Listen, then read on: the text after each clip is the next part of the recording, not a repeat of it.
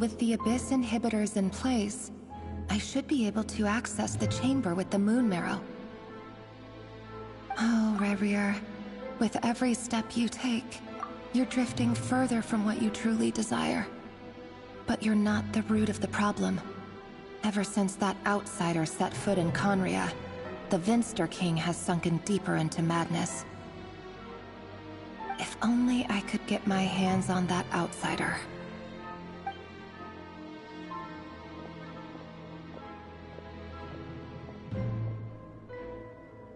Hey look! The moon's reflection is back to normal! Elendis' voice mentioned a chamber with the moon marrow. Do you think maybe it's hidden in the moon's reflection? It must be. For within it, I sense the fragile aura of a dying soul. Then there's no time to lose! Let's go!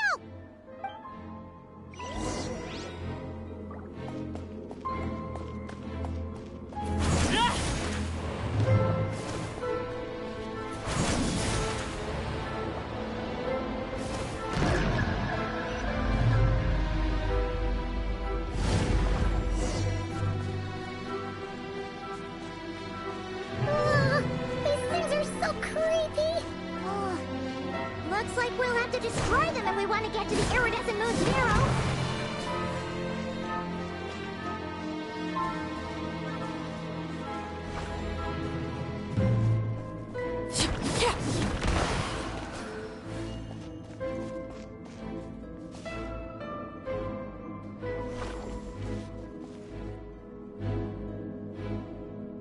That must be the iridescent moon's marrow! Oh, but we'll need to destroy these things before we can reach it!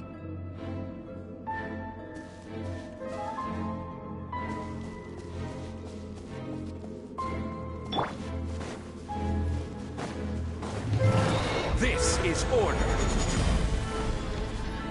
Gather! Begone! Heaven's will, made not. Witness the power of Gua. Rain outlines your fate. Transfixed!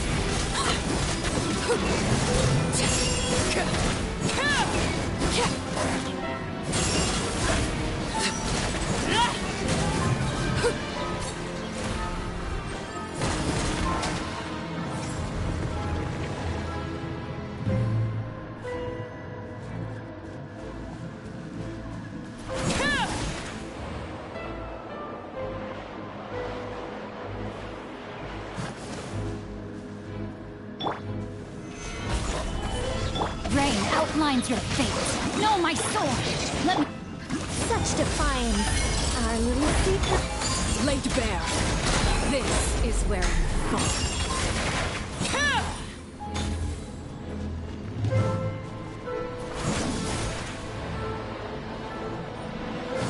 I will have order. Solidify. Rain cutter. I think not. I live within you. Overruled.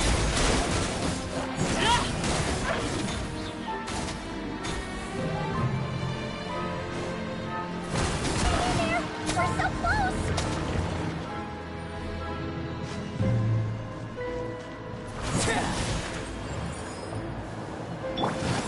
Gather!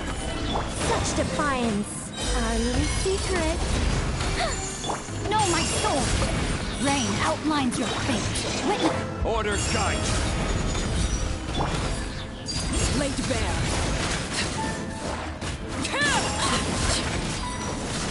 Witness my rise. Transfixed.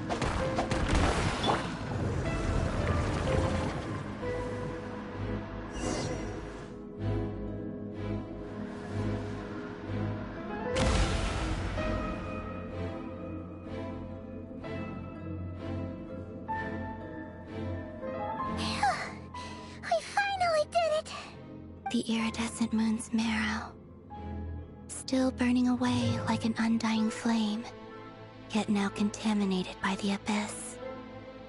It has taken on a new form entirely. If we can purify the abyssal power within, we should be able to obtain its untainted essence.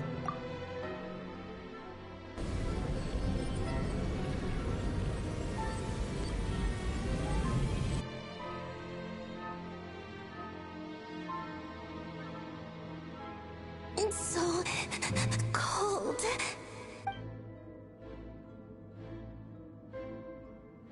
Is it you?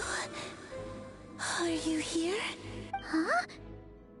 Are you talking to us? At long last, I can see you once more.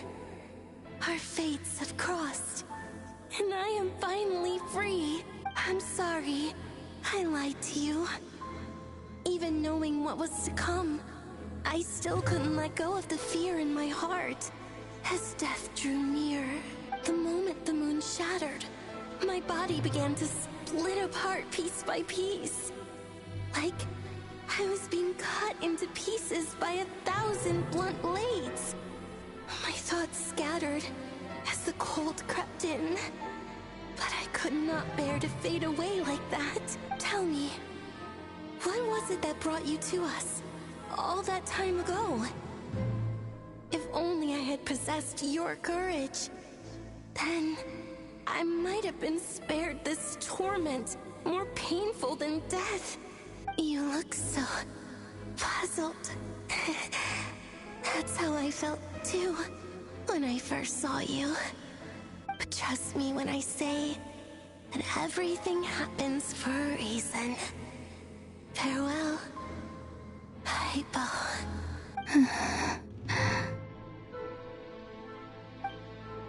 What was that all about?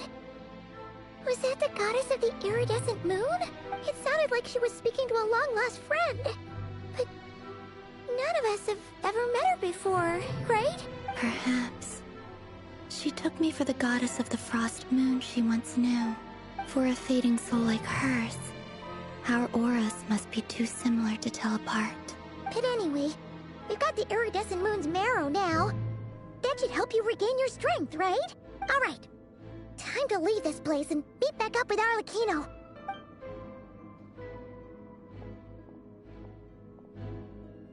That's odd. This place looks different than when we came in. Waning moon, Huh? oh lifeless damsel. Oh.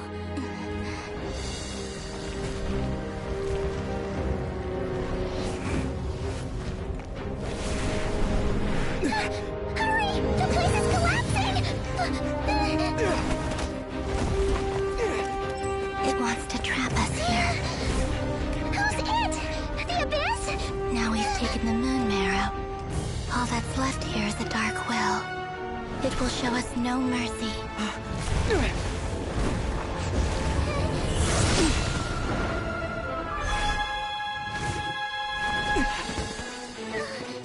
Give it back! The crimson moons! My marrow! My heart!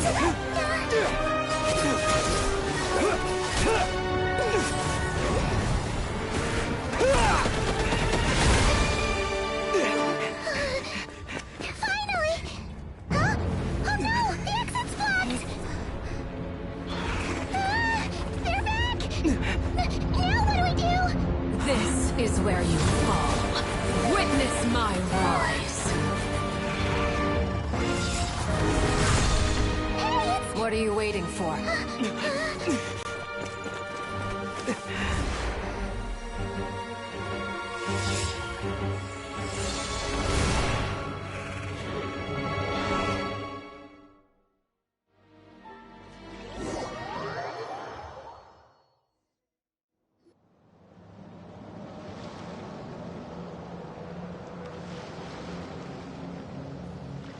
Oh, we made it! Was that you, Arlecchino? Did you save us? Wait, your hands! They're... Oh, this? Don't worry. It's a small price to pay. The Abyss wanted to trap you inside, and I defied its will by bringing you out. No wonder it's a little angry. No. I have paid the price, albeit a small one, and it cannot be undone. My hands have already fused with the Abyss. Purification would simply destroy whatever's left of them. But surely... Oh... We're so sorry, Arlecchino. Paimon can't believe you'd make a sacrifice like this for Red. As much as I'd like to call it a favor, the truth is I was simply holding up my end of the deal. Well, Columbina. Yes, you did your part. And as promised, I will leave the iridescent moon's marrow in your care. From this day forth, may the two worlds' flames burn ever more brightly.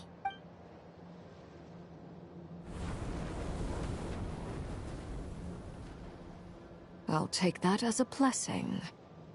Now, Columbina, give me your hand. Accept this moonlight I offer in return.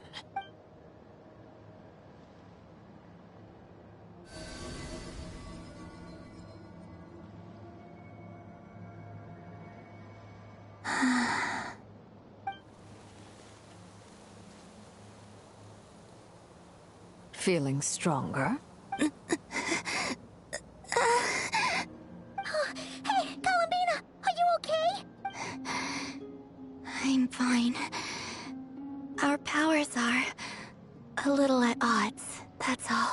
By the Frost Moon's authority alone, wielding the power of the other moons was always going to be a stretch. Still, I think it's fair to say that your strength has returned. At least to the level it was at as Third Harbinger. It's still not enough. There's no way I can hope to challenge Rerir like this. Just one more ray of moonlight, if you would. It's okay. I can take it.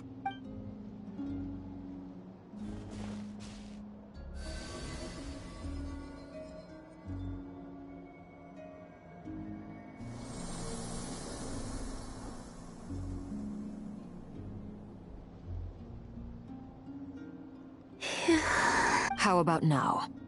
Fighting fit? At the very least, I won't have to stay hidden like before. I want to see him gone from Not Cry. The Rerir of Solnari and his wild hunt must be sent back where they belong. Well, it's good to have something to aim for. You certainly seem more alive now than you did earlier. When I first met you, you didn't strike me as a ray of moonlight. More like a wisp of fog drifting in from who knows where, ready to scatter at the first sign of a breeze. But now, you're full of vitality. Just like the Frost Moon, once the brightest of them all. May you keep shining, Columbina. This is who you are. Thank you. Look after yourself too, Arlecchino. I know you have plans of your own, and that's why you're always seeking to grow stronger. But whatever you're after, don't let the Abyss take a hold of you. I do not wish to see you go down the same path as Rerir. I appreciate the concern, Columbina. Although perhaps it's time you took a new name. A new name? Kutar, the Moon Maiden, Columbina. They're nothing more than code names. They describe who she is and the roles she's played, but they're not her real name.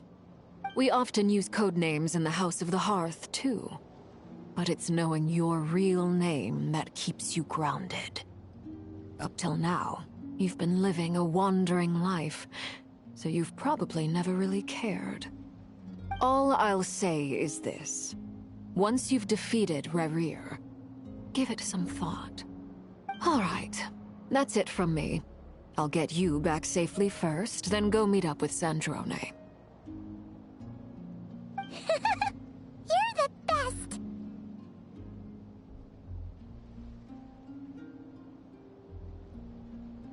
I appreciate the gesture. It speaks to your good character.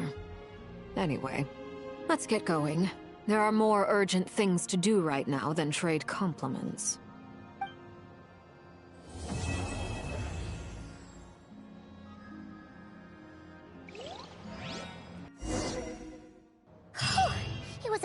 all. But we got the iridescent moon's marrow and restored Columbina's strength. And that's all that matters. In other words, mission accomplished. Paimon wonders how everyone else is doing.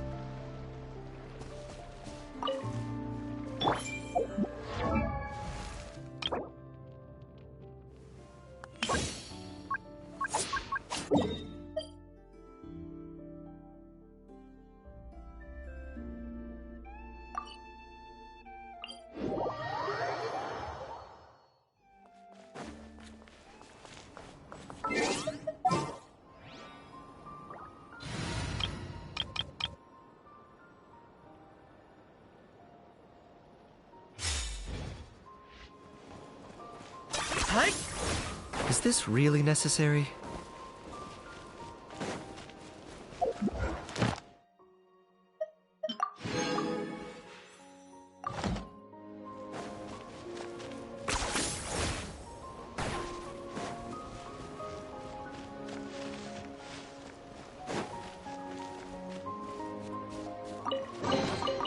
Ugh, worthless pile of garbage. Stop yapping. Just take it or leave it.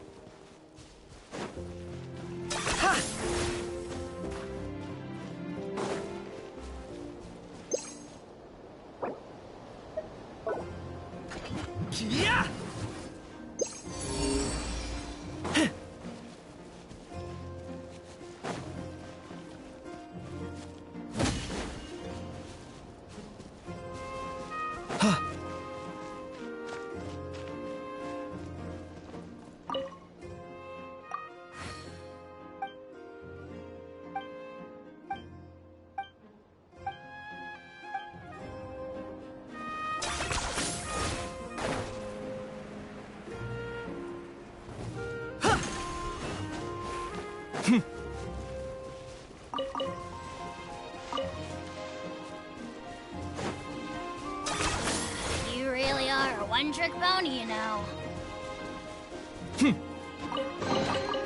Ugh, worthless pile of garbage. Stop yapping. Just take it or leave it. Full throttle!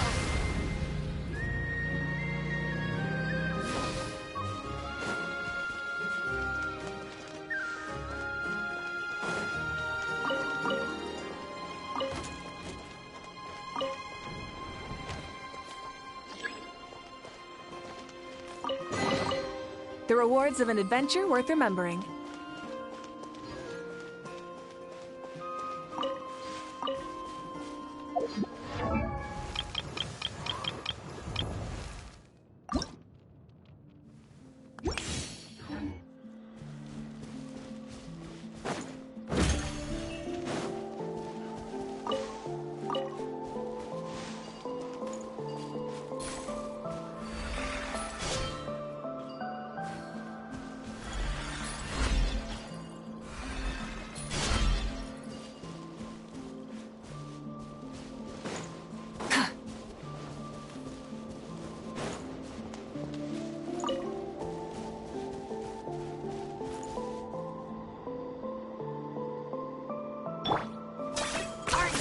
Running away?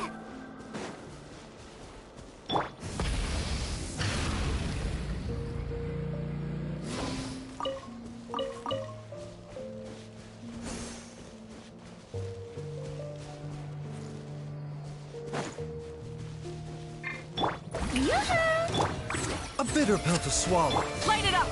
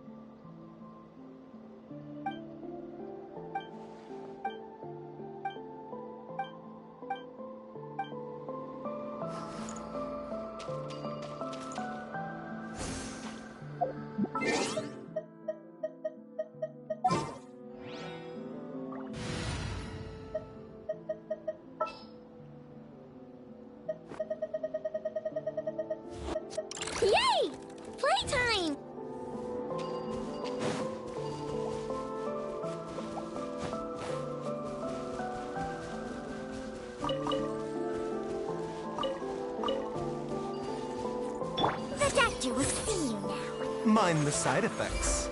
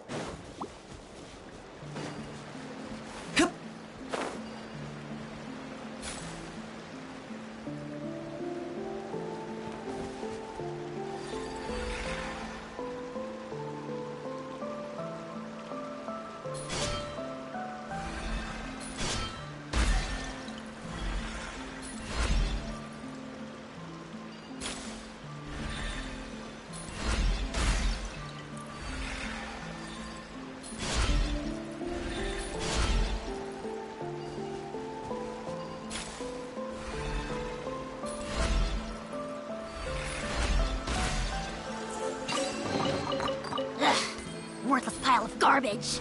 Stop yapping. Just take it or leave it.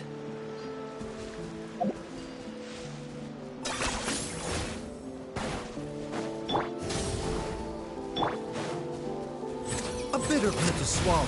Remember, health comes first. Wrath from the sky! Pretty good. Wow! So much stuff! Only enough was here. Hi.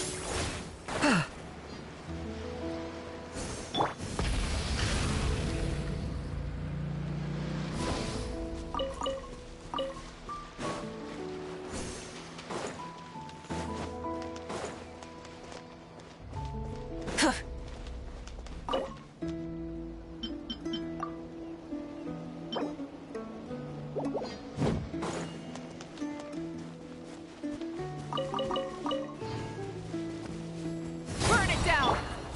The doctor will see you now. Taking it. Oh, glory!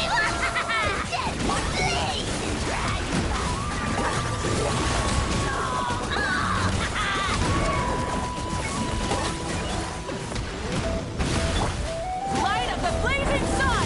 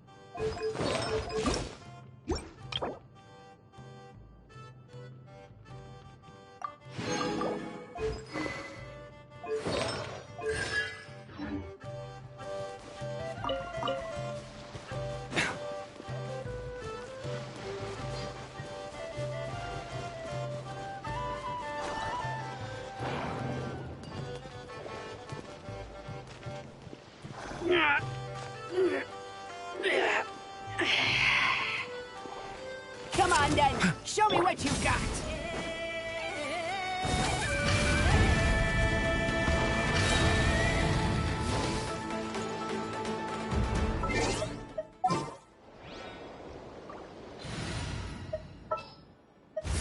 I have high hopes for this.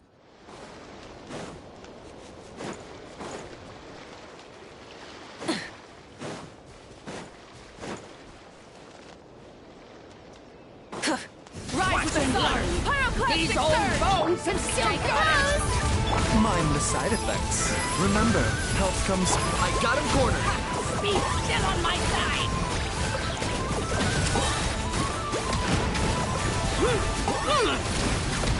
Claim these souls.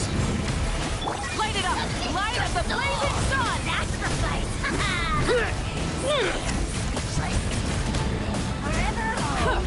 Looks like I'll need to use my ace in the hole. Let my name echo in song. A bitter pill to swallow.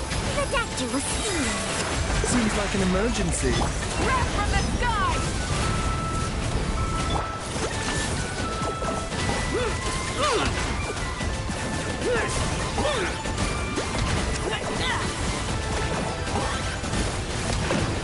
Rise with the sun! Mind the side effects. Taking a turn for the better. Light of the blazing sun! Yoo-hoo! Bow before your king! Locked on. Glory to its none can compare! Special someone in that mood. Measly insect! Light it up! Pyroclastic surge! Stop that! A bitter pill to swallow. Not my glasses. The doctor was seen. Remember, health comes... Strike a pose! Let the world come along! Full throttle! The flame burns.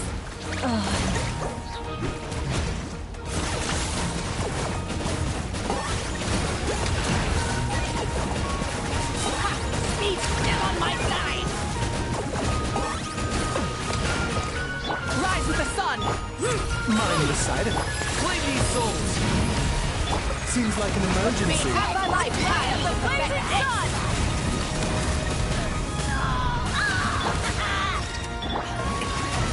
Locked on.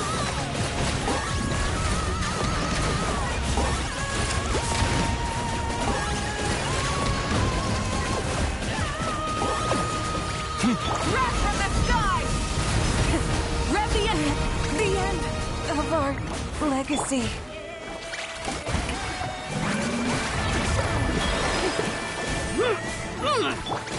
The doctor was seen.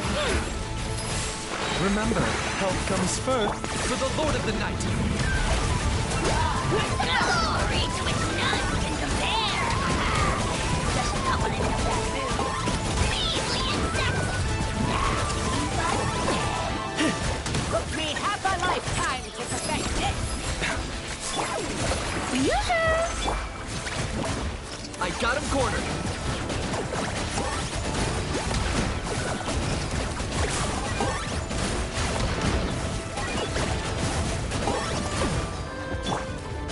Let my name echo in song! Mind... this is nothing. A bitter... I shed this mortal coil.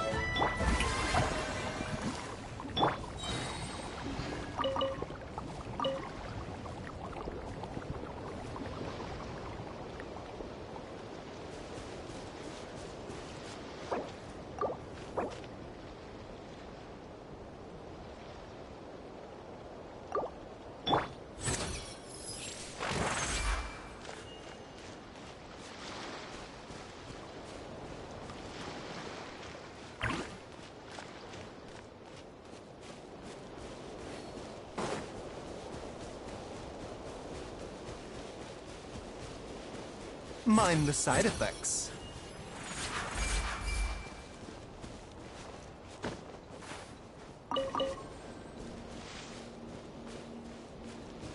The doctor will see you now.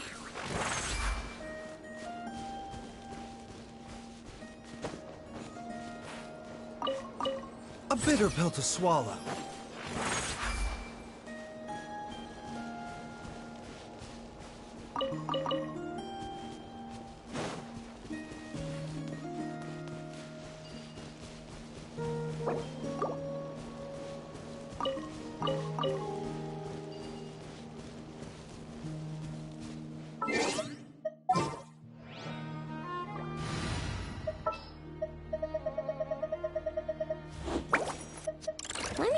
Plunker Plunkatron.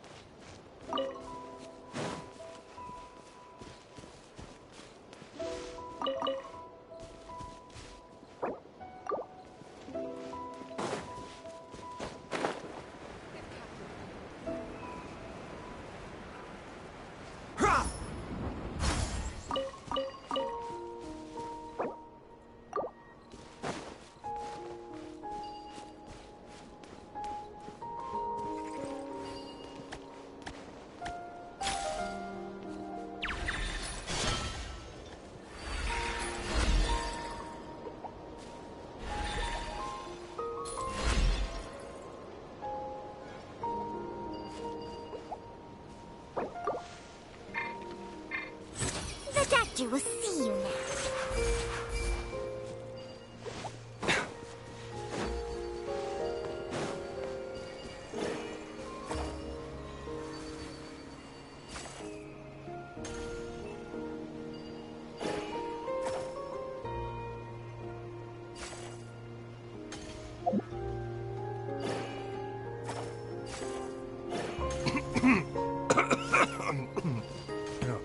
Oh, it's just some chronic problem I have flaring up again.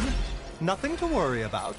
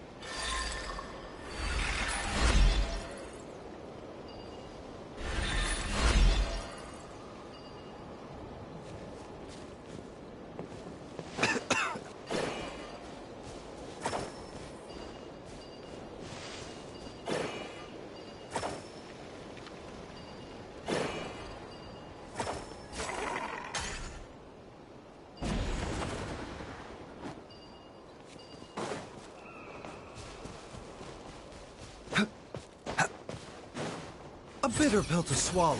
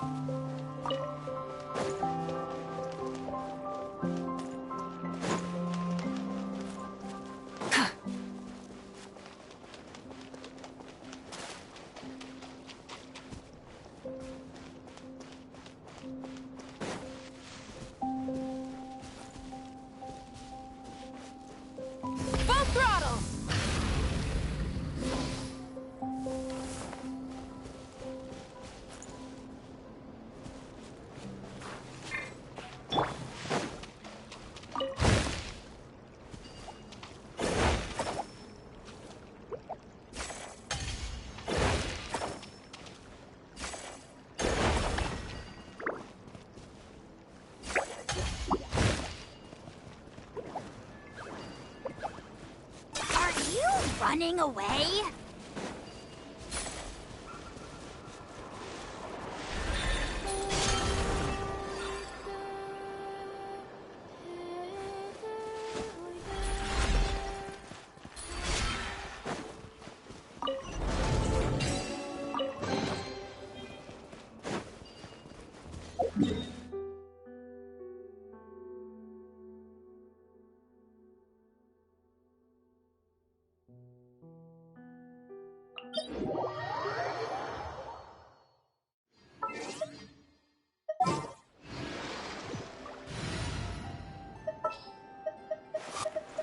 Witness my...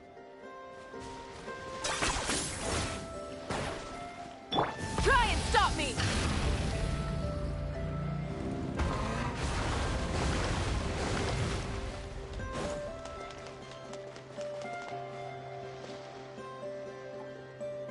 Oh, do you think the others are making good progress?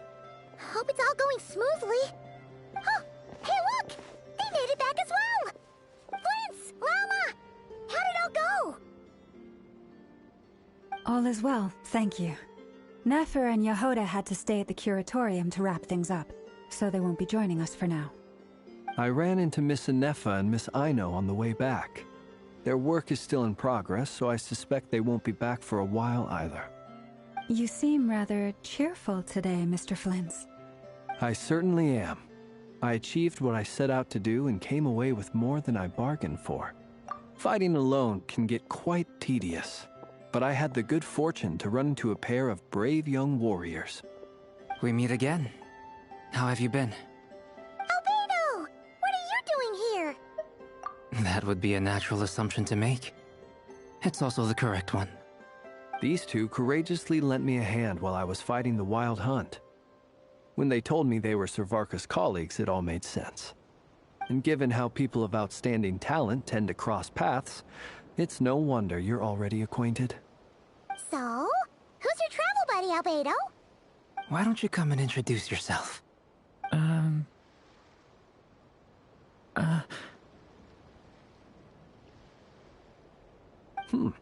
A gentleman of few words, I see. And a rather stern countenance. I presumed you were acquainted with him. Is that not the case? It's nice to meet you.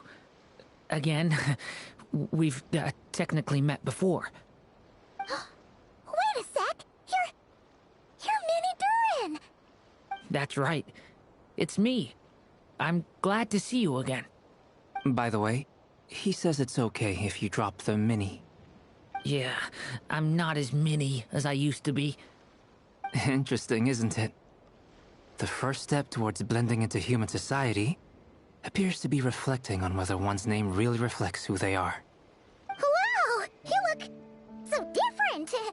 In a good way, of course. It's great to see you looking so healthy. Thank you, Paimon.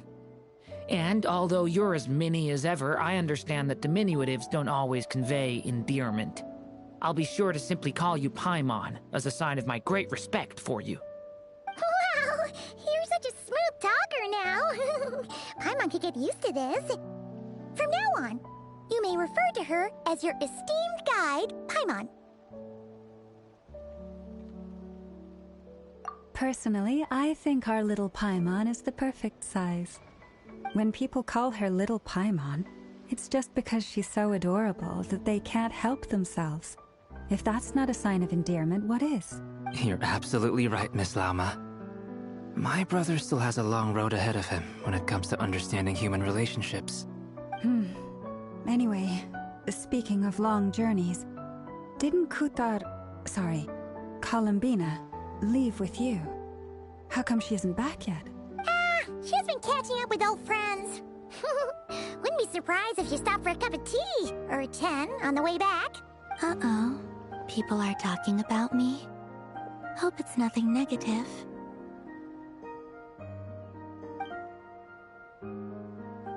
Judging from your expressions, I'm guessing it all went well? It's getting crowded here. I'll go grab some chairs. No need. This is a job for an alchemist. I'll whip some up momentarily. Thank you for your hospitality, ladies and gentlemen, but I was merely escorting my friends back. I'll be meeting Sandrone shortly, as we still have some things to discuss. It's been a pleasure, everyone. But this is where I'll say goodbye. We really appreciate your help. Oh, come on. Spare the formalities. I'm just glad I could help out some true friends. I understand. Well, bye for now, Harlequino. Oh, this place is hopping. It's probably a good thing one of us left. Otherwise, we might not fit all these people in. Are you saying we're about to run out of chairs? As a matter of fact, I am. Come on in and see for yourself.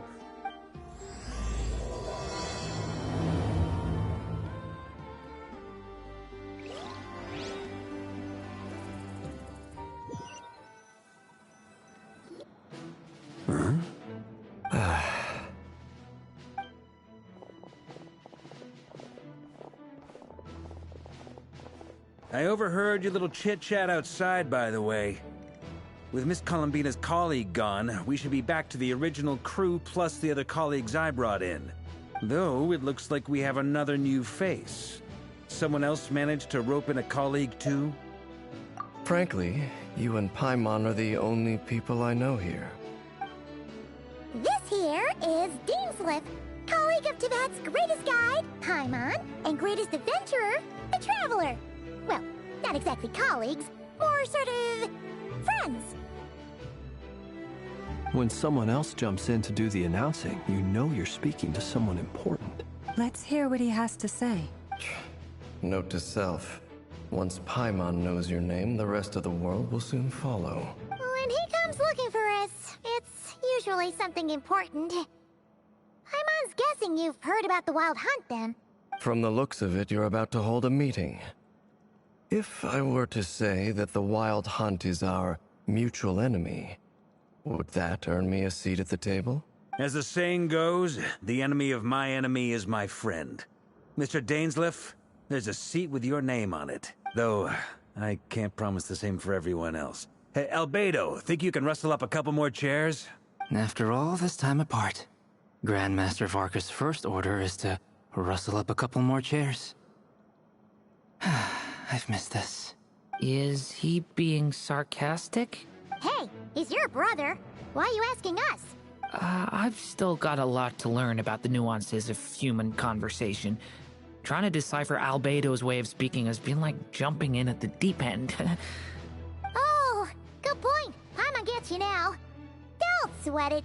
There are people who go their whole lives without getting the hang of it. You're ahead of the game already.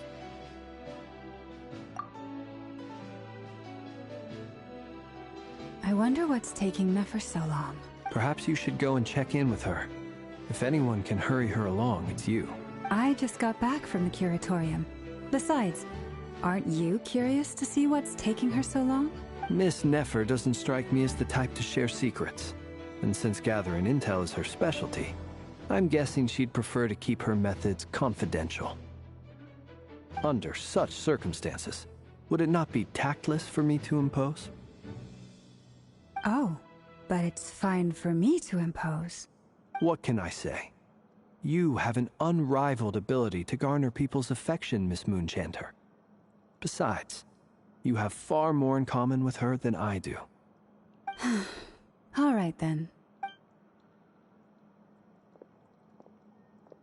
Impressive.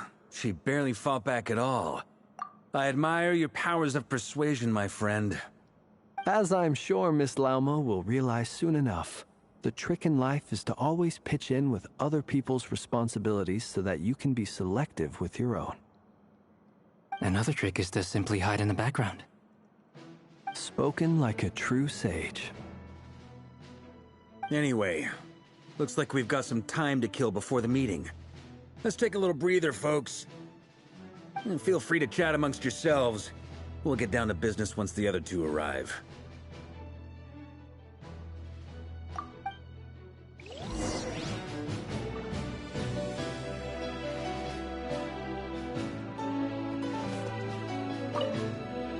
You're both awfully quiet. Why don't I start us off with an icebreaker? Much obliged. Have either of you ever had your portrait painted? If not, I'd be glad to help. That sounds like a lovely idea. You know how to paint, then? I dabble occasionally. He's an excellent painter.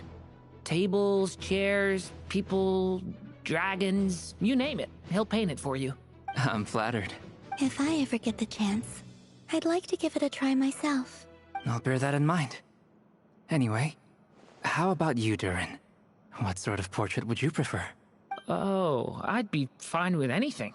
Whatever style feels best to you. Very well. Then I'll play it by ear. You can replicate any style I want? I can try. If you show me a sample, I'll do my best to match it. Thank you. In that case, I'll dig up some reference material for you.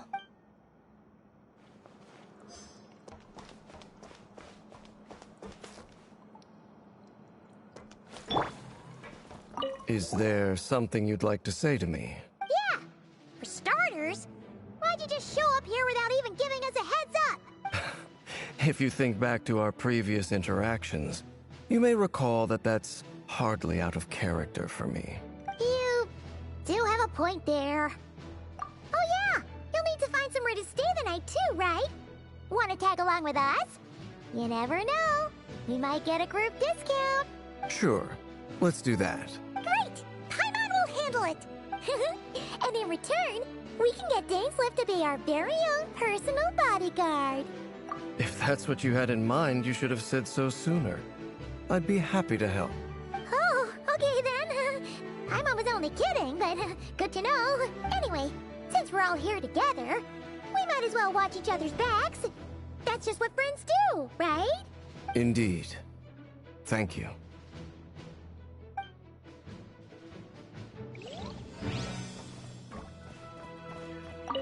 Truth be told, I can't remember the last time I was in a meeting with so many people. You're not alone there, my friend. The Lightkeepers also struggle to bring everyone together for a serious discussion. I don't doubt that.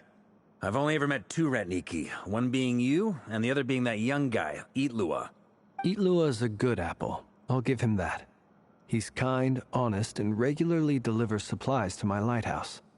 A true Ratnik to the core. In that sense, he puts me to shame. So you're what? A fake Ratnik? That's what it sounds like you're saying. But I get the feeling that's not quite what you meant. Come on, why the awkward silence? Sorry. I'm not even gonna bother trying to hide it. You've known all along, haven't you, my friend? Now that was an awkward silence. Let's just keep this between ourselves. Probably best if Itlua doesn't know, huh? That goes without saying. Gotta be careful what you share with youngsters, after all. Anyone else in the know? Let me guess. The Traveler and Paimon? It's dangerous being too sharp for one's own good, you know. Then, in the name of the Animo Archon Barbados himself, I swear, your secret's safe with me. When we went for drinks, you said that you and Barbados were practically best buds. In the light of that claim, do you really expect me to take your oath seriously? Of course. Just as long as you don't go spreading around the fact that I'm close with Barbados, all right? Fair enough, then.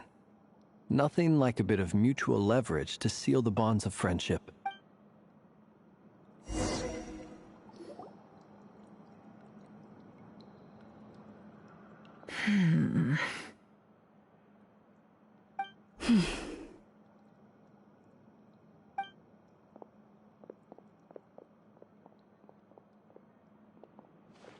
Ah, Miss Nefer. You made it after all.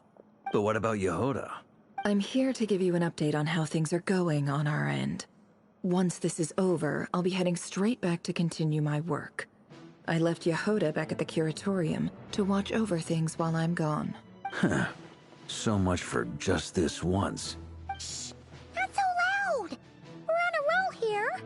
What if she remembers and suddenly decides to back out? Did you say something, Mr. Varka? Huh? I didn't say anything. Right, Flint's? Must have been a frog. They get so noisy around here at nighttime. It's like they're putting on a concert in the background. Anyway, before we begin, there's a few introductions to make.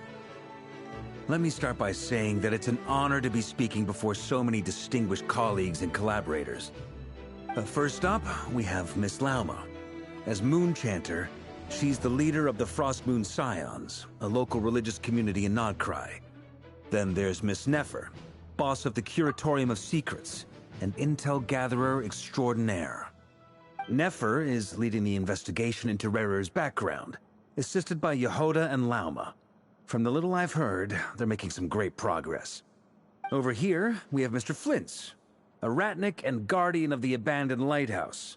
In our last operation, he courageously distracted the Wild Hunt to buy time for the rest of us. For those of you who've never met, this is Mr. Albedo, a renowned alchemist and captain of the Knights of Favonius investigation team. By his side is a new face for us all, myself included, Mr. Durin, who has come to lend his aid. Next up, we have the Moon Maiden and former Fatui Harbinger, Miss Columbina. Then we have the Traveler, who's earned more titles than I could possibly hope to list out, so I'll spare you the rundown. And Paimon, the ultimate travel companion and quite possibly the best guide in all of Tevat. Wow! That's a lot of people! Great turnout! Miss Nefer, it looks like you might have another job coming your way, so, congratulations on the booming business, I guess. You think I haven't got enough on my hands as it is? Who's looking for me now? That would be me, Miss Nefer. I have a commission for you. And you are? Who I am doesn't matter right now. What does matter is that I'd like you to gather more intelligence about the Rerir of Solnari. Well, it's not as if we never take on anonymous commissions. But in your case, I'll have to decline. I'm gonna take a wild guess and say your job's probably more hassle than it's worth.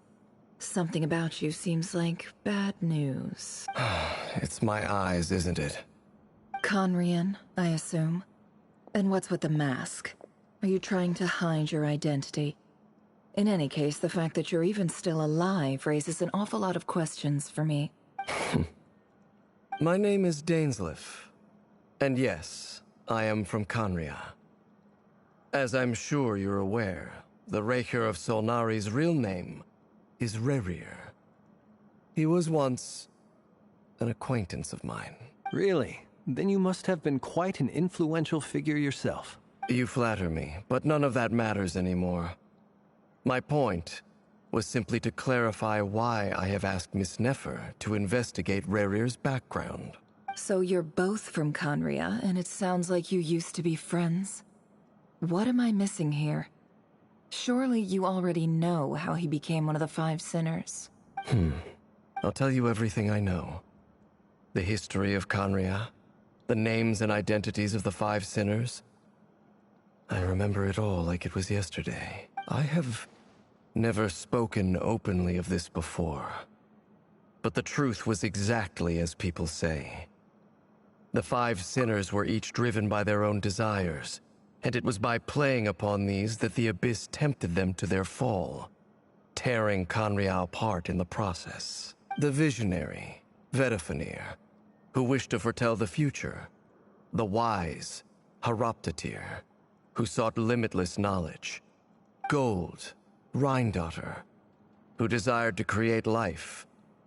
The foul, Surtologi, who pursued supreme strength. And last, but not least, Rerir of Solnari, Rerir, Ravager of the Moon.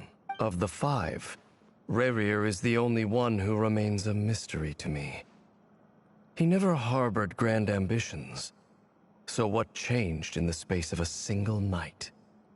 How did he come to fall like the others? In other words, you're saying that his change came as a shock to you, and you have no idea what actually happened?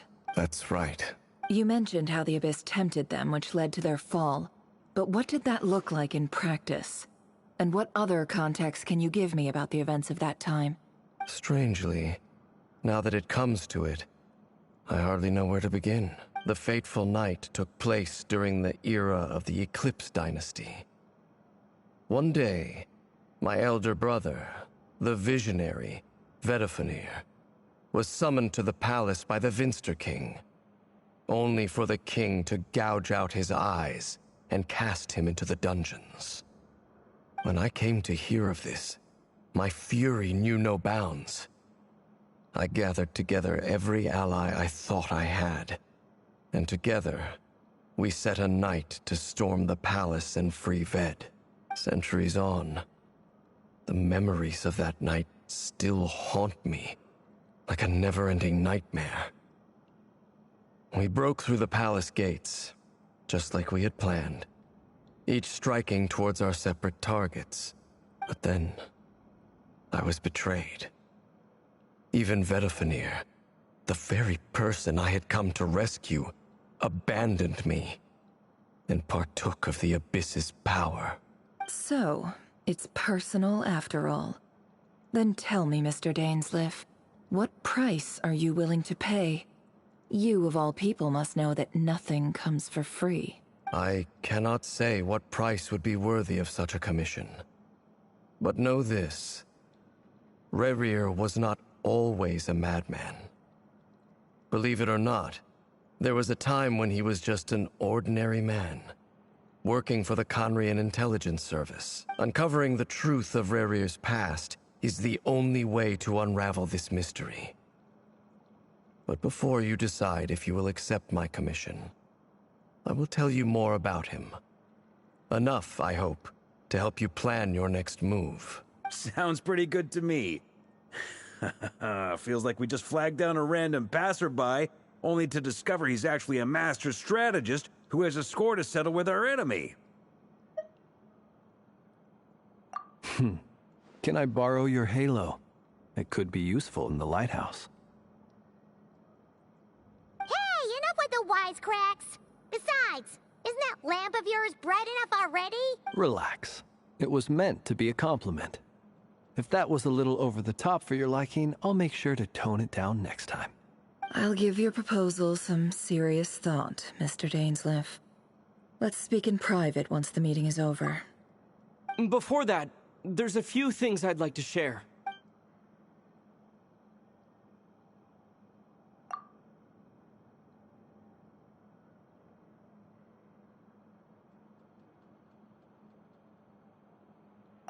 Now that we've united the hearts of the three moons, your power should be greatly enhanced.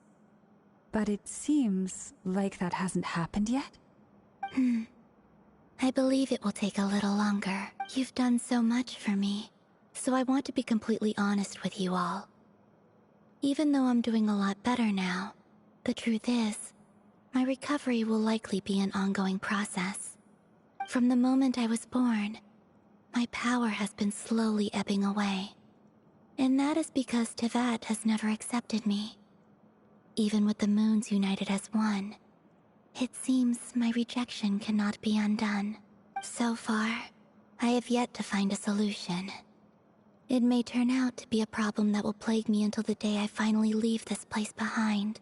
Even so, I will do everything in my power to help you drive out the Rerir of Solnari. As Arlecchino put it, this is not about chasing the spoils of victory. It's just a gesture of heartfelt gratitude. Kutar. Defeating the Rerir of Solnari will be no easy task.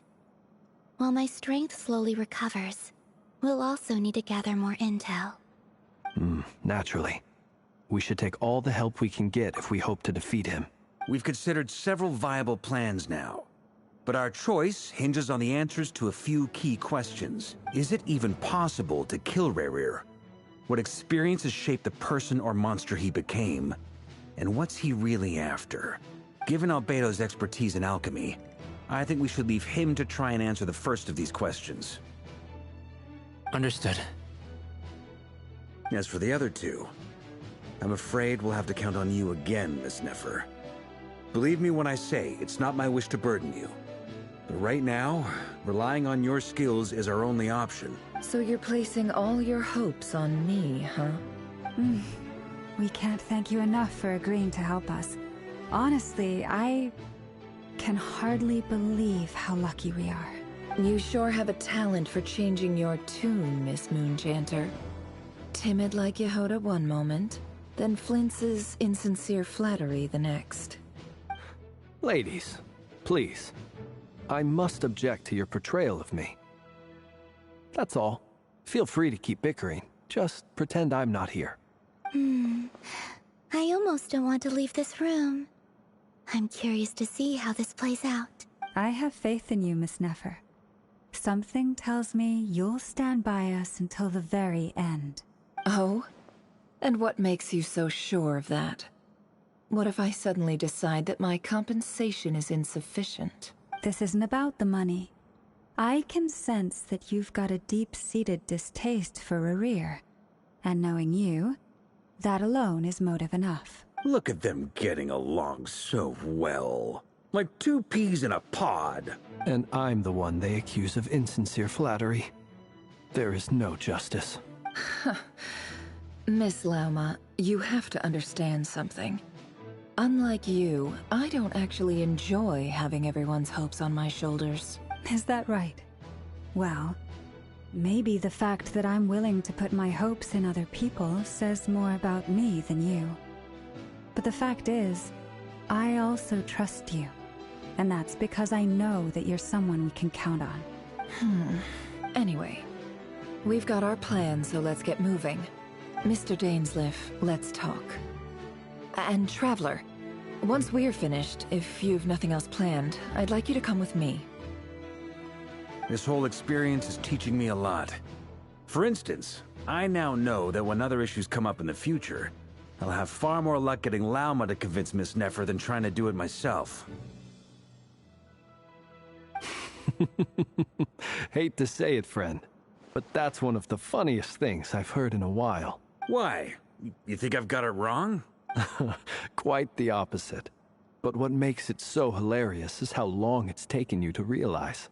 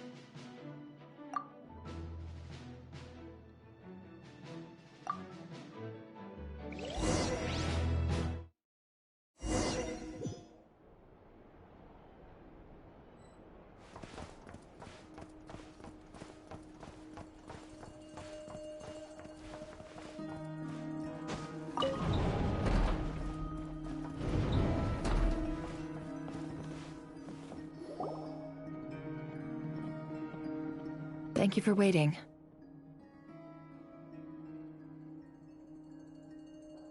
It's okay. We actually used the time to help Dainsleif get a room at the hotel. That's very considerate of you. Now, I trust you share my curiosity about Rerir's past, and you seem fairly familiar with Mr. Dainsleif already. We spoke at some length after the meeting. He was the one who suggested I should invite you to join this operation. He feels confident that these secrets will be safe with you. Dane has a lot of faith in us, that's for sure. Likewise. I appreciate that you got right on board without interrogating me about why I invited you. It shows that you trust me to explain everything in due course. That's because we know what you're capable of. We appreciate you too, Nefer. You might have been forced to help in the beginning, but this time, it was your choice. That's one way to put it. Another is this, that once a decision's been made, it's set in stone. After that, my only goal is to see it through. Alright, so here's how it is. I'm going to access Rerir's thoughts again using my confidential method. Now, I'm sure you've seen things like this before on your travels, so you're surely well aware of how dangerous it can be. The reason I've gathered you all here is to ensure my safety during the proceedings. I plan for us to enter the fragment of his consciousness together, and once inside, I will focus on searching for information. Think of this as a diving expedition into someone's brain. If I'm the diver, you are my safety equipment, tasked with keeping me alive while I'm under the surface. Once the ceremony begins, we will all be spying on privileged information. But in the interests of safety, you must remain absolutely silent at all times. We will discuss our observations after the ceremony has concluded. Lastly, any individuals of a weaker constitution are advised not to partake in the ceremony. In any case, Paimon has her own job to do, which requires staying in the room but not joining the ceremony.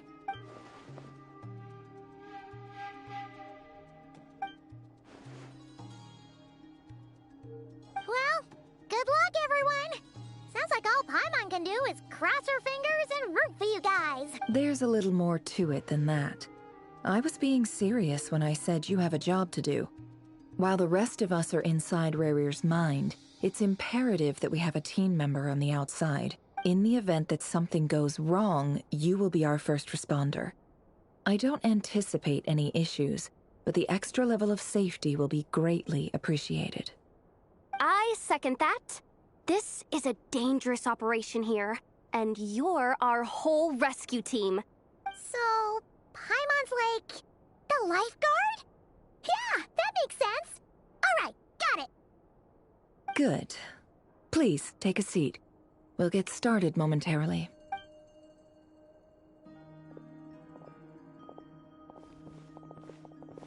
So, did Mr. Dainsleif tell you anything else? He told me that he believes Rerir kept some big secrets in his life.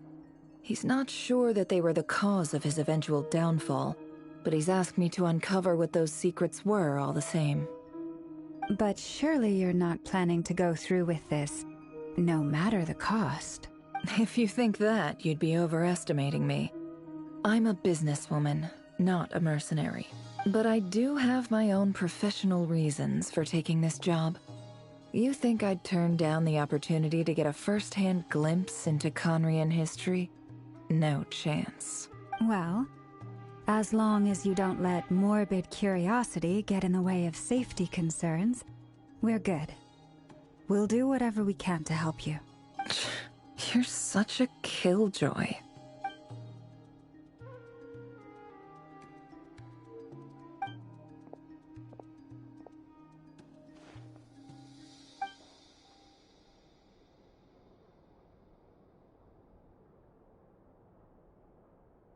All right, I'm good to go. All set over here, too. Promise, Paimon, you'll be extra careful. All right. Let your whole body relax. We're about to begin. Close your eyes.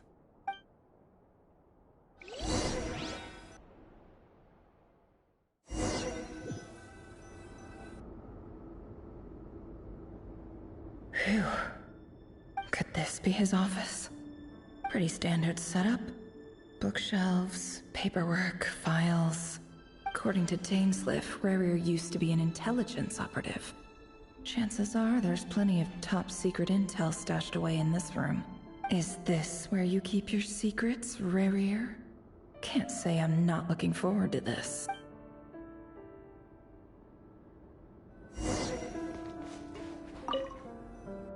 A file tucked inside a folder. The title reads, Dear Breakfast Shop Owner.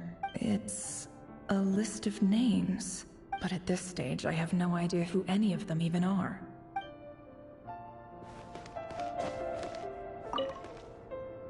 Wonder what kind of encryption technique this is. Seems like it has to be inserted into that camouflage device nearby. Aha! It's an audio recording. Please, hear me out. I can't shake this feeling that someone's been spying on our house. No, I'm not being paranoid. It's true. I saw someone dressed in all black. It was a couple of days back, but that was on another street, not near my house. I swear, I know what I saw. There's a note in the margin. Surveillance of the Runforther residence has concluded.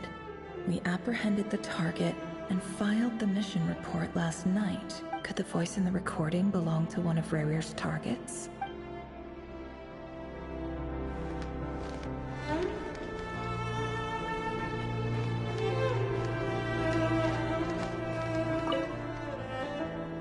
Shelves full of documents. Looks like these are old files, packed with the personal details of individual Conrians. The Crimson Moon dynasty preceded the eclipse.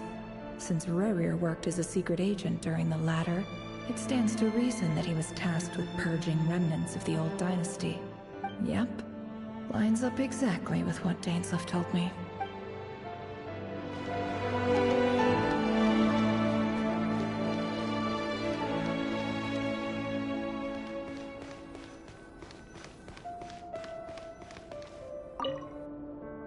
A box containing a ring inlaid with a precious gem. Must be for his girlfriend.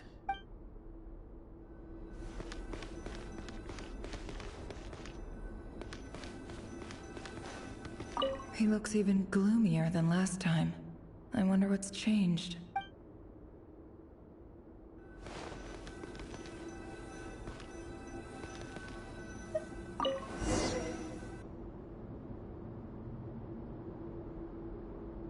Today's files are in. Time to wade through them, just like usual.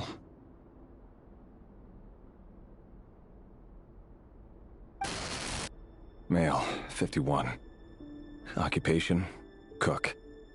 Confirmed Crimson Moon descendant. Has maintained frequent contact with other descendants over the past year. Poses a threat to the dynasty. Neutralized.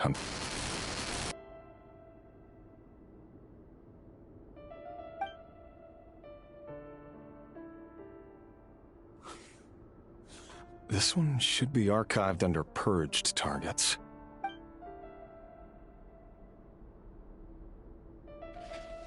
Female, 23. Occupation, office clerk. Confirmed Crimson Moon descendant. Has maintained frequent contact with other descendants over the past year. Poses a threat to the dynasty. Neutralized.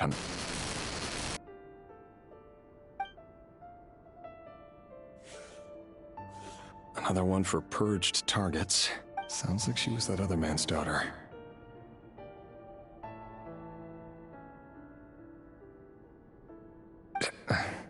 Never mind. What's it got to do with me?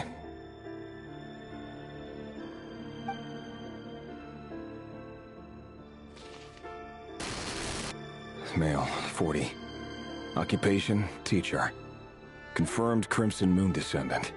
Has been observed making contact with other descendants during the past year. Poses a threat to the dynasty. Neutralized on...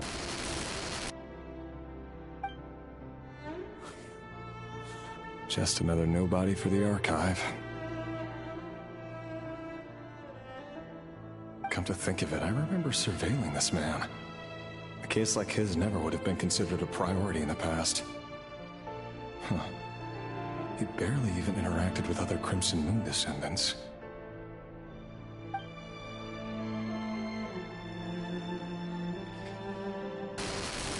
Female, 16. Occupation, none. Orphan and confirmed Crimson Moon descendant. Has been observed making contact with other descendants during the past year. Poses a threat to the dynasty. Neutralized on... Filed. I have no recollection of this girl. None whatsoever. She doesn't seem to be anyone important, but then again, how many of them really are?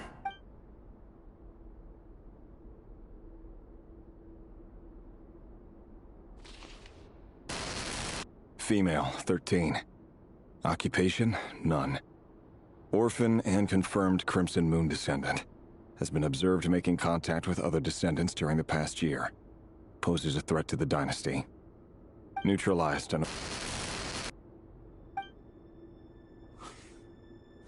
Filed.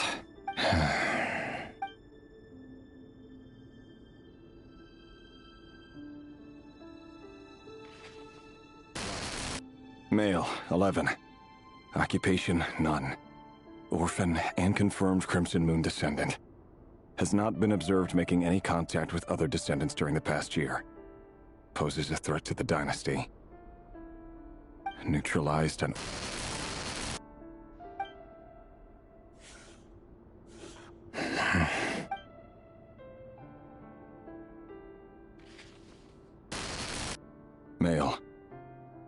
6. Occupation, none. Orphan and confirmed Crimson Moon descendant. Poses a threat to the dynasty.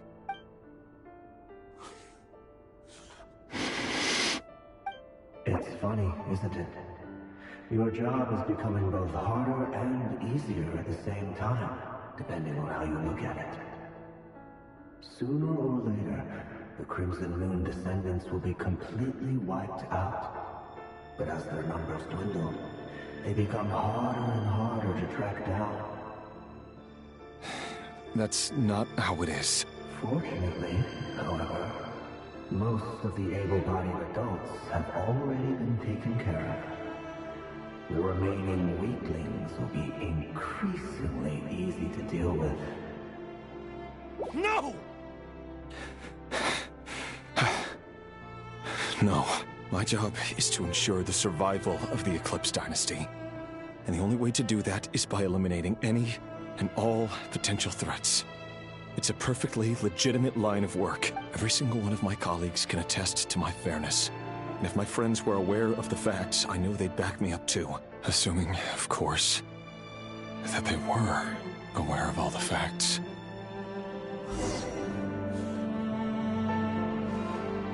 He looks even gloomier than...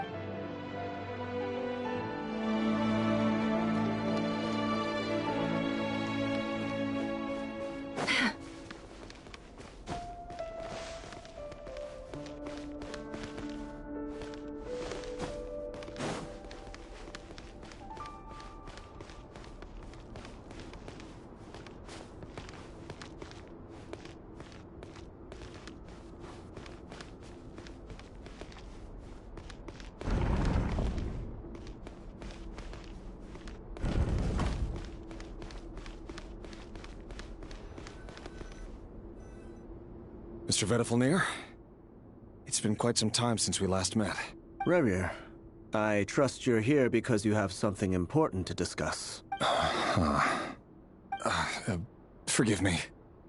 I wasn't tuning out, it's just, I noticed you didn't even phrase that as a question. As if you knew I was coming. Tell me, does someone in your position ever feel the need to ask questions at all? It is indeed within my power to foresee certain things. Things like your arrival. I was just thinking. It won't be long before I'll be inviting both you and Dane to my wedding. That isn't a lie, but nor is it a fact as such. It's a wish, isn't it? No fooling a prophet, is there? Ever since that day we met for drinks, I knew it was only a matter of time before you came looking for me. Does it feel good? Knowing how the future will unfold. I'm afraid the notions of good and bad fail to capture the complexity of what such a power entails. Once you've seen what will come to pass, it can be all too easy to succumb to fear and melancholy. Unless, of course, you learn to abandon these feelings. You fear my silence, and long to hear the words I left unspoken that day. That's right. You must have noticed my reluctance to broach the subject. And the reason is simple. Because the truth could never have lived up to your hopes. For both our sakes, such words are better left unsaid. The burden of prophecy was never meant for your shoulders. So who exactly do you deem worthy to hear your prophecies? None but our exalted king? Or rather, our king as he once was. You're closer to his majesty than I am. You must know better than anyone how much he's changed. You say that as though it is to my benefit. Yet precisely because of that, I dare not speak rashly. A king can turn out to be the most virtuous of rulers, or a tyrant more terrible than the most vicious of dragons.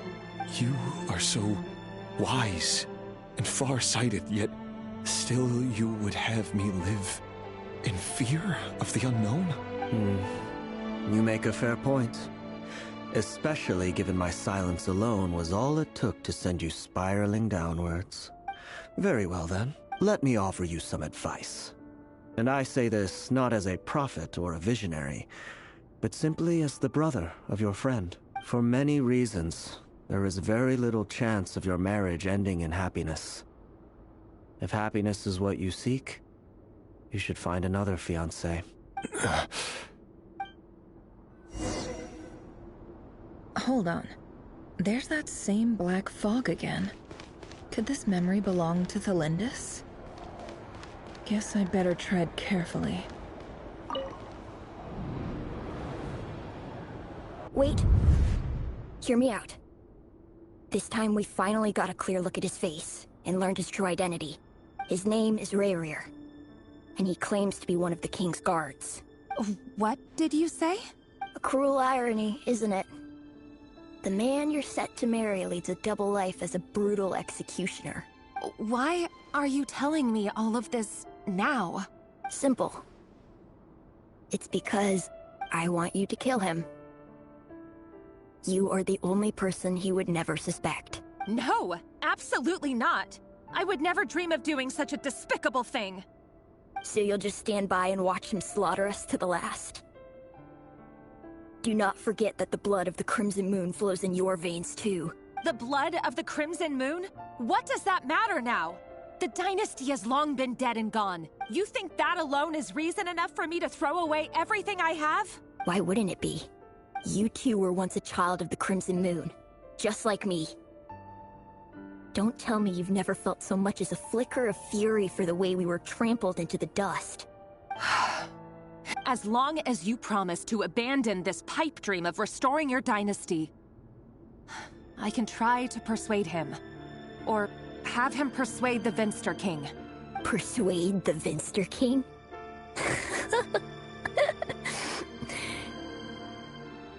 Do you even know why he's so obsessed with hunting us down? Why he keeps trying to force us to hand over our secrets over and over again? Or why we refuse to give up on restoring the dynasty? The Vinster King. A blind fool. His eyes clouded by powers from beyond this world. A petty little man with a miser's heart. And he dares to sit upon the throne? Mark my words. Sooner or later, Conria will fall. And it will be his doing. If you can't bring yourself to do it, so be it. Just you watch. It won't be long before calamity descends upon us all. The Rerir of Solnari. That really is quite a secret you've been keeping from me, Rerir. But who am I to talk? Am I really any better? I've kept my own past a secret this whole time, too. Love should be built on honesty. But ours was born from lies. And yet, is it really so wrong to hide things that would only make life harder? If we don't cover up the parts that no one else should see, how can we go on pretending to be normal? Vedifulnir must have known all this. And that's why he made his prophecy. In the end, nothing stays hidden forever. But I won't just sit by and watch this disaster unfold. I'll do everything in my power to protect what I cannot afford to lose, no matter who I have to face.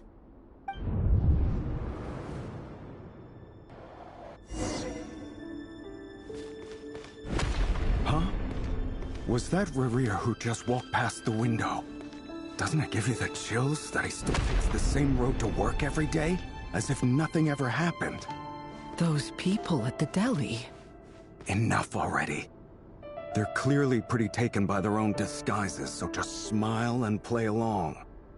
Pull the rug from under beasts like that, and you'll risk having your throat torn out. Deli? Oh. They're talking about those people from the opposition. Right. I'd almost forgotten they used to run a deli.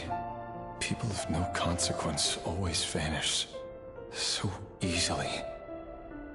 And no one even remembers them.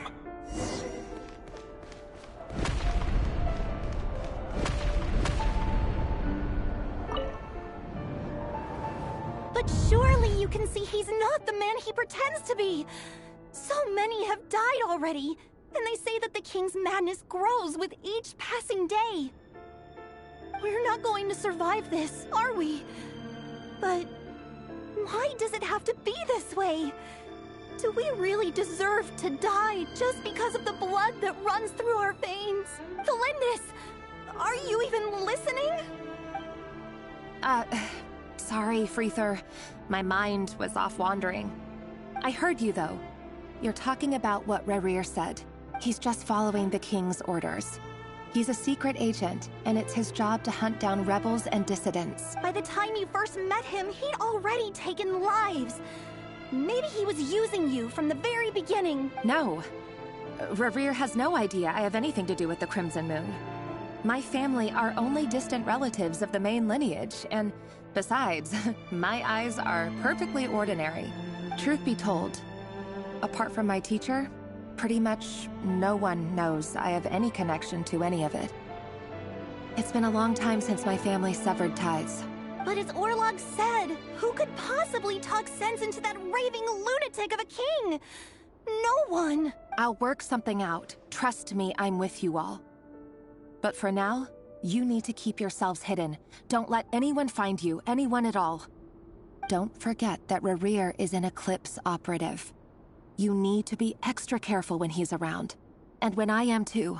For now, don't come looking for me. And if anything happens to me, just act like we've never met. If even you can't escape this, what hope do the rest of us have? But after all this time together, surely he wouldn't lay a hand on you. I won't speak in his defense, nor can I give you a clear answer to that question. But I'll do everything I can to put an end to this. Here, hold on to this. If an opportunity to escape presents itself, take it. You'll be glad you took some spare change. You call that change? But what about you? I've got a job, and there's still money coming in. But you can't go anywhere right now. Please think about yourself for once.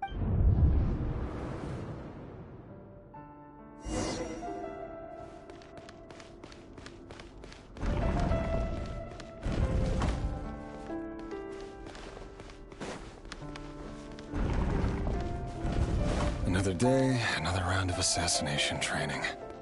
Training ground is just beyond this hidden passageway.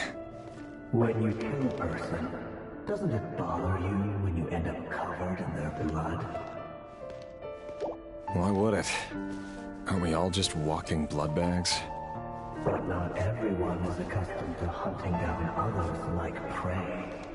You've been a hunter for so long now, you seem to have forgotten that most people don't just go around killing one another.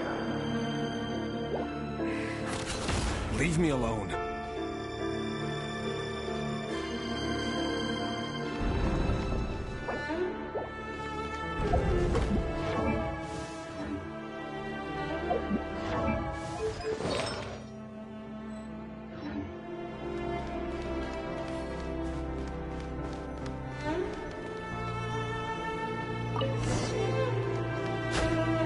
Make sure you have a firm grip on the handle. Then choose your angle well. Keep your movements light and brisk. And the prey won't sense a thing.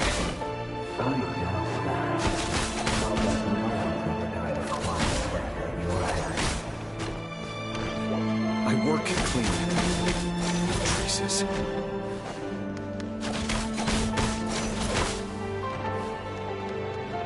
Can't hide the truth.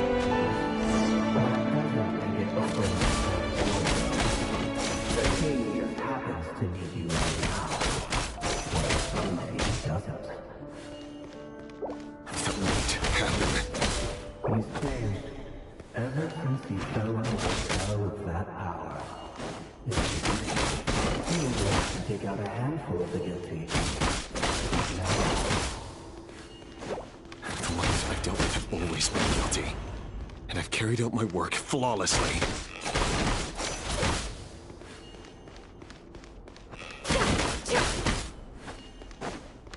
Can't hide the truth.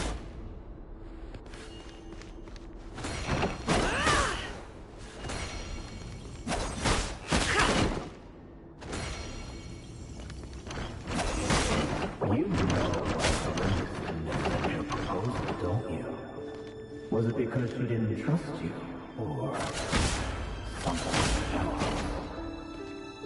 Enough!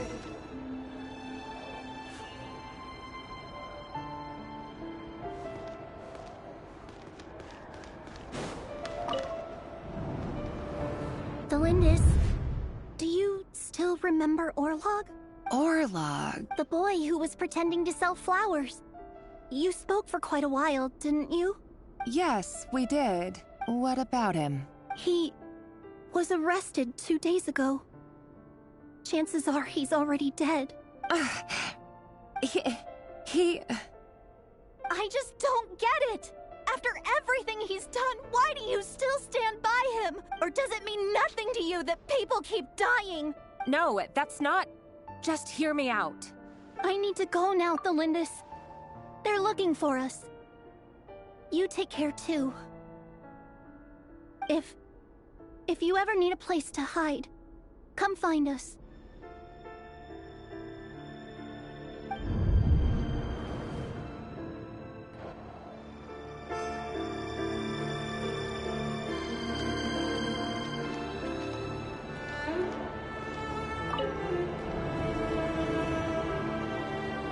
Author, Thelindis.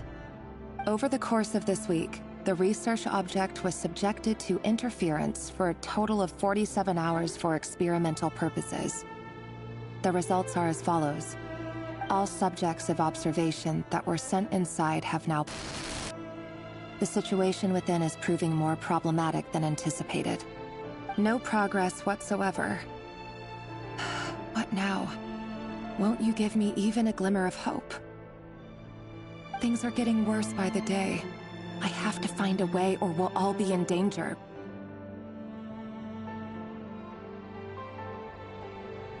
But I... If all this research comes to nothing, what then? Sooner or later, it'll be my neck on the line. But could he really bring himself to kill me? No. Surely he wouldn't have the heart.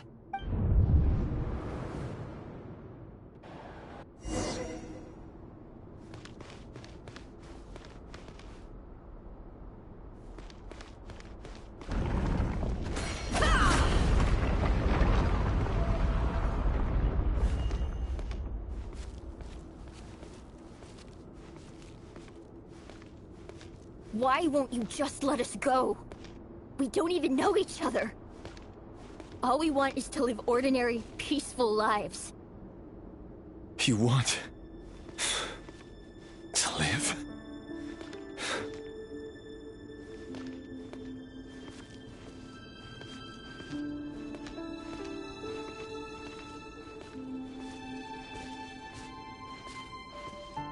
Yes. I just want to go on living. Is that really such an unforgivable crime?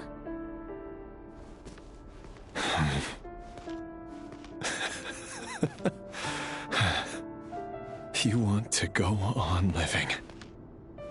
I want to keep living too. To keep living forever. That's why I have no choice but to continue on the path I'm on. If only some savior would suddenly swoop down and change the way the world is. Too bad that's not going to happen.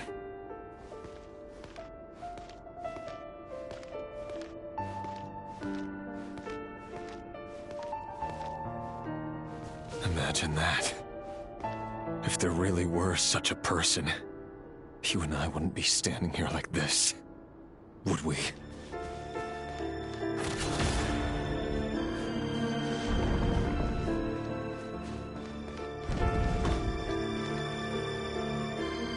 Today's files are in. Time to wade through them just like usual. No, I don't get tired of it. It's my job. And not only am I lucky to have it, I'm good at it too. Huh. Wait. That's... Thelindis?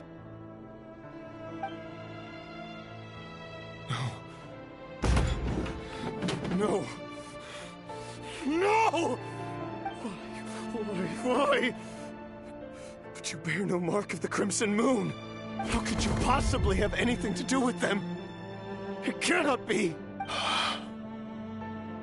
A diluted bloodline. Carefully concealed. I see it now. You've been living in the shadows just like me.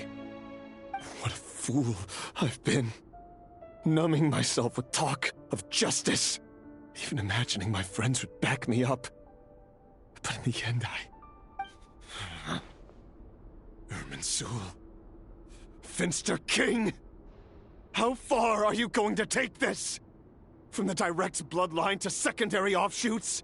And then what? Today it's the descendants of the Crimson Moon. Who will it be tomorrow? Will you not rest until everyone down here is dead? No.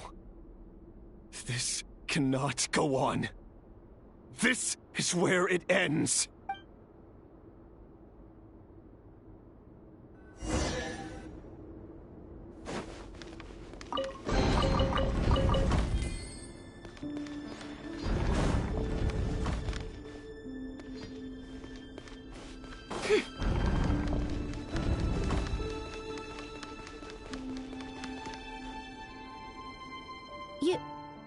You're really letting me go?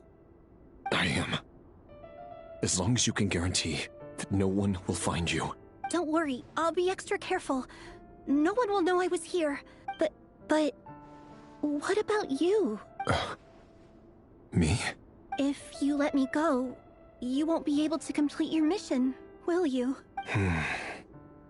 Good point. In that case, maybe you should stay. No, please! I just want to see the outside world again. To... Go on living? Yes. I know you're a man of your word. So please, just let me go. If I let you leave, what will become of me? Just kidding. Go, now. But remember, don't let anyone know you were caught. We'll be seeing each other again very soon if you do. Even shadows in the dark must live by a code. But you can't save everyone. You've been whispering in my ear for days now, Vedifilnir. What are you trying to do? Break me down? I only say this because you long for an answer to your problems. Let her go, Rerir, or you risk losing everything. I will not abandon Thelindis. Then you'll need a little more vigilance and a lot more power. The world is changing, Rerir. Keep your eyes peeled for your moment of opportunity. That voice used to be so unclear. But now I know exactly whose it is. It's Vedifilnir. He won't tell me how to actually resolve any of this, but he keeps trying to manipulate me like a puppet. What's his game here? Tell me then. What will this moment of opportunity look like? And... no answer. He's like a ghost. Always disturbing me when I'm on edge, but never answering when I need him most. So, the Eclipse Dynasty was purging...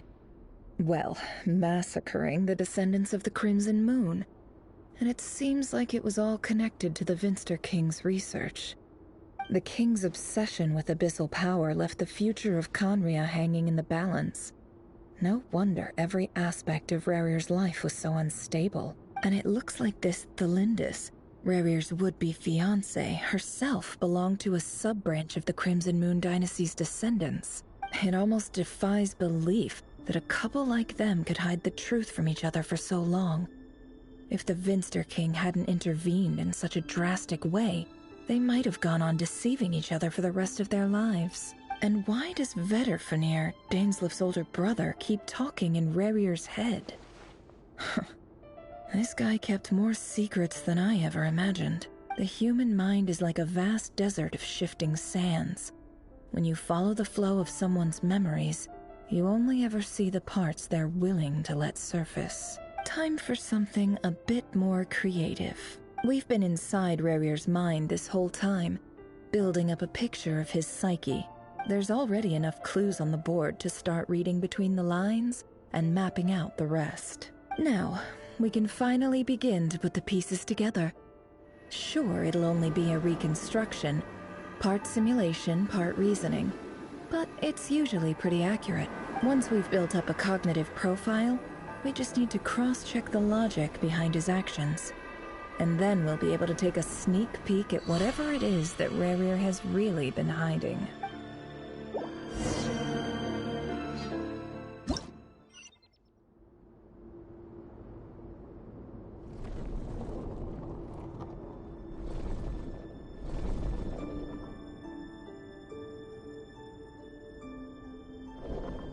Rerir, are you there?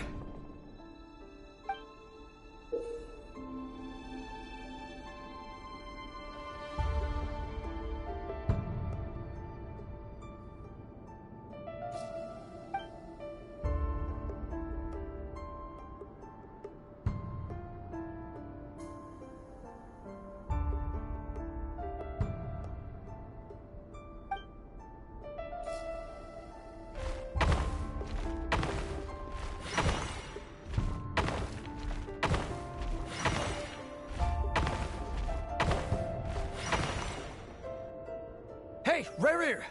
Come out, it's urgent! Dane? What's wrong? Quick, come with me. I'll explain everything once we've met up with the others. Okay. I'll come. But the Lindis is still over at the Universitas. I'll need to leave her a note. All right then, but make it quick. I've never seen Dane so worked up before. Whatever this is, it must be big trouble.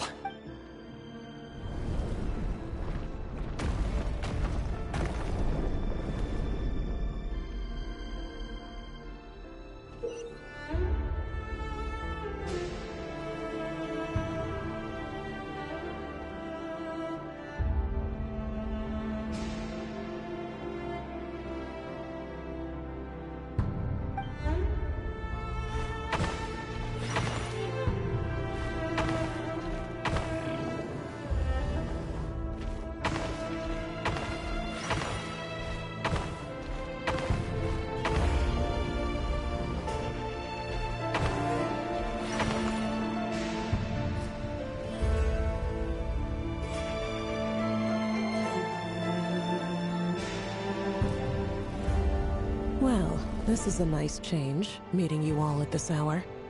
When men and women of ambition can speak face to face in broad daylight, I say that's a big step forward for our dear Conria. Don't be ridiculous. We do not fear the day. Why would we seek refuge in the night? You might ask your blade that same question.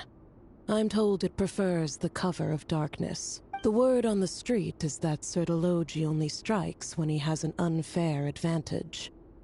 But that is patently false. I see you're missing an arm and a leg. Surely only a fair fight could explain that.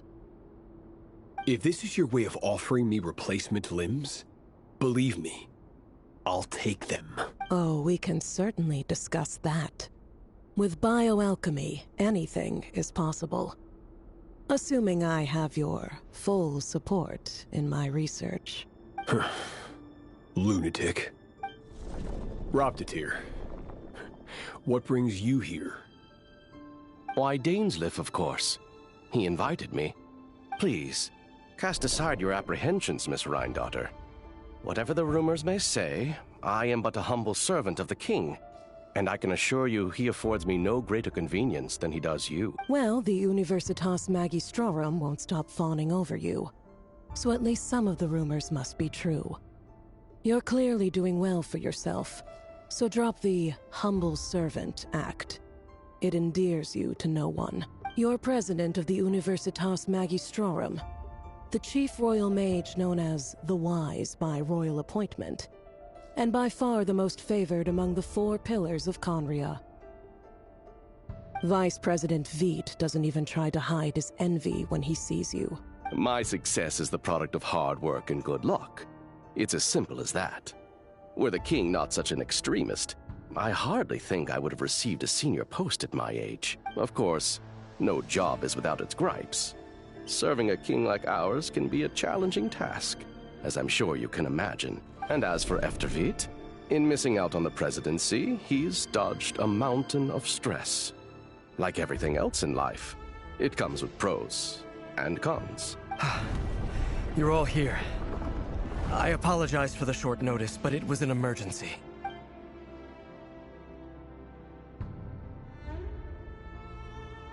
You must be Rerir.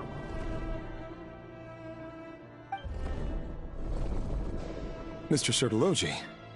Yes, I handled your case file during your sentencing. Nothing personal, of course. I'm pleasantly surprised that you remember me. You're clearly a person of substance if you've been invited here. But Dainsleif, you'd better have a very good reason for convening this little gathering. It's my brother, Vedofenir. After he spoke at the court this morning, the king was so infuriated by his words that he had him blinded in both eyes and thrown in prison. Vedofenir in prison? Strange. I thought the king trusted him and Heroptatir more than anyone else in the world. Does this mean the king's circle of trust just got even smaller? It has nothing to do with trust. It's about what the king wants, which is as clear as day to anyone paying attention. I simply appease him, because it's in the best interests of the Universitas Magistrorum. And also because you're slimy. Vedofenir, perhaps less so. But still, a visionless visionary? It rather inclines me to think that qualifications are not what get you ahead in Conria. Do you honestly think this is an important discussion to be having right now? Dane, what are you planning to do? Rescue Vedofenir, I assume. Correct. It will mean storming the palace by force. Tonight. I need all of you on my side. That's far too dangerous. And don't forget, Dainsleif, you're captain of the Royal Guard. You swore an oath to the throne. You've been planning this for a while, haven't you? I have no desire to commit treason. But whatever critique the king may have of Vedofenir, disfiguring your most loyal subject for putting the best interests of his court and nation first, this is not the conduct of a wise ruler. My blade will force the king to see the error of his ways. So, Vedofenir's prophecy enraged the king. I'm sure it wasn't what he wanted to hear, but if he won't take counsel even from the visionary, that is deeply troubling news. The extent of His Majesty's madness is now all too clear. The question is, how does a man like me get out of this situation unscathed? You have noble ambitions, Dane, but I'm afraid they don't do much for a guy like me. I'm not interested in saving the world. All I want is a letter of pardon. A letter of pardon? For whom? Thelindis? The chances of the Vinster King issuing a pardon for anyone connected to the Crimson Moon seem vanishingly slim.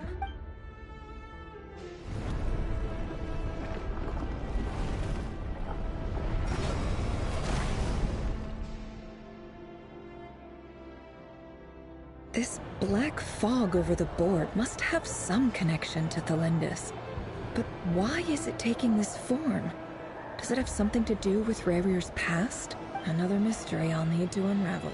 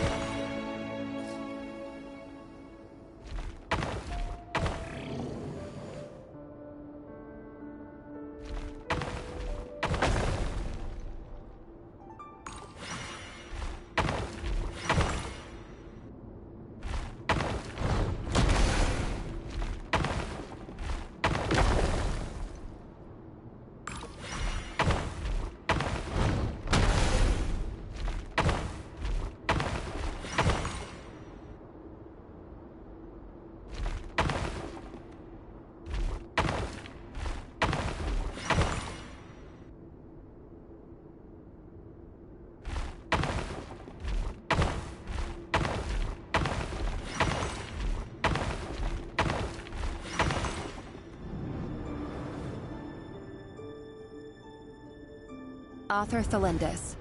Over the course of this week, the research object was subjected to interference for a total of 60 hours for experimental purposes.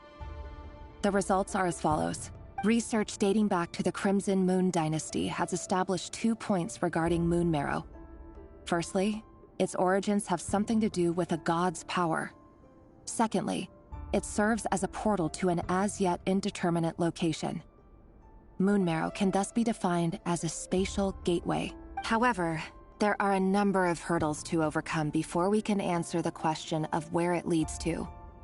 To start with, opening the gateway requires a specific power source, which the relevant literature indicates. An enormous amount of power is then required to keep the gate open. Currently, the total power output of our instruments remains in the single digits. To make matters worse, I am now the only staff member remaining in the Moon Marrow lab.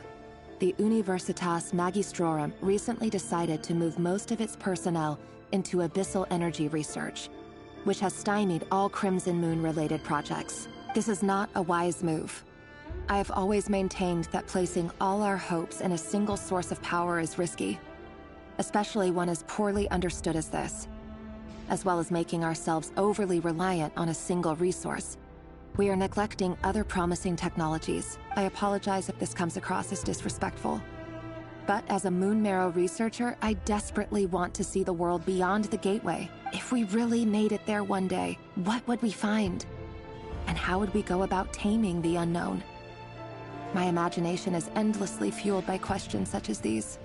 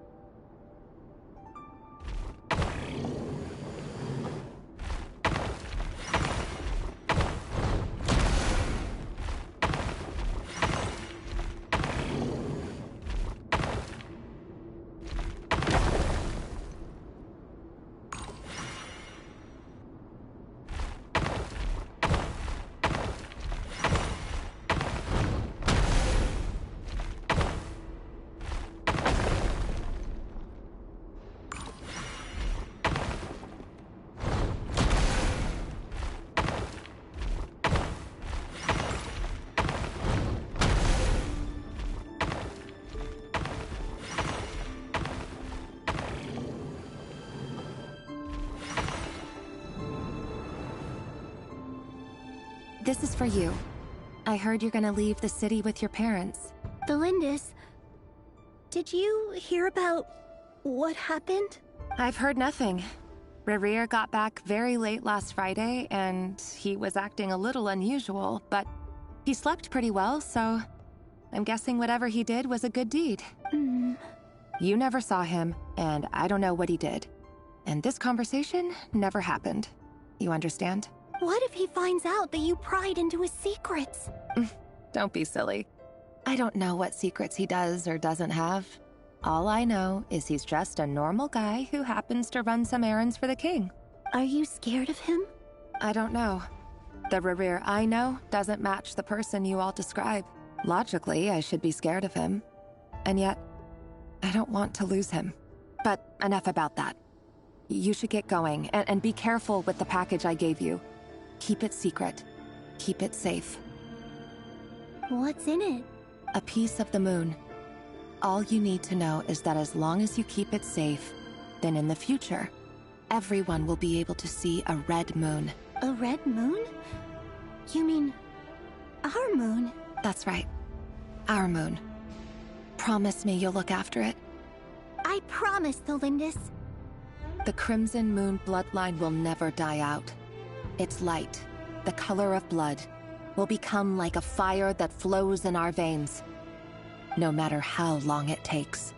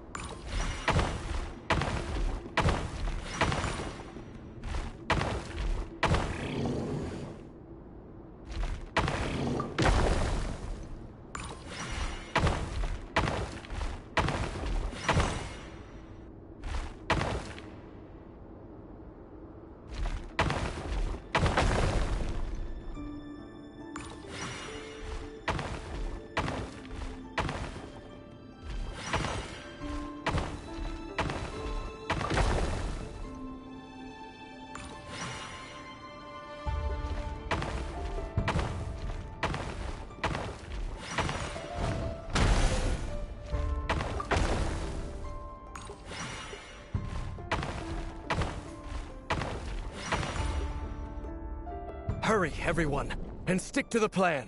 Sir Dainsleif, what are you? Is this treason? You know what happens to those who betray the throne. Please, don't do this! It is the king himself who has betrayed the throne. He has betrayed all of Conria. If you have any love left for justice in your heart, you should join me. It's showtime. Dane and his group will handle the troops in the palace. Then Hraptatir and Rheindater will disarm the security measures. My job is to enter the prison and rescue Vedifalnir. Stay safe. Wish me luck. Look after my brother. Draw your blade. It is time for justice to prevail.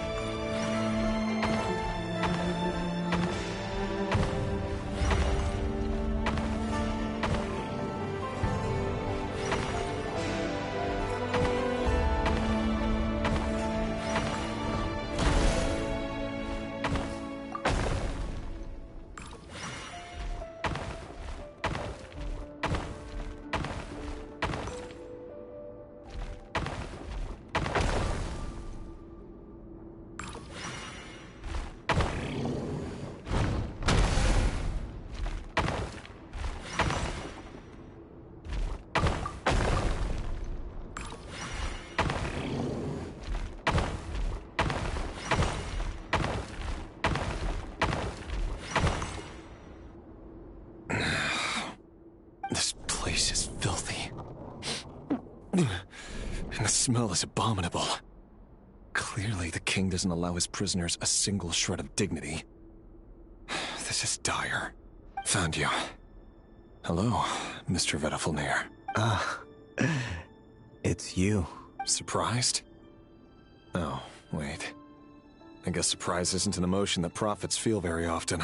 I certainly felt some surprise in the moment when I was blinded. Surprise at the king's sheer ignorance. Surprise at just how unfairly this world responds to words of earnest remonstration. I'm curious. What did you prophesize this time? It wasn't a prophecy. It was a word of warning. Someone had to say it. The king has forsaken all reason in pursuit of his obsessions. I simply told him that if he continues on this path, Conria will surely fall. But he didn't listen. Worse still, he stabbed you in both eyes and locked you away.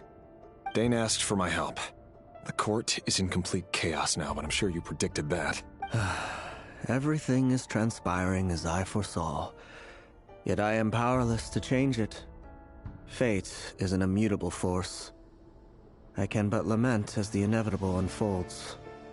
I do wonder whether giving a man the power to see the future is nothing more for him than slowly crush his spirit. Forgive my curtness, Vedifalnir, but the king did not suddenly turn on you today. His suspicions have been brewing for a long time. You can't have wisdom beyond the reach of your fellow man without attracting his fear and suspicion. There are things the king does not want to see. So, he doesn't want you having visions of them either. He blinded you because he thought this would make the visions stop. He wasn't entirely wrong. I did indeed lose my power to see the future. Right up until... Until what? Just now. I believe I saw something new. Well, tonight could go a lot of different ways.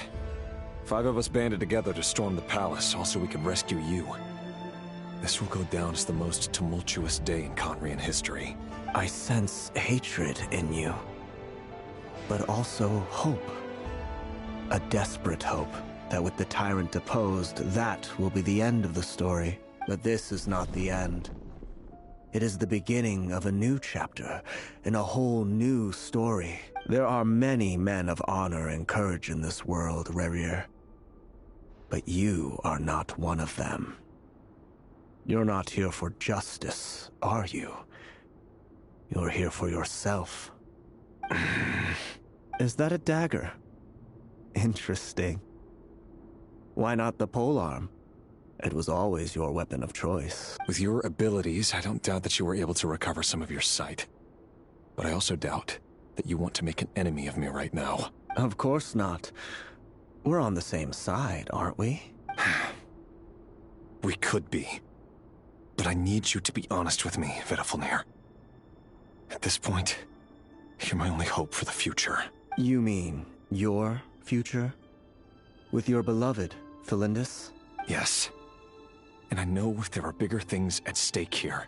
A dynasty, a nation, maybe the entire world. But forgive me, I care first and foremost about myself. I can't abandon the one I love to save myself. I just can't do it. But you see a broader picture of the future than I. You see the solutions to the biggest problems of our age. So tell me, what is my solution? What's the answer? In matters of fate, answers are either right or wrong. What will be and what will not. Maybe you are willing to pay a certain price in the pursuit of happiness, but unfortunately, fate does not negotiate. That is the cruelest thing about fate. It is unmoved by your sacrifices. That can't be true. I know it's your voice that I keep hearing in my head, urging me to see how the world is changing, to seek more power, so I can protect the things I love. You show me disaster, but you won't show me how to avoid it? Why? Why are you doing all this? My voice. In your head.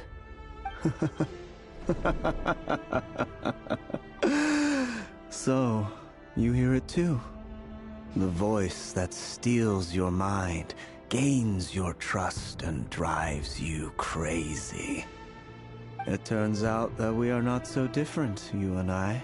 Vedafalnir just broke into the strangest smile I've ever seen in my life, as if he'd discovered some monumental secret. But then he suddenly switched to looking extremely weary. Very well then. My advice to you is as follows. You must persevere. Whatever trials and tribulations you may face, be steadfast in the belief that they are your path to the future. For as long as you live, your story with Felindis shall not come to an end. That is the only chance you have of fighting back against fate. It is up to you whether you believe my words. Regardless, that is all I will say on the matter. I have no right to intervene any further. I will hold you to your word. Thank you for setting me free. In return, I will tell you one more thing that you cannot afford to ignore. Just then, a strange wave of energy rippled through the city. We had no idea what it could mean. If I were you, I would head to the Universitas Magistrorum. The Universitas? Oh no! I'm sure we'll be seeing each other again very soon, Rerir. Whatever Vedafalnir said, I didn't catch it. I didn't even help him out of the prison. There was no time to lose.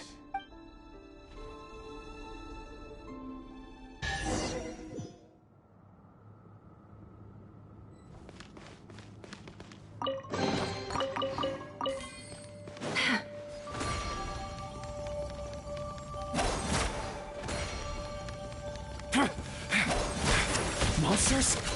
Is this Rhindaughter's doing? By the Universitas Magistrorum. Out of my way! Locked on. Scared, speechless.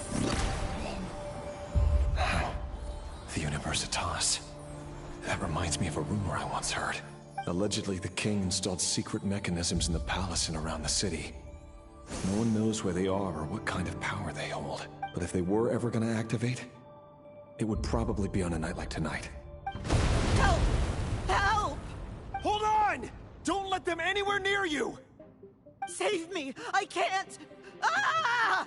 That sounded like an explosion. So, the rumor is true? The king really went through with it. What other means does the king have at his disposal? They must run on power from the Abyss. And given it's a major center of Abyss research, anyone over at the Universitas will be in grave danger.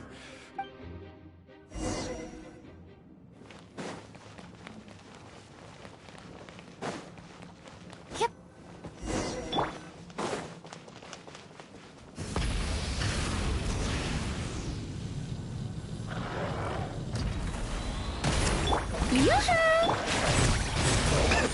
Light up the blazing sun!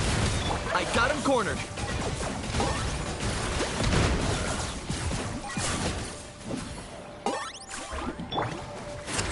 Seems like an emergency. Let the world collide! Light it up! Shadow of the past, mine to commit! The deception ends here. It all adds up. Measly insect! Now you must pay! The doctor will see you. Taking a turn for the better. Wrath from the sky! Locked on!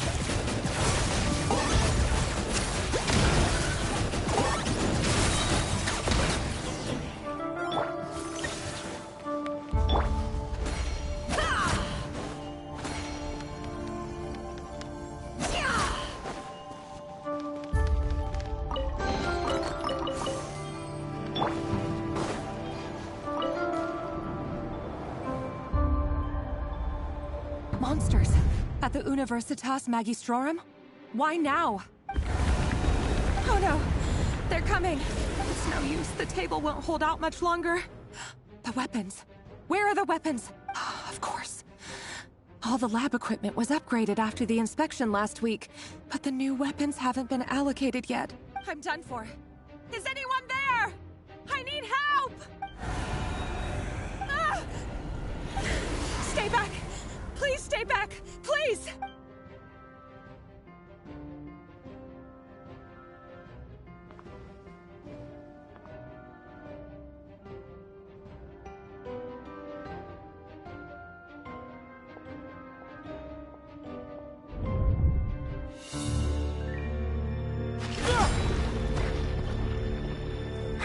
What's that? Rerir! So the rumors about your work are true. What? No! Listen, something happened at the palace tonight. We have to leave! You don't need to lie to me anymore. What do you mean? I know why you're worried, and I will respect the decision you've made. But it's okay, because I found a solution. I know how to end all this. You can have it back. The normal life you so desire. But until then, I'm afraid our wedding will have to wait. Cylindus? No, don't do it! Cylindus! Cylindus!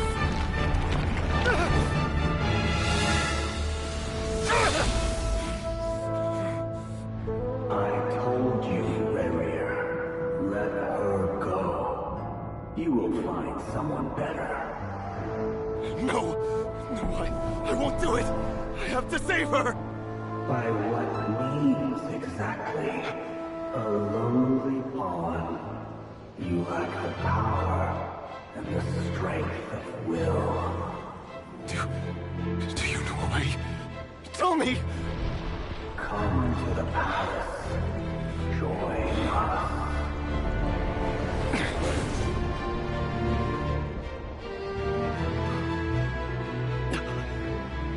Rerir, thank goodness we... Step forth and take your share. You made it. Not you too.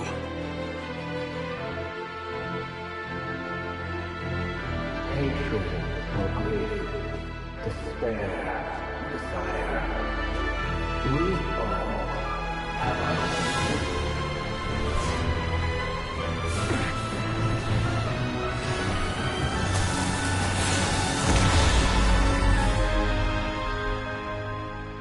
Rerir. Rerir. Lindis? Were you daydreaming?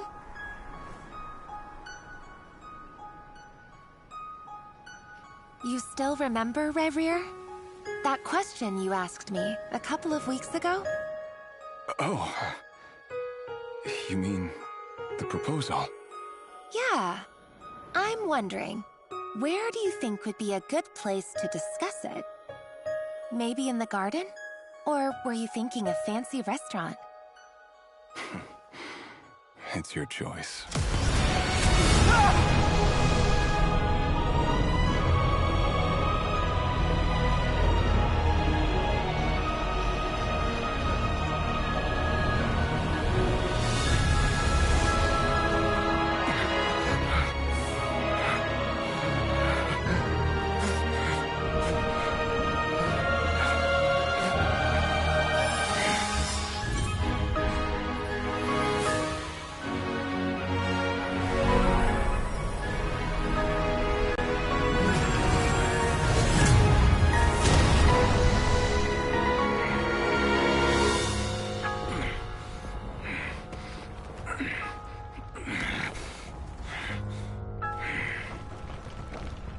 I will find you.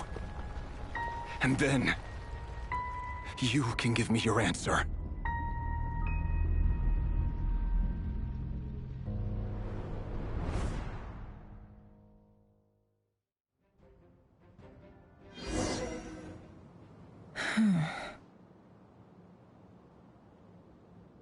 So that's how the Rerir of Solnari was born.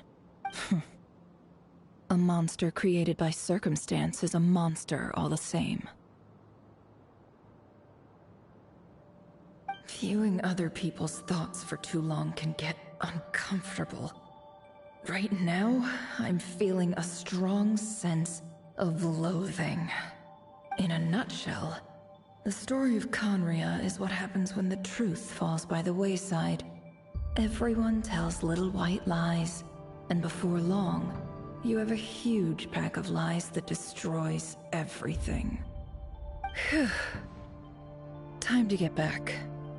His past is filled with sorrow, but the tale of any fallen civilization is one of endless tragedy. Cruel as it may be, that was Conria's fate.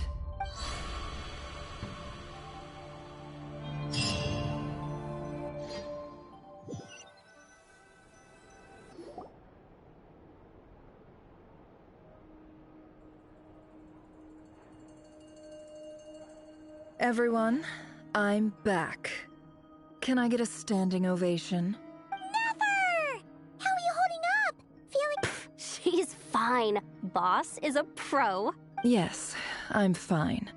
You will have seen the events of Rerir's life through my thoughts.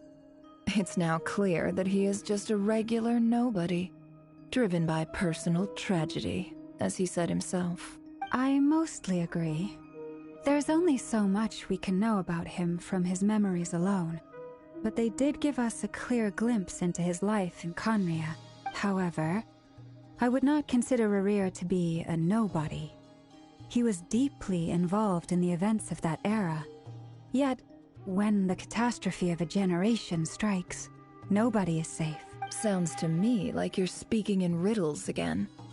Is this you urging me not to abandon the people of Nodcry in their hour of need? That's not what I meant. Although I do hope you choose to remain a part of the plan. Without you, the mission ahead will be all but impossible.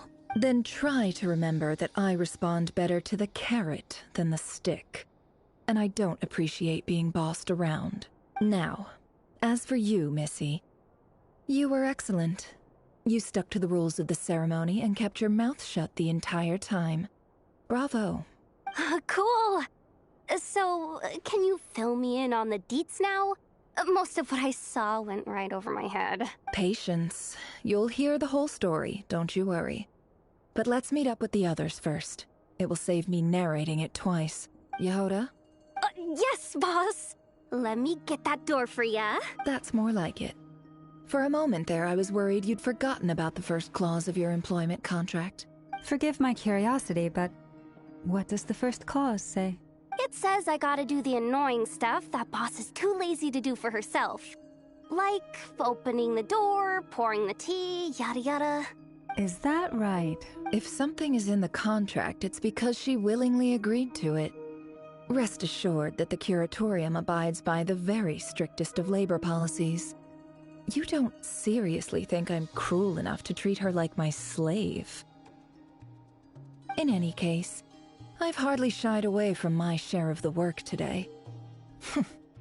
Hope I don't catch Flintz and Varka lounging about in their chairs, enjoying a leisurely cup of tea.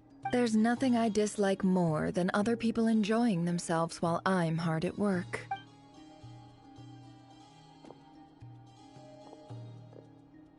Oh no.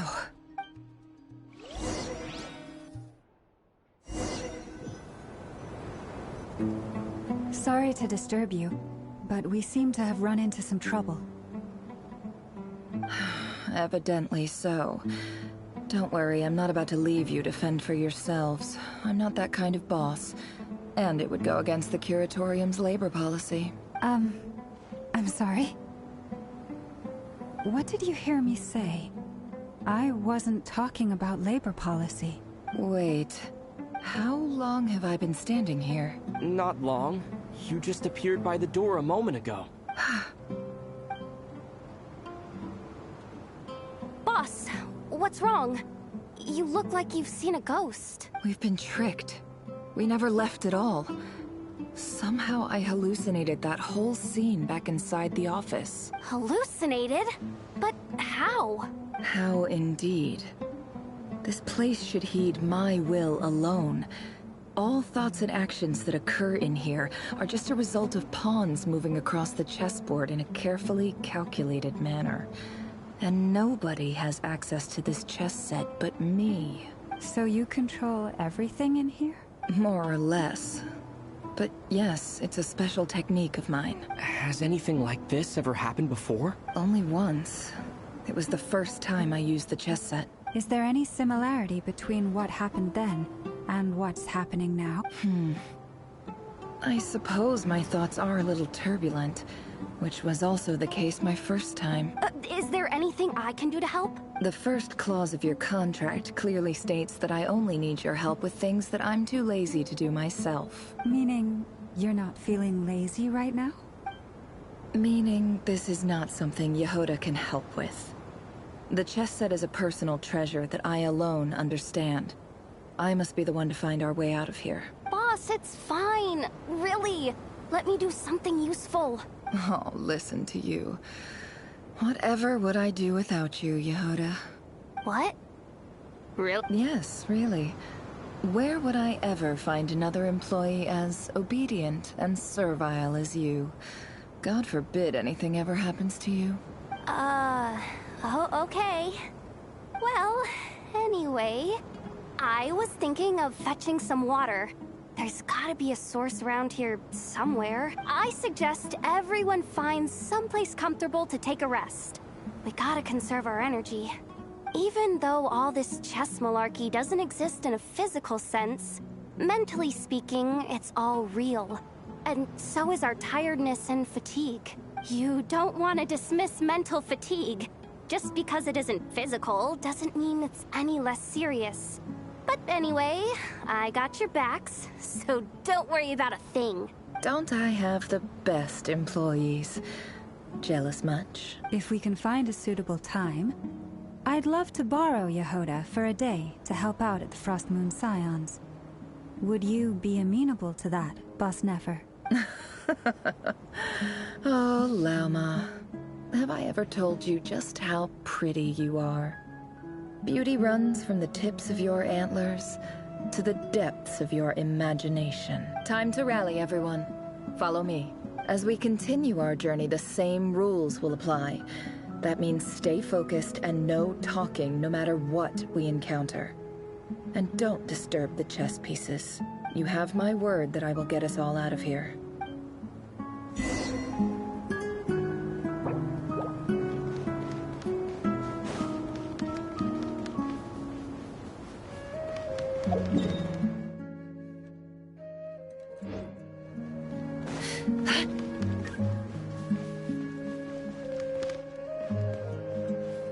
This place looks familiar. That's not a good sign. There's someone up ahead. I wasn't expecting visitors at this hour. Wait, is that? Oh, it's him. There you are. Sinue's been looking for you all day. I think he has some news for you. Oh yeah? What were you doing just now, Uncle Retinue? Hiding away some more loose change? I know I saw some Mora. What do you mean loose change? Oh, come on, I'm too old for this. Just pretend you saw nothing.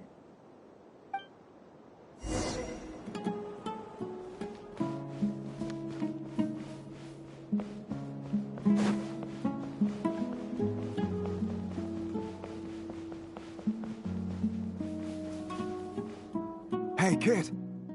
Mind telling me what Sinuhe's been up to recently? I'm trying to get in his good books and I need a way in. Get in his good books? Why? What do you want with my dad, Uncle Apepi? I've written a new song. I was hoping to showcase it at the next festival, but I'll need his approval. A new song, huh? I'd love to stay and listen, but unfortunately, Uncle Retinue says my dad's looking for me. Well, there's plenty of time and I'm not going anywhere. See that pile of stones? I'll be sitting there warming up my vocal cords. Come find me when you're done. Pile of stones. Got it.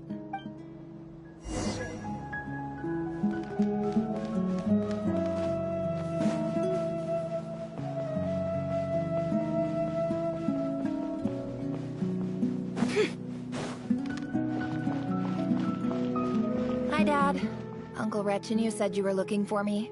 Ah, there's my little princess. If you'd gotten back just a little sooner, you could have shared the spoils of war with me. Spoils of war? Who were you fighting against, Dad? It was just a figure of speech. The aftermath of a sandstorm is no time to be waging war. I was talking about our war against thirst. I went out to fix our water supply problem, and now I'm back. Which means... We have a well again! That's right. I found a new one and brought back as much water as I could carry. It should last us for a good while. If it wasn't for these blasted sandstorms, our wells wouldn't be caving in. You wouldn't be spending all your time out searching for new water sources. As the chief of our tribe, I'm supposed to be leading us out of hardship and poverty. Onto better things. You know how prosperous our ancestors were. I've told you all the stories. And look at us now. Squeezed into these hovels. No one would choose this, if it wasn't for the endless wars over the years. But things are looking up. I started working with some folks from the academia a few months back. They gave me some contacts in return for my assistance in the desert. So you're the academia's helper now? Special ambassador, they call it. Think of it as a partnership. It's nothing bad, okay? We've been isolated here in the desert for too long. Seeking opportunities elsewhere is the best thing for us, and the fastest way to progress. So, do you get anything good out of being a special ambassador? Of course. My luck's improving all the time. One day, I swear I'm gonna lead us out of this place. We'll find somewhere new. Somewhere better.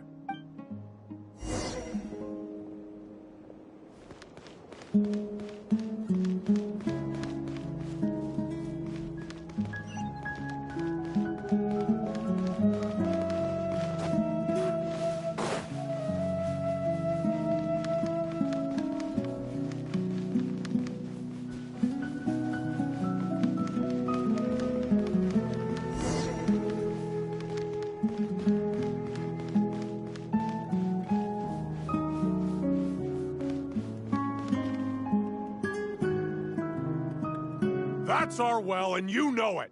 You stole from us. Well, you've gone from chief to thief, and now you have to face the consequences. Did you really think you could take our water without permission and get away with it?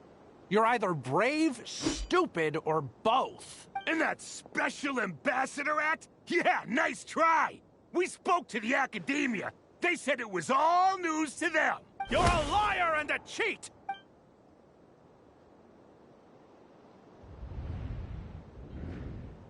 I heard Yehoda gasp, but I don't blame her.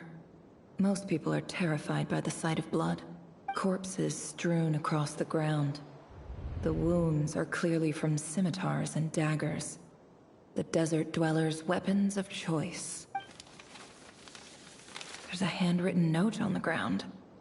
Let's see what it says. Halil, this is Sinuhe, chief of the Shimti tribe. Surely you remember me. I was the one who helped you and your colleagues avoid the quicksand in the desert. This is my second time writing to you. I assume my last letter must have gotten lost in the mail, as I didn't receive a reply. I hope this one makes it to you safely. I'm writing to you because I need some help. That sandstorm the other day completely blocked up our well, forcing me to look for another water source in Iab and Unut territory. It was a matter of survival. Praise the gods. The well of the Iab tribe was intact. It was my last resort. I drew what water I could and left, but not without being spotted. I fear they will retaliate. You told me to write to you if I ever needed help. You said you'd be my ally in the academia.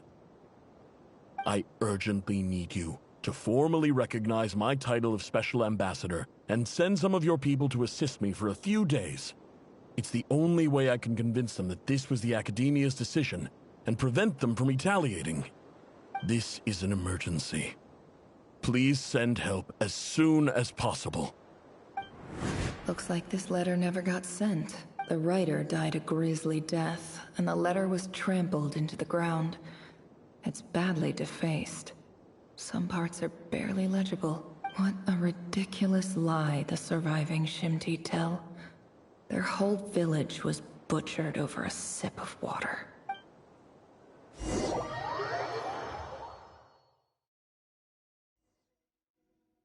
Ah, officer. Welcome. Welcome to our humble village. I thought you would at least have the courtesy to provide some respectable libations. This is the finest wine Aru village has to offer. I promise.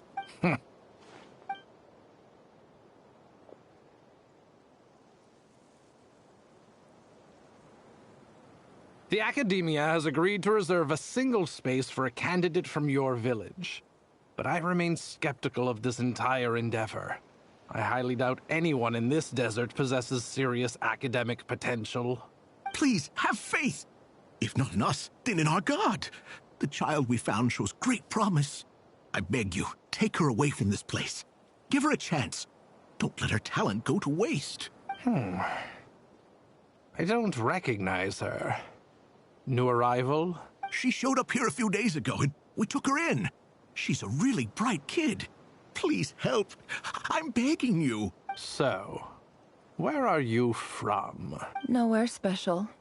Just a sand dune. What about the rest of your family? How many of you are there? Just the one. It's only you? Correct. So, no brothers, no sisters, no mother or father? Any who have slept on a bed of sand, I call my brothers and my sisters. Apart from that, I have no family. All right. Get over here. Sign your name on the form.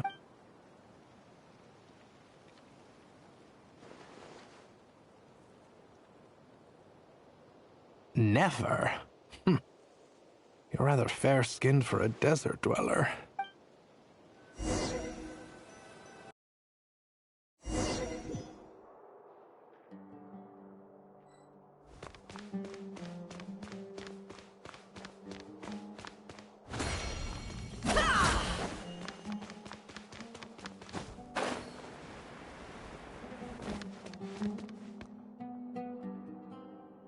Nefer, this term's assignments have been issued already. Please read through the materials thoroughly, conduct your own additional research, and then write an essay on the topic. Yes, Professor, I'm aware. I just had a couple more questions I wanted to get your perspective on. Oh? Please, ask away. Well, I saw the other students' problem sheets, And I couldn't help but notice that my assignment is much easier than theirs. Do you really think I'm a weak student? A weak student? Goodness, no. Quite the opposite. You have a sharp mind. I think what you're saying is, a weak student wouldn't have noticed the discrepancy. And if they did, they certainly wouldn't complain about the lighter workload. You see, sharp as they come. You see things the way they are, and I'm sure you know why they're like that. Because of where I come from. Because I'm different. I'm sorry, Nefer. I don't like it any more than you do. It's just... Anyway, you said you had a couple of questions. What's the other one? I wanted to check... If someone sent me a letter to the Academia, where do I go to collect it? Ah, your family wrote to you. Well, as long as they put your name on the envelope, someone should hand it right to you. Not exactly. It's not even a recent letter. I was just curious where the mail would end up if no one collects it. The House of Dana, I expect. I know there's a box for unclaimed mail somewhere in there, probably sitting on a shelf. Whatever you're looking for, that'd be the place to start. Okay, got it. Thank you, Professor. Oh, don't mention it. Honestly, I feel like I failed you. I'm supposed to be your teacher, but I haven't taught you anything. Hey, don't say that. You're a great teacher, and you do your best for all your students. But the rules are the rules. You're not allowed to teach students like me. It's not just the Academia either. The whole world bends over backwards for the successful, and leaves the losers to suffer and die. Oh, my dear child. Don't tell me you've given up on life already. I haven't. I just think that if you want to make it in this world, you have to find a way to become successful.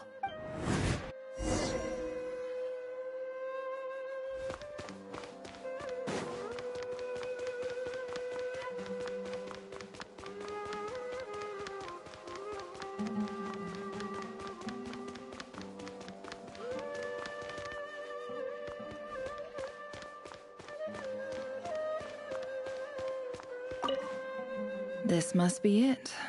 A big cardboard box full of unclaimed mail. And probably some letters that ended up here by mistake, too. Let's take a look.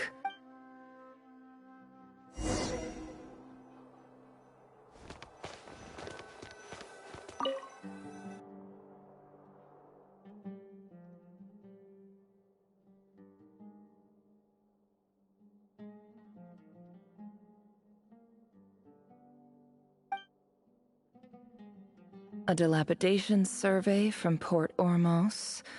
Looks like it's from a Corps of 30 representative. What a strange thought. A bunch of mercs losing sleep over rundown buildings. This one was never even opened. I guess the recipient didn't care what the Corps of 30 had to say about anything. Who was it addressed to? I don't recognize the name. But it must have been a Ksharawar professor.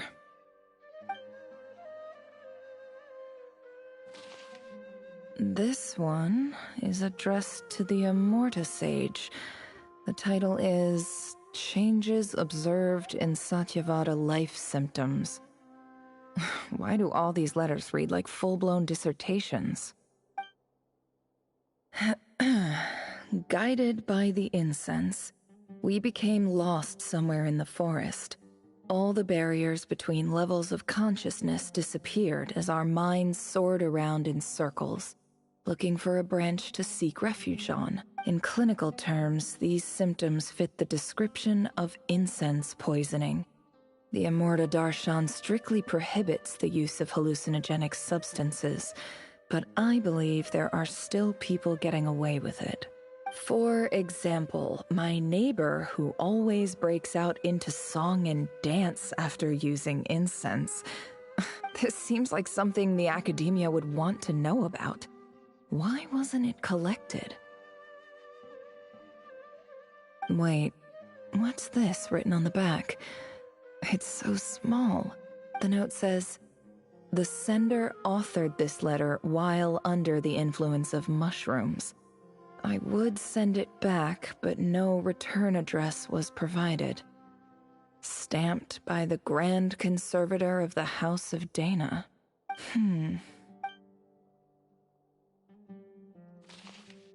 This next one is addressed to Grand Sage Azar. A few words of protest regarding recent changes in Sumeru's educational policy. In recent years, the academia has taken on a small number of students from the desert region, as per the policy to this effect. However, it appears to me that these students have not, in fact, been provided with educational opportunities that are, in any meaningful sense, equal to those enjoyed by their peers, as well as receiving dumbed-down assignments and perfunctory tutoring. They do not even have full access to the Akasha system. Education is the fundamental purpose of this institution, which should go without saying in a nation whose founding virtues are knowledge and wisdom.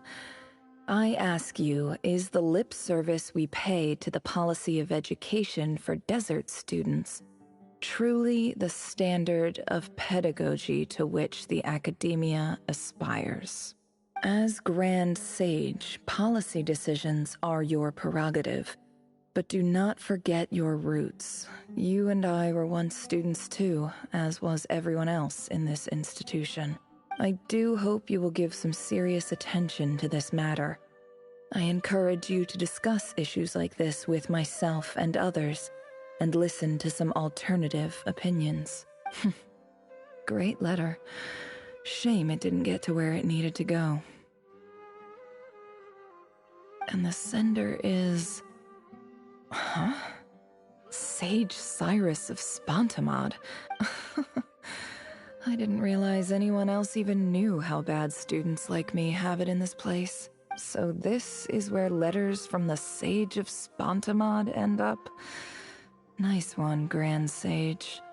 Really enlightened leadership. Whatever. This isn't what I came here for. Moving on. I'm not exactly holding out hope that a letter sent from the desert would even make it here. But if it did, where else would it end up if not in this box? I can't believe how much discarded mail there is. Must have been years since someone last went through it all. And this is just one box. The whole House of Dana is boxes on shelves. I don't believe for 1 second that any human being has sat down and read through all the documents in this place. Who has that much free time on their hands?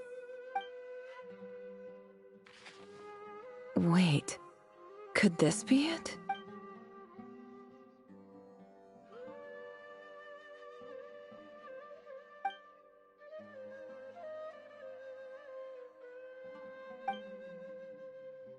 Greetings, Halil. My name is Sinue, chief of the Shimti tribe.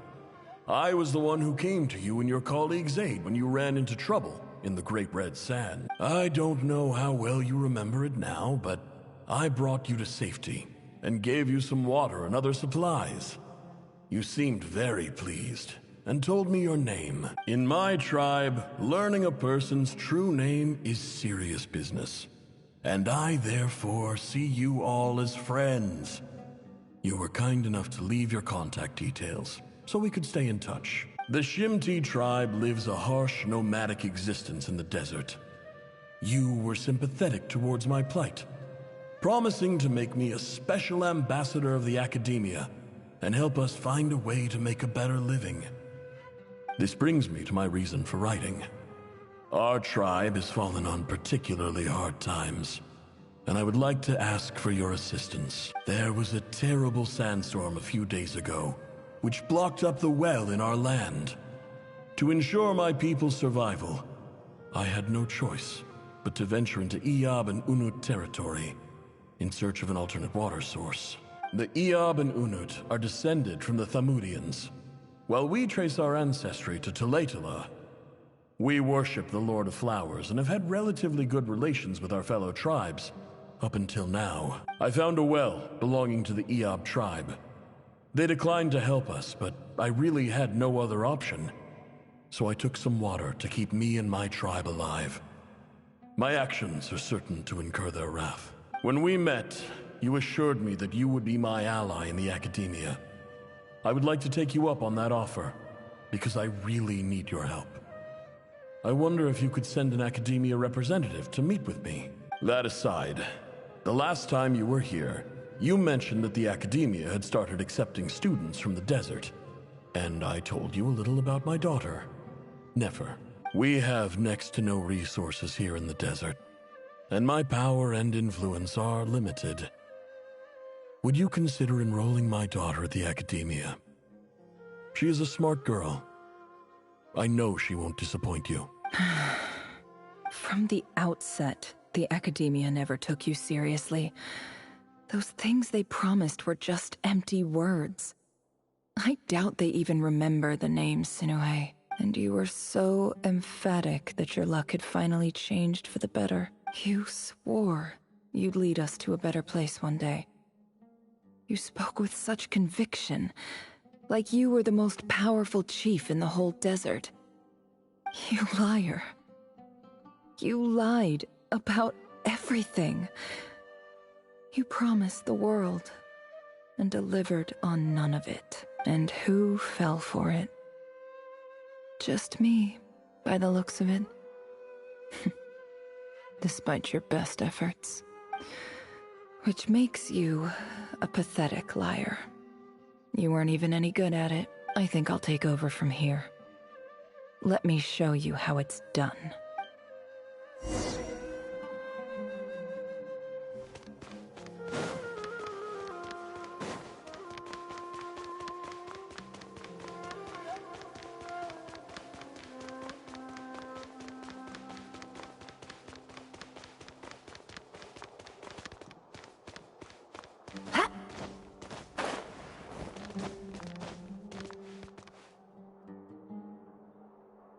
I just came to say goodbye. Thanks for everything you've done for me in my time here. Nefer? You packed your bags. Where are you going? I'm quitting. Something's come up in my hometown. Gonna head back and deal with it. Huh? But this was a hard-won opportunity for you. You know that better than I do. It was. But it doesn't matter. I have more important things to deal with, and they can't wait. Oh, and I didn't want to overfill my bags, so I left some incense on your desk. What's wrong? I thought you liked incense. Although, I did read somewhere in the House of Dana that it has hallucinogenic effects. Don't use it all at once, all right? Isn't this the stuff you brought from your hometown? You're just letting me have it? But you said it's a rare and valuable commodity. Yeah, about that. I lied. It's not rare at all. There's this bunch of ruins near my hometown that are practically overgrown with this plant. It's not worth much. Keep it. It's fine. But Nefer... All right. That's all from me. You take care.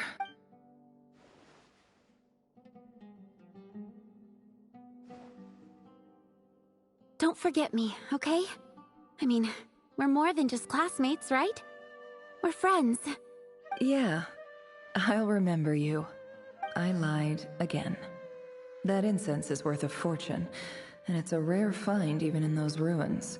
And as for remembering her, I have far too much to do when I get back. No time to reminisce. I'll be lucky if I even make it through this alive. But either way, I expect I'll forget you pretty quickly.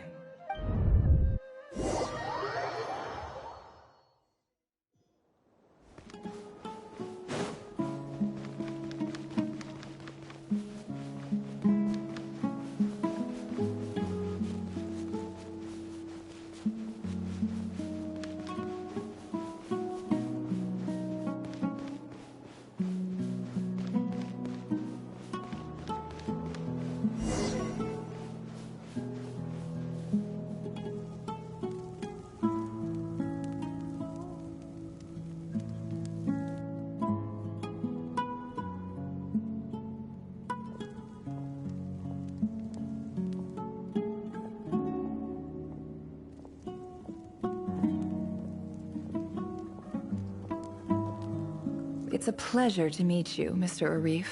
So, what does the Academia want? Since they've sent their special ambassador, I assume there's a big business deal to be made. If not, I'd be very disappointed. Please, sir, lower your blade. You're lucky I'm the one they sent. Not all special ambassadors share my admiration for the Iab people. The ever-shifting balance of power in the desert reduced the once great civilizations of this region to rubble and sand. But the story of the Iab has a very different trajectory. Others grew weak, but you grew strong, beginning in obscurity and moving to prosperity. You're the only ones who defied the trend. Huh. So, you do know who you're dealing with? This well is the perfect symbol of your strength, is it not? It used to belong to the Unut, but it looks like you have control over it now. You're not wrong. But I'm sure you didn't come all this way just to flatter us. Of course not. I came to bring you some very good news. Some information that recently came to light, which might just be your ticket to freedom. Records uncovered by the Vahumana Darshan show that a certain well currently under Iab control is built on top of some ancient ruins. These ruins are of great archaeological interest to the Academia.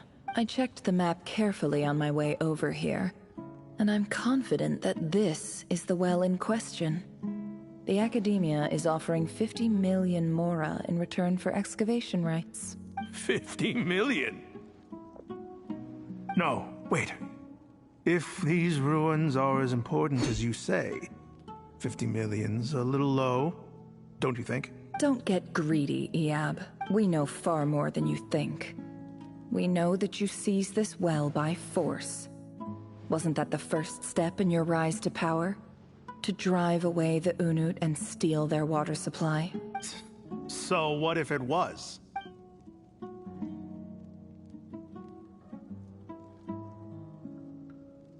Don't worry. As unscrupulous as it was, it's something we're willing to overlook. The Academia is only interested in dealing with the de facto power holders in the region. I hope I am making myself clear. And I hope your words are the truth. If I find out the Academia is trying to play me, I'll hunt down every one of your people and make you watch as I cut their heads off one by one. I assure you, Chief, that would not be in your long-term interests. You don't want to make an enemy of the Academia. You see how I'm dressed, don't you? I appreciate that you've never been to the rainforest, but surely even you recognize an ambassador's attire when you see it. And what does a barbarian like you have to lose anyway? You really think the Sumeru Academia would bother to come all this way just to lie to you? We have more important things to worry about. All right, I take your point. The Academia is the highest authority in the land. I'm sure you're trustworthy people. In that case, we have a deal. We will sell you the excavation rights. I'd like to thank you, Ambassador. This is good news indeed. Excellent news. In fact, it calls for a celebration. Would you do us the honor of staying a while and enjoying some Iab hospitality? Gladly. I am partial to wine myself, and I trust you are as well. So let's indulge in a few drinks together, in celebration of this momentous occasion.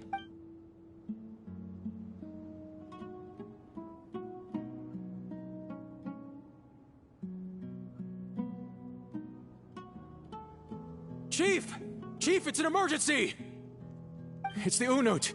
They've taken the well. What? Well, don't just stand there. Take it back. Yes, Chief. I have every confidence in the Iab's military superiority, and yet... What is it? The Unut's response was alarmingly fast. The day after we reach a deal, they seize the well. This can't be a coincidence. Perhaps there is a traitor in your midst. I don't think so. I am obliged to remind you, Chief, that the Academia will only deal with the de facto power holders. If you cannot regain control over the well, I'm afraid you won't see a single mora of that 50 million. No! Please, Ambassador, just give me some time. I swear the Unut will not get away with this. That well is ours. And so is the Mora. Glad to hear it. I will wait here for an update. If there is a traitor, I will find them. In the meantime, make yourself at home. I'll report back as soon as I have an update. Much obliged.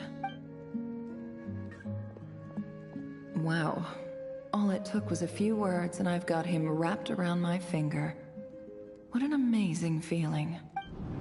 So, in summary, Ambassador, the Academia would rather negotiate with our tribe instead of the Eab, yes? The Eab are ruthless murderers who don't listen to reason. And now they have the gall to interfere in our research projects in the desert region. So let me ask you, Chief. If you were the Academia, what would you do? Kill them all, of course. Precisely. The Academia does not tolerate those who stand in our way. The Eab have held back our academic pursuits for too long, and our patience is wearing thin. At the same time, there is simply no way that the Academia can be seen to be intervening in desert affairs. We have our own rules out here. If the rainforest dwellers raised arms against the desert tribe, you'd start a bloody war. Right. We can't confront them ourselves, but we can support their enemies. The Unut have always had strained relations with the Eab, which makes you our natural allies. Natural allies. Weren't the Eab your allies once? You were quick to send them after us to protect your interests back when we stole that water. And now look at you. You're at each other's throats. Let me be clear.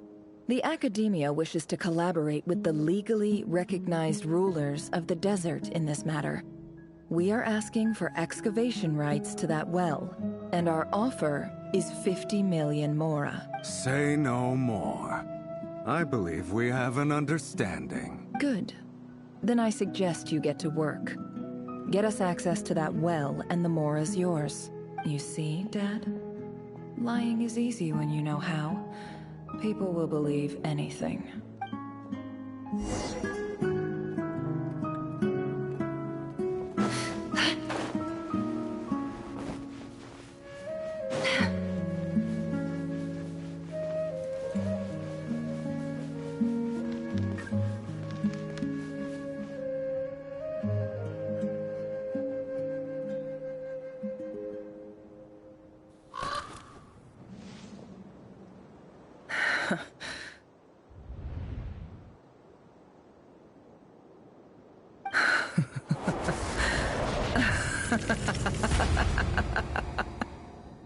Look at yourselves. You may be vile, savage monsters, but your butchered bodies bleed like any others. You're no different. You're nothing special at all. The monsters who destroyed my home, they're just ordinary, petty human beings. What a joke. I think we're even now. Maybe I've even done the desert a favor. It's a better place without all these people around. Oh, Sinuhe, my gullible fool of a father. Perhaps if you'd been as ruthless as I was today, our tribespeople would still be alive. In this dog-eat-dog world, but you couldn't do what had to be done. So I did it for you. Nefer, it's okay. All of this is in the past now. I believe I remember you promising to remain silent. Yeah, but even so... Yehoda, is there anything you can do to ease the tension? Alright, time for a sharp turn onto a completely different topic. So, anyway, that's enough of that. When are we getting out of this place? Feels like we've been walking forever.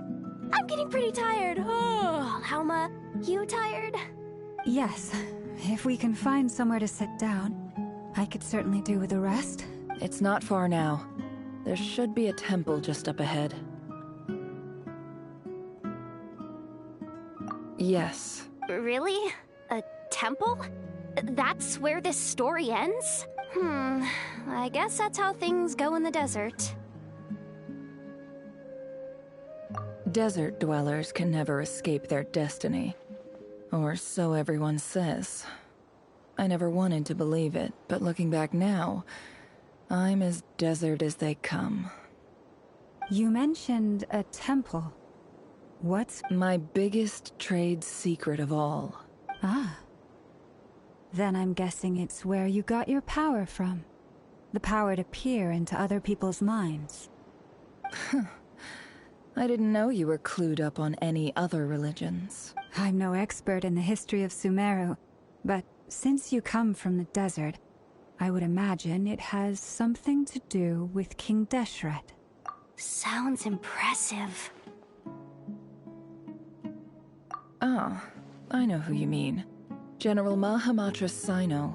The spirit of Hermanubis dwells within him. That's Boss Neff for ya. She knows everything.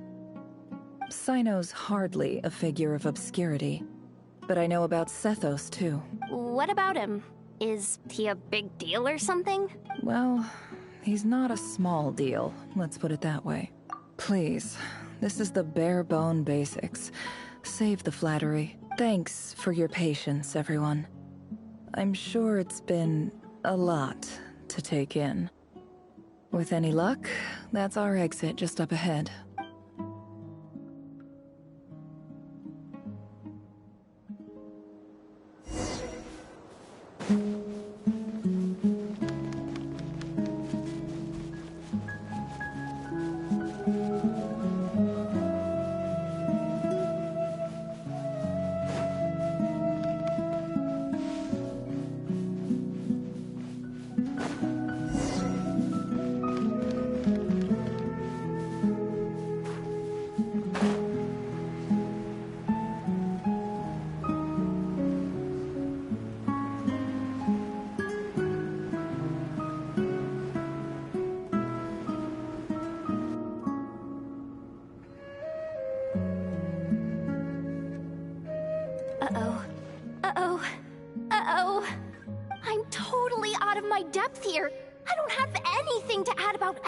Stuff.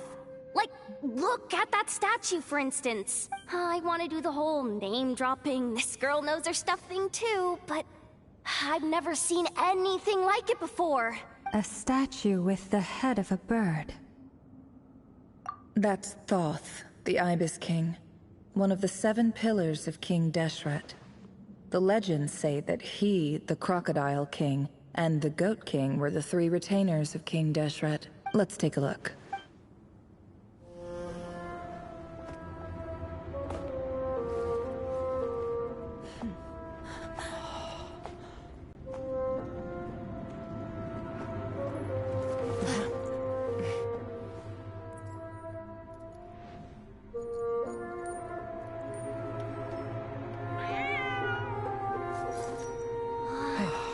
It's just Ashru. So, all is well?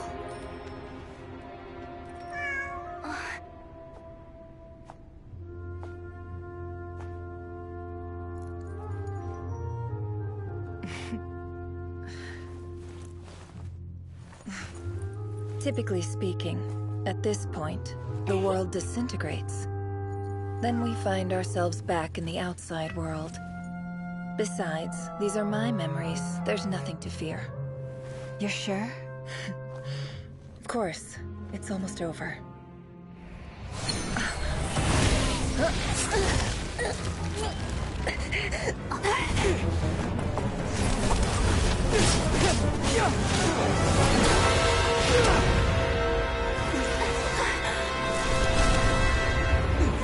Never! Hold on!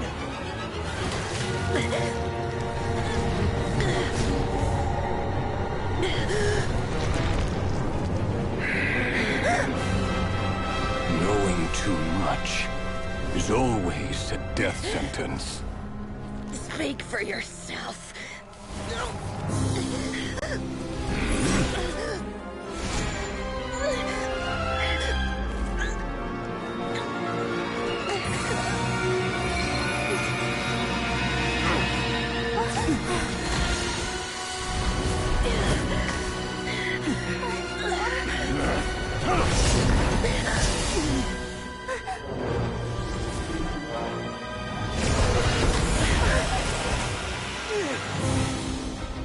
How repulsive.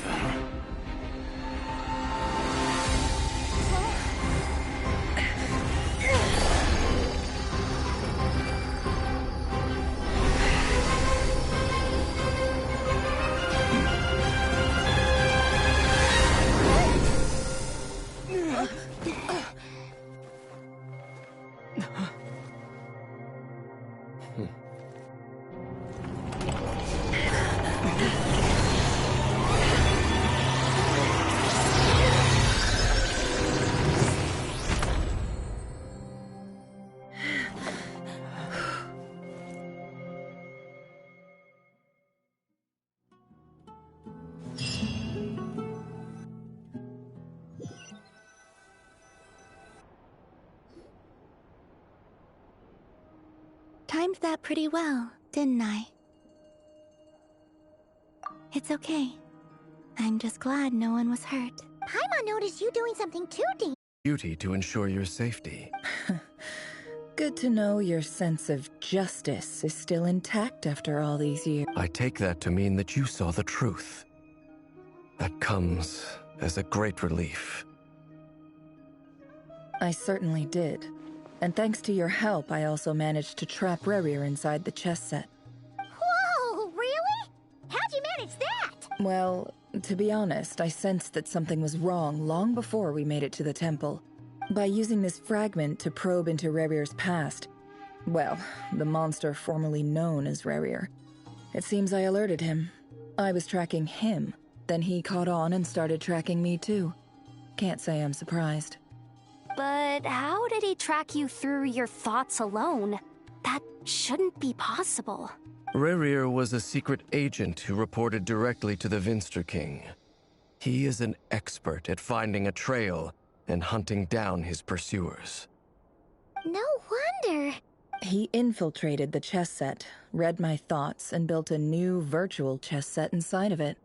That's why we weren't able to leave at first. Speaking of your chess set, it's quite a remarkable item. Would I be right in thinking you have some connection to King Deshret? You overestimate me.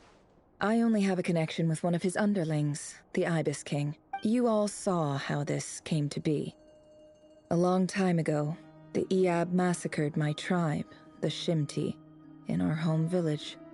A few years later, I enrolled in the academia, where some new all for the sake of a non-existent 50 million Mora.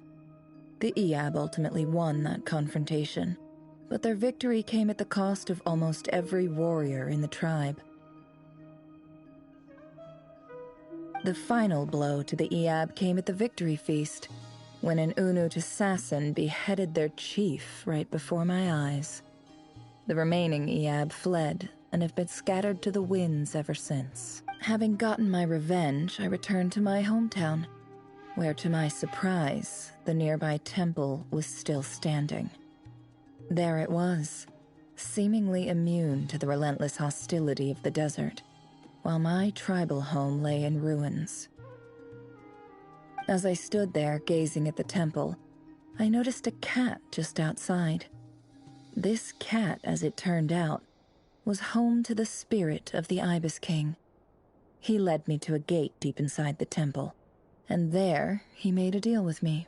This chess set is my gift from the Ibis King.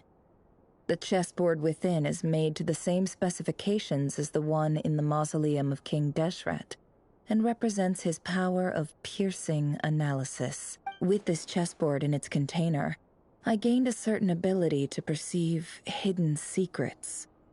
Now, you could conclude that the Ibis King simply wanted to give the people of this world the power to seek the truth, but I don't believe that's the full story. Every god plays favorites. Their hearts are as fickle as any human's, full of secrets, perversions, egotistical tendencies. But precious few gods are willing to admit this. It is the same with all powerful forces, including fate itself. Their gaze falls preferentially upon a select few. As you rightly point out, this is an act of favoritism. If you're alluding to the Abyss, then yes, I agree. Gather the others. It's time to share everything I've learned.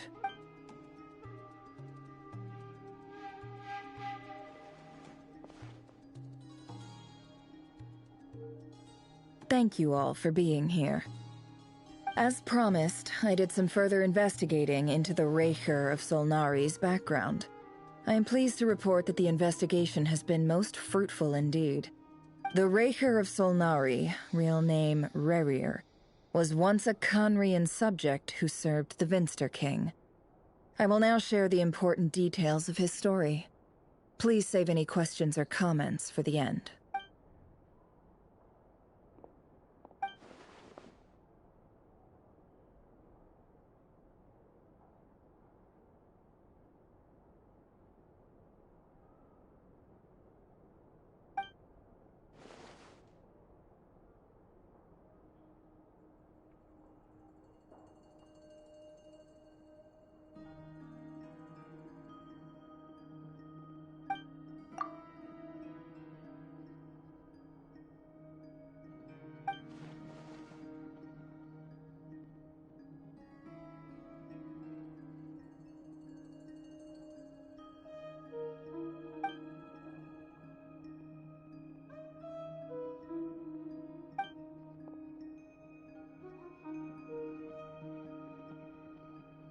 So that's why he's so obsessed with the moon.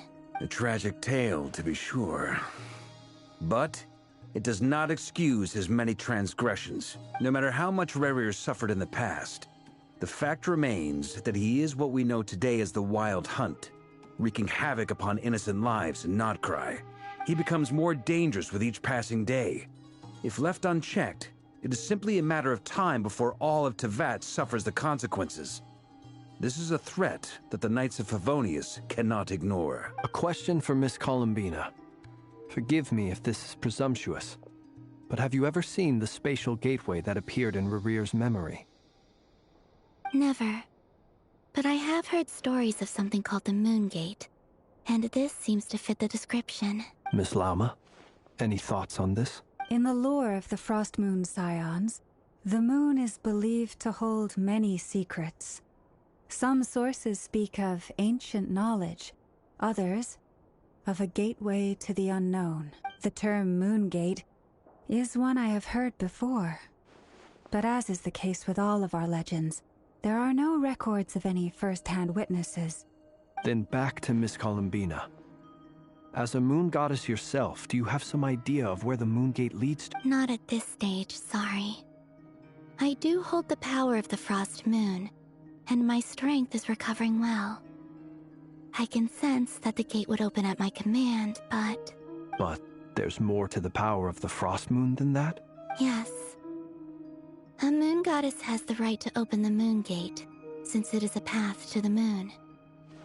But as never mentioned, holding open a spatial gateway takes a huge amount of power. And right now, I need to conserve my energy to fight the Rerir of Solnari. I'm afraid this is one mystery we may have to leave unsolved for now. I agree. Better to save your strength.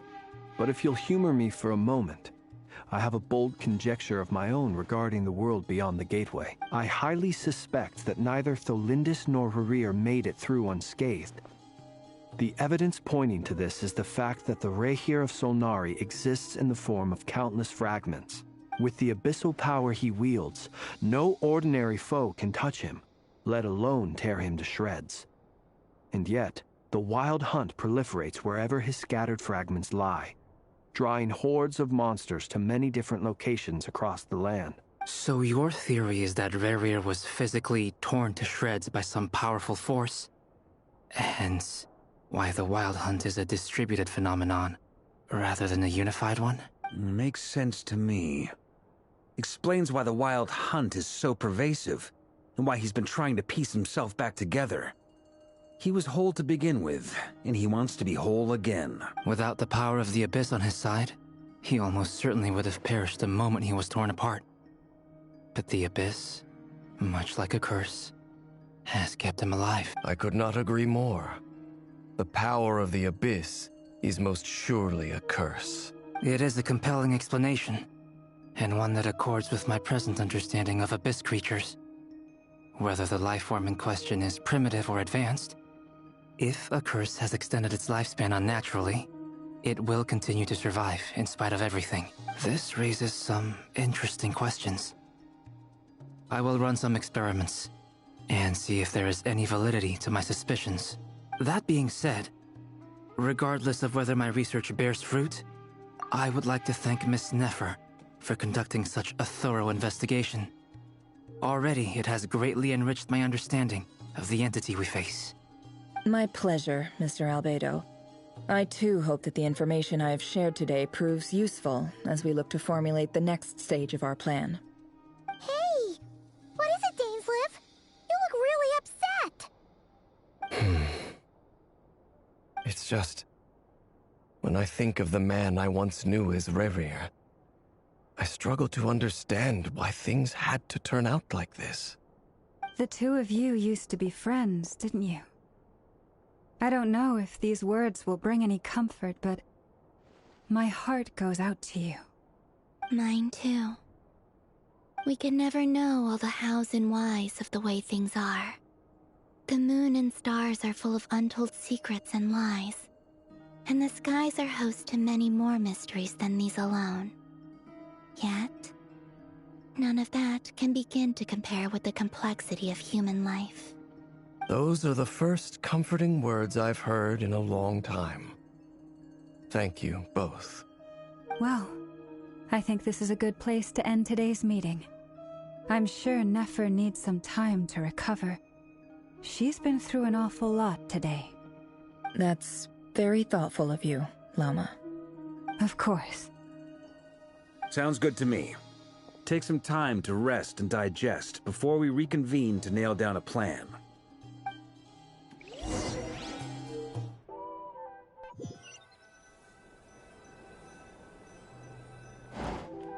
Hey, is this a bad time? Hope I didn't kill the conversation. No need. Come on, let's talk outside.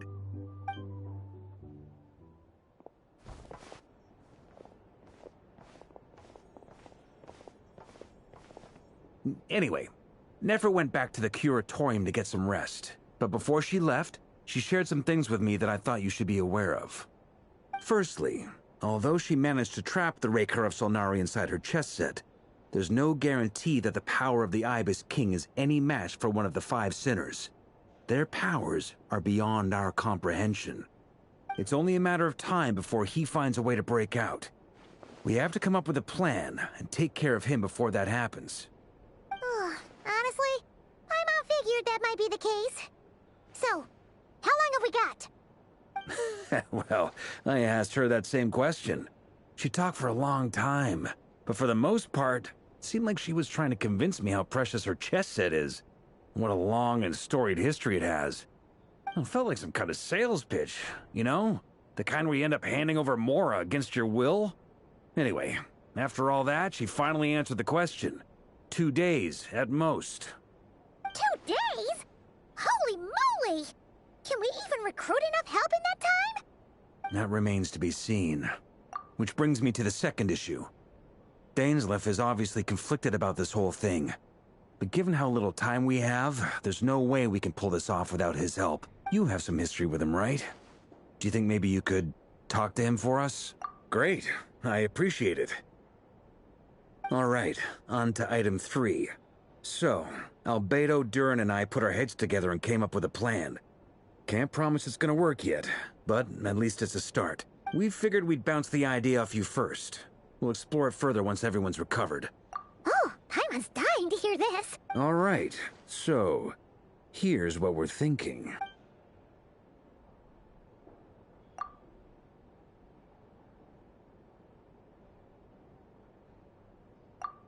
we felt a little uneasy about roping you into this. I mean, firstly, you're not locals, and secondly, none of us are your boss.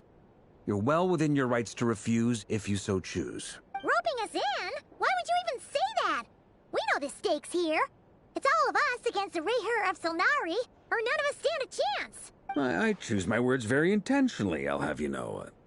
I like to think there's an art to striking a down-to-earth tone even when the stakes are through the roof. Sir Varka, I have a few thoughts about this plan.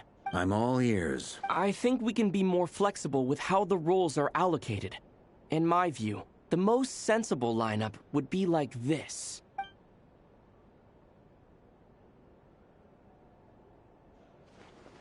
I see your point, yeah. But if that's how we're going to approach this, you'd better make sure you're ready. To be clear, I don't doubt your abilities. Far from it.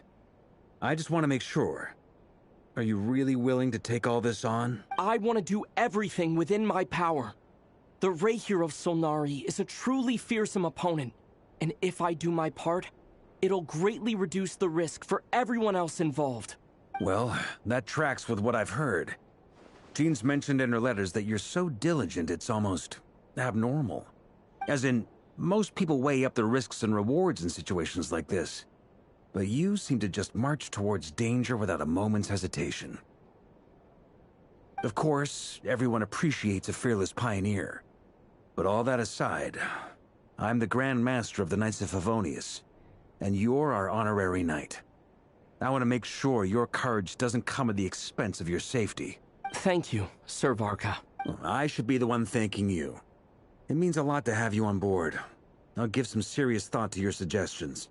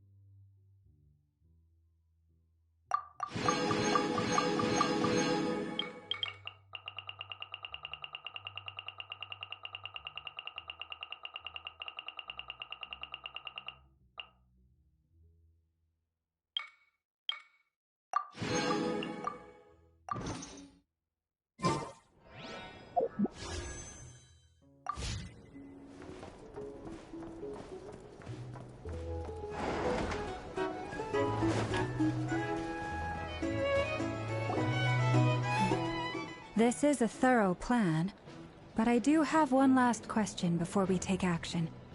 How can we be sure that our enemy won't leave the designated area? Great question. Albedo's been hard at work analyzing Rerir and the Wild Hunt's behavioral patterns. His conclusions are as follows.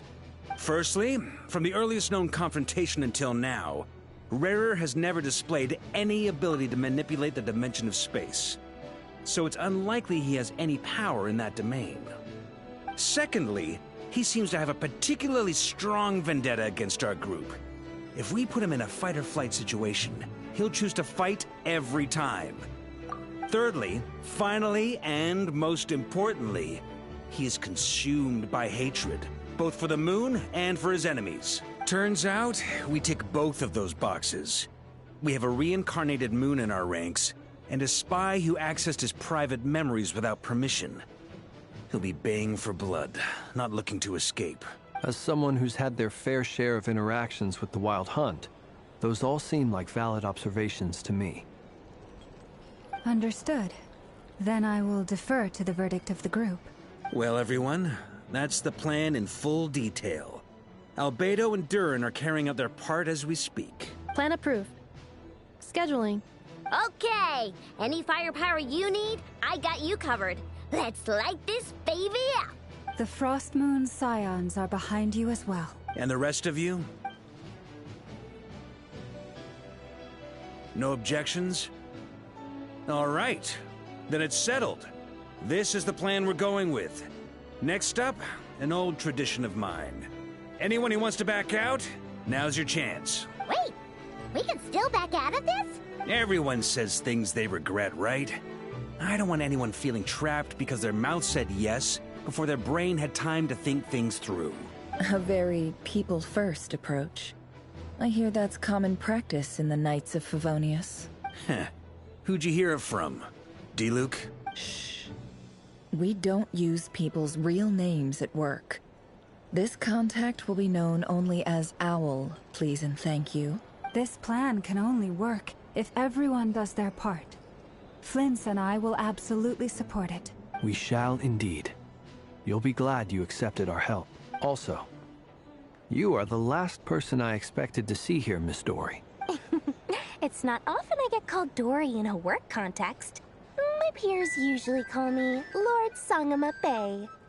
So, the longer your name, the higher your net worth. Is that the idea here?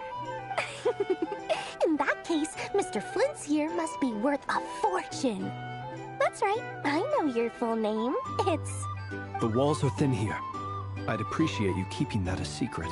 Okay, fine. I'm actually only here as a favor for someone else. Do you have any idea how much it would cost to hire me otherwise? Oh, does this mean someone out there actually has the power to boss Dory around? It most certainly does not. We have a long-standing and mutually beneficial business partnership. She's actually the mom of a friend of yours. Said mom supplied me with a great little trinket, but now that lady's ruined everything. If I don't start building a little goodwill now, my whole business in Notgrite is gonna go down the drain! Okay. So what exactly is so special about this pendant? It's a lucky charm that a great mage made for me. We have a business relationship, and she was worried that something bad might happen to me. So, she wanted me to have something that can store power to protect myself with. I finally got it all fully charged up with Kuvaki, and then never went and used it all up at once! Never lost so big in my life! You're right. It was all my fault. I didn't mean to drain all the Kuvaki in the pendant, but I'll make it up to you. You will? Well, in that case, how about you give me your chess set? And we call it even. I knew you'd say that. Well, it's yours if you want it. In fact, take it now, and I'll even throw in a free Rerir of Solnari. Deal? You're putting me in a difficult position here. It's a very useful thing to have around, but I have a funny feeling it won't be around much longer. I guess we'll see in a couple of days. Looks like bankruptcy for me. Hey, don't be so pessimistic. See this through and you never know. You might find a new business opportunity on the other side.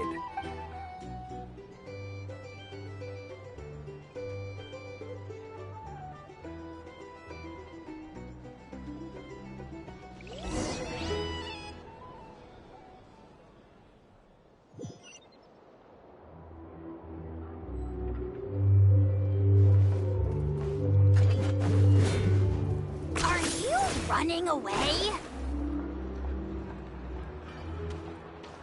Dory! How are things going? Feeling ready? Oh, I was born ready. We only have 2 days. You think Lord Sangama Bay would let an opportunity like this slip by? Don't forget, when something's in high demand, the people with the goods on hand get to charge the highest price of all. Even higher than the sellers taking advance orders. Ta-da! See? It's right here. Ah, it's so pretty. Did you make it?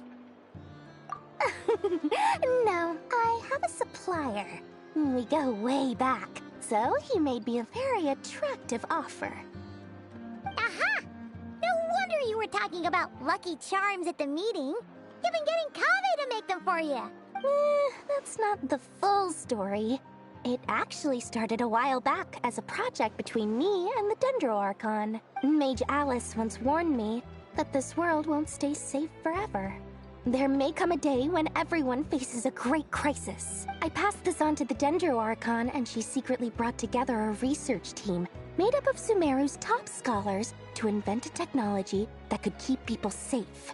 I won't go into the details because it's all very complicated, but if you want to know more, you can ask the Dendro Archon about it sometime. Anyway, point being, it was the Dendro Archon who asked Kaveh to build this little contraption. As one of the top Kashara War talents, he was the obvious choice. Took him long enough. He stressed over it for ages. Must have gone through at least a dozen designs before producing a final product. But that's Kaveh for you. Marak delivered it to me a couple of days ago, along with a letter from Kaveh. Could I ask why I'm sending this technology to you? And what's your proposed use case? Has it been approved by the relevant authorities? So nosy. My fault for sending him the research permit to begin with. Surely Nahida must have told him you were involved in this project. He was probably just nervous because you're always so secretive about your business. Could be, could be. Anyway, I just replied, let's hope there never has to be a use case, because it would involve grave danger. Fair enough. But it sounds like he was just being cautious. He probably felt responsible as the one who made it. Or maybe he was asking as a favor for his housemate. He's done that before. Not sure why, though. His housemate doesn't seem to really care that much about this kind of stuff. Either way, all's well that ends well. I'm just glad to finally have my hands on the product. I wouldn't want to be without it, given the potential dangers that lie ahead. Huh? What does that look mean?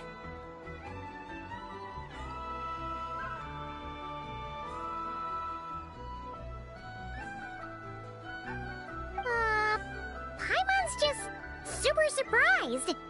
This must be the first time we've ever seen you actually get serious about something.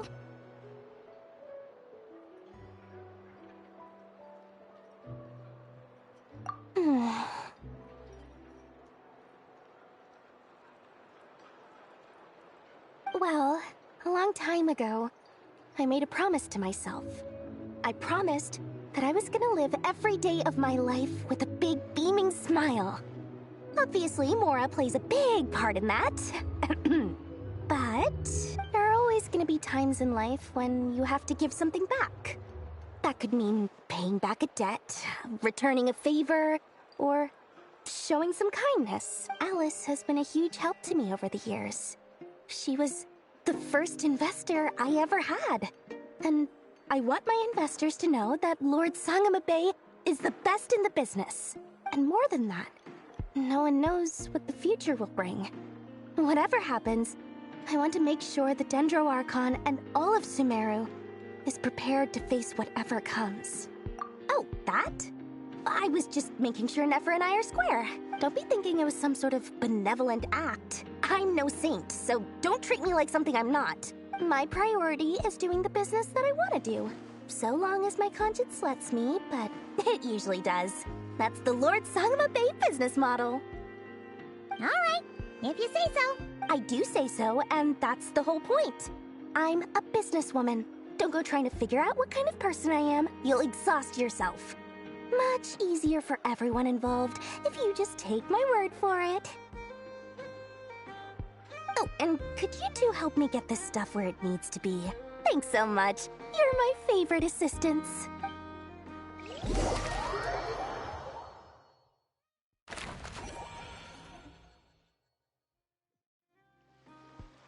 Mind the side effects.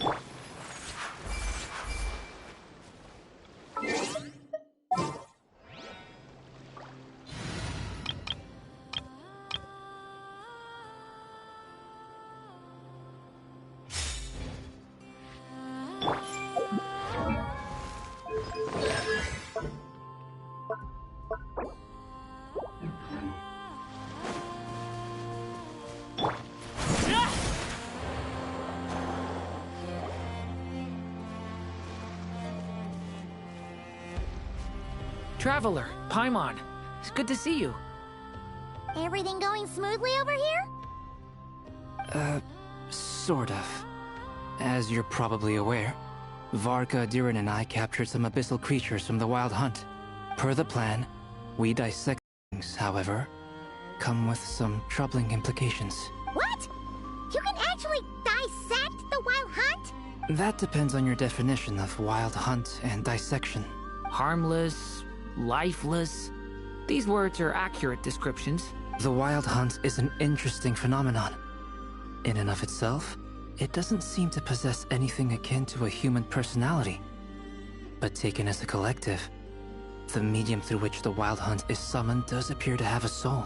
Master griped a lot about the wise Horoptotire, and seemed somewhat fascinated with the foul Certology. But she barely mentioned Rerir at all. I don't think that was because of his lower social standing, though. Anyway, it's a pity. I should like to hear her thoughts on the nature of the lifeform he has become today. It's a strange mix. The furious energy of an abyssal being channeled through a fractured physical existence. A consequence of being torn apart by an unknown power.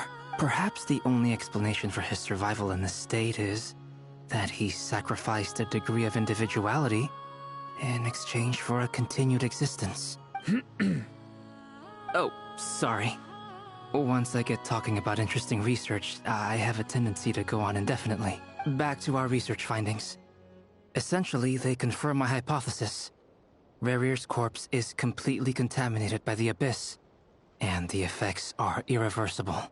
You could think of this as Rerir in mutated form. But in my view, even that would be inaccurate. In reality, his whole being has been consumed by the Abyss. In other words, he is now nothing more than a manifestation of abyssal power. Unfortunately, at present, we have no means of completely eradicating abyssal power. Hence, we cannot fundamentally destroy the Rerir of Solnari either. Oh, that's terrible news! So, that's it? We can't defeat him? Not even if we get the power of the Three Moons? Miss Columbina's situation is a difficult one. She can never achieve wholeness when the world does not accept her presence. It's as if her creator banished her to a place she can never be accepted. It means she spends most of her energy just on her own survival. Given the circumstances, it's only natural to despair. But we must see this plan through to the end. Time to kick off the backup plan. Oh, Paimon almost forgot! This is for you. Dory asked us to bring it. Ah, how wonderful. Well, thank you for making the trip. Durin and I will be heading off shortly. I'm sorry I won't be there to protect you in person this time. Please be careful. All right then. Stay safe.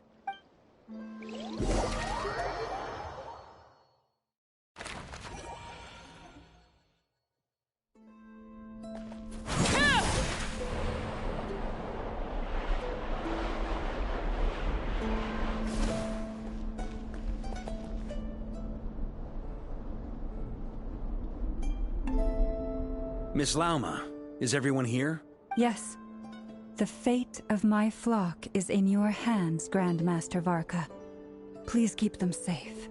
My lady, what are you saying? Within the next 24 hours, we will face the biggest crisis the world has ever seen. This is not a burden that we deserve to bear. But I believe that we reap what we sow in this life. So I intend to act. I must do what I think is right.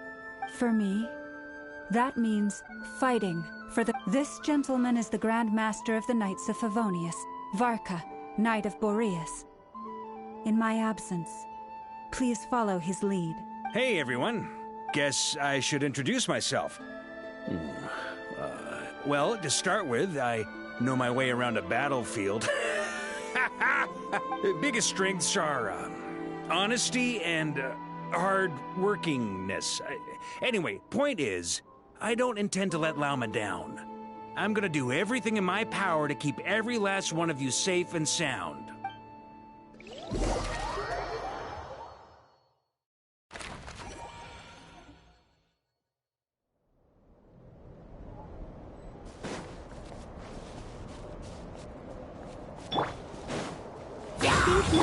Overruled.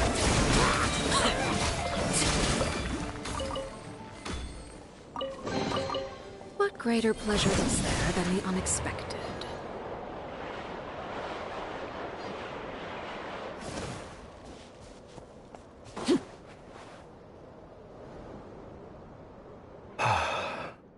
something on your mind? Miss Columbina, was it? I believe that's how the others addressed you. That's right. Names are funny things. Have you always been called Dainsleif? Yes. I take it your own name has a more complicated history. I have a different relationship with names than other people. To be honest, I'm not even sure that Columbina is my name. At least, not in the same way that Dainsleif is yours. But it's what everyone calls me, and I go along with it. A lot of my life has been that way. I get so used to things that I forget to question why they are so. I never used to think much about where names come from, or what they mean to people. Maybe something's wrong with me. You're different from other people. I sensed it the first time we met. You're more perceptive than most. I'm sure your long life and rich range of experience explains that. Do you ever find yourself missing Conria, Mr. Dainsleif?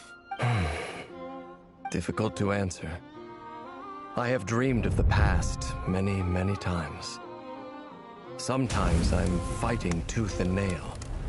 Other times I'm lying on the ground, defeated. I don't recall any happy moments from that time. It has been too long. Is that because hatred survives longer than love and affection?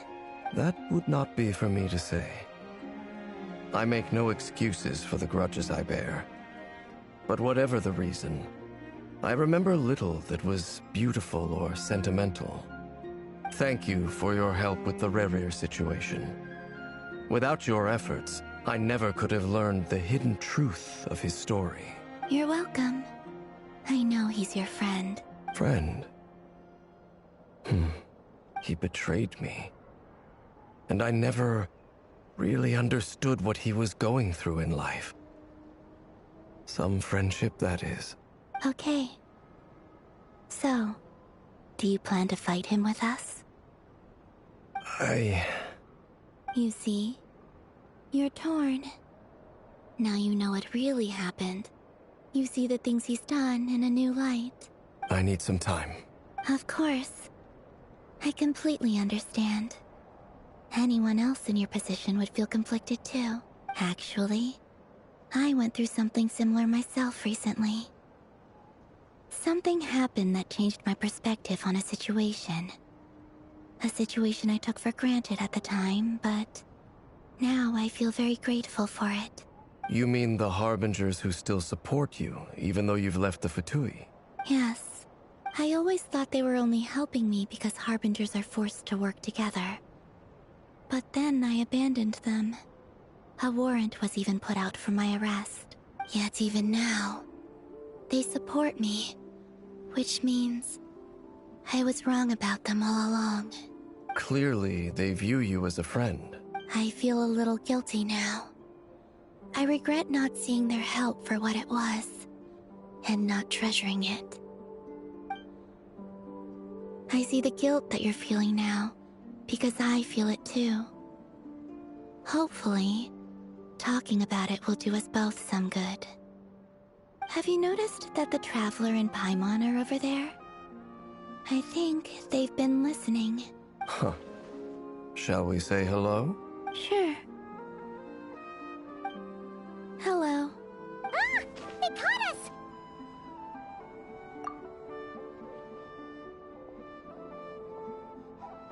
I apologize for making you worry. No doubt you wish to know where I stand on the plan to take down the Rerir of Solnari. I'm afraid I need a little time, but I will seriously consider joining you. You will? Oh, thank you so much! Everyone will be so grateful to hear that! They needn't be. This was something that I was going to have to face up to eventually. That doesn't matter to them. They're grateful to you regardless. You can't control their gratitude, so just accept it. And then, have a think about whether you're willing to join us.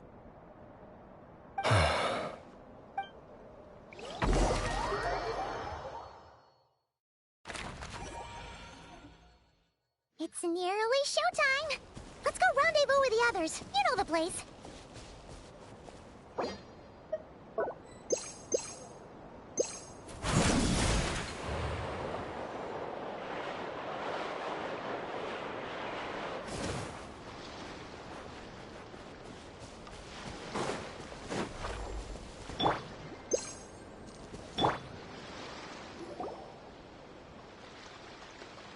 Ah, you're earlier than I expected. Hey, Flint's! Been waiting here long? Not too long.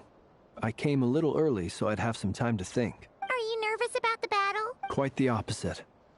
I'm reminiscing on my past battles. When I was awakened by the Ratniki, I had not touched a weapon in many years. I felt like the battlefield was not where I belonged. But after waging war against the Wild Hunt for so long, I came to realize something. A life of absolute peace is simply not a possibility for me. My restless flame indicates that somewhere inside of me, there is a deep yearning to root out the evil in this world. Oh, that doesn't sound like such a bad thing. Well, in the past, when I was a Fae whose primary concern was hibernation, it was hardly ideal. But it certainly serves me well here in the present. And I am delighted to be able to join forces with you in this endeavor. Looks like I'm not the first to arrive. Ah, Miss Lauma. Did you sleep okay last night? I struggled to settle down at first, because of the nerves. But don't worry. I got enough sleep in the end. I'll be just fine. Please, I'm just doing my part. Never! Over here! Aino asked me to relay a message. She said Anefa will be on high alert and keep a close watch over all secondary districts where defense is required, providing support as necessary. Meanwhile, Aino herself will provide range support to us directly, using her latest invention. Excellent. My thanks to all involved. The chess set's looking a little unstable. It won't hold him much longer. We should be prepared to engage at a moment's notice. No sense sitting around waiting. Let's make the first move while we still have the option. I agree. Paimon, find a safe hiding place. Got it! Be careful, Traveler!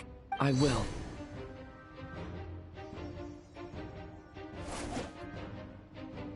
Everyone, take your positions as soon as the battle starts. Every ounce of strength we have in our bones, let us bring to this fight. Ready? Let's go. I've seen all your futile ploys before. You have become the authors of your own demise. I wouldn't be so sure about that. You are merely a moment of sport before I tear down the moon.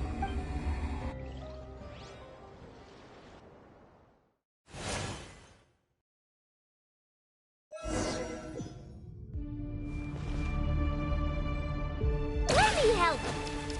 Stay on your toes. Yep, you too.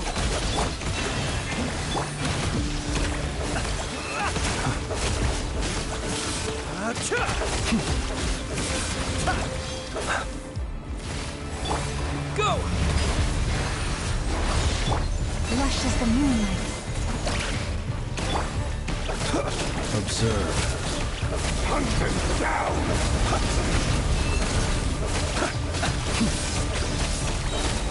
The long sleep beckons.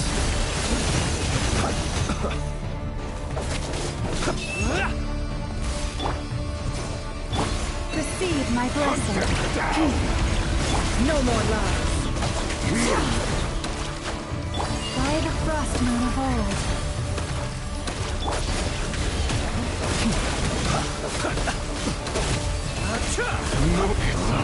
Keep your distance. Steady now. The mystery unravels. It all adds up. Can't hide the truth.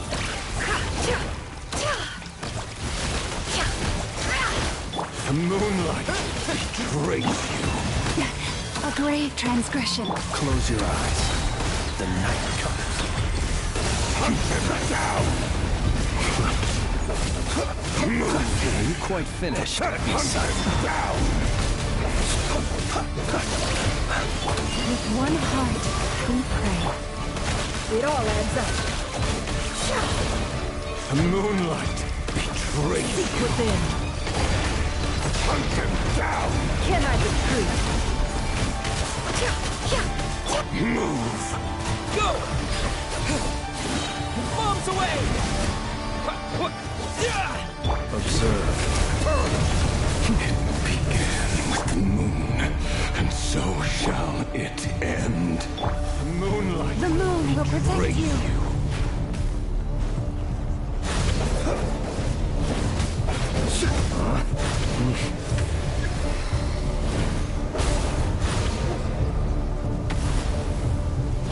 Do you see?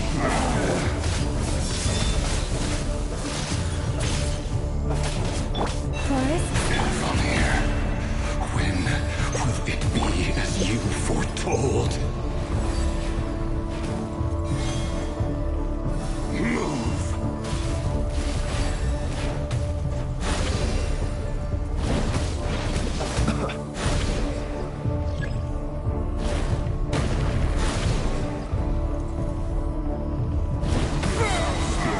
Welcome here.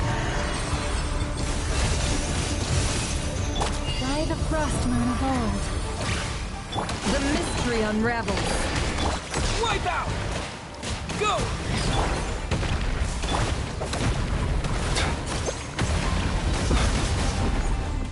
The moonlight.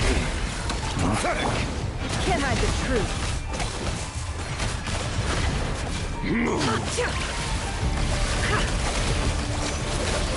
It all adds up. The moonlight silently betrays you. Hunt them down!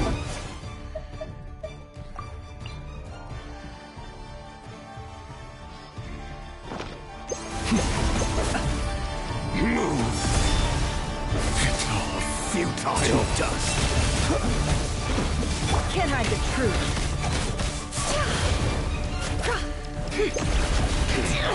Pathetic! No. Absurd. Leave Hunt this them place. down! It's all futile. Go!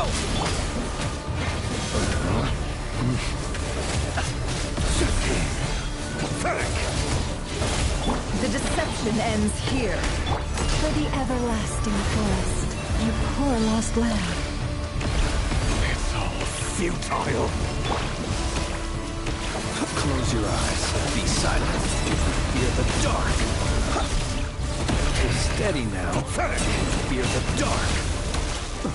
Observe. Move! To dust.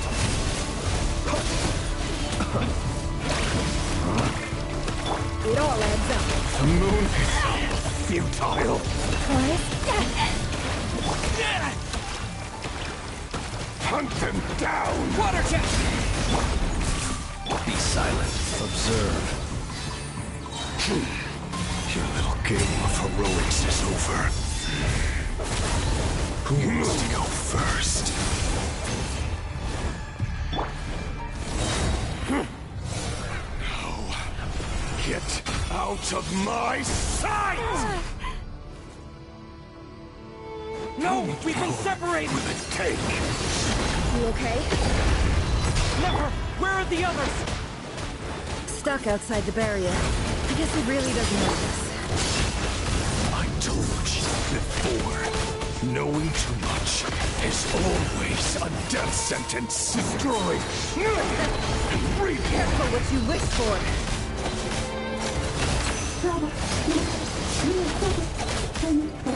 Lama! Can you hear me? Silence! The voices are gone. But at least I know they're still there. I need to focus. Stick to the plan. Remember my most important task. Just keep still. If I can stall him for long enough, the moment will come. It all falls into place. Can I just...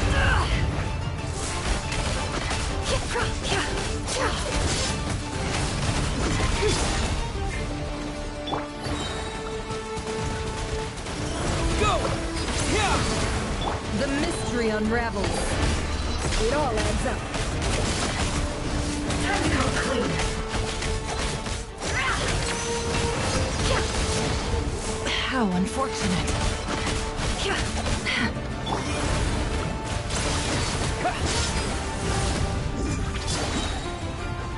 Wipe out! Seek within. No more lies. Time to come clean. You can't hide the truth.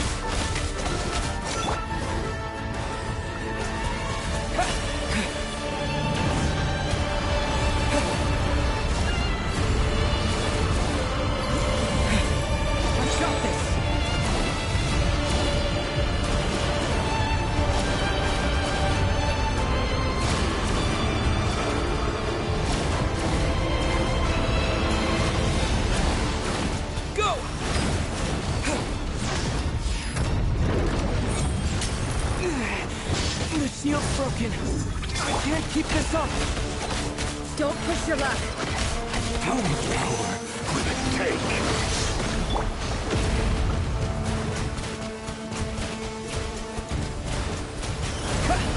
No more luck.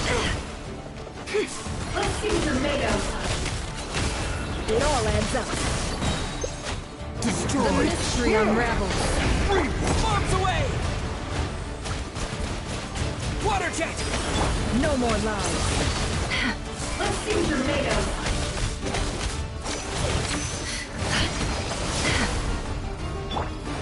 Nowhere to run, nowhere to hide.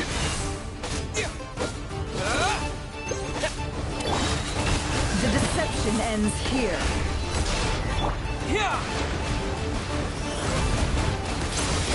It all adds up. No more lies. Let's see what you're made of.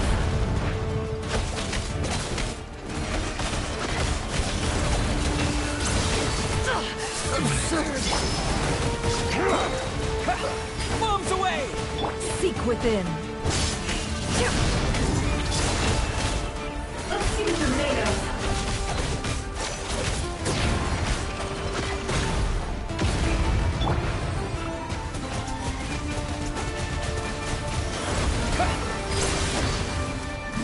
Run, nowhere to It all hide. adds up.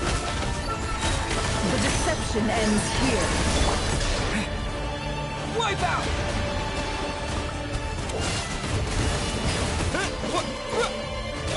No more lies. Can't hide the truth.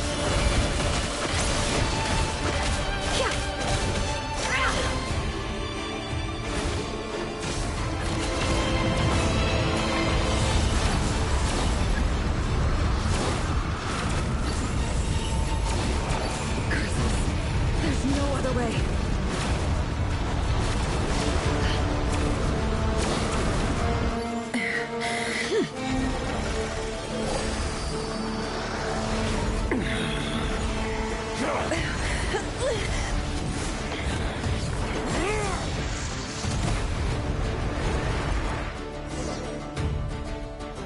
The only way to defeat Rerir is to borrow his own power.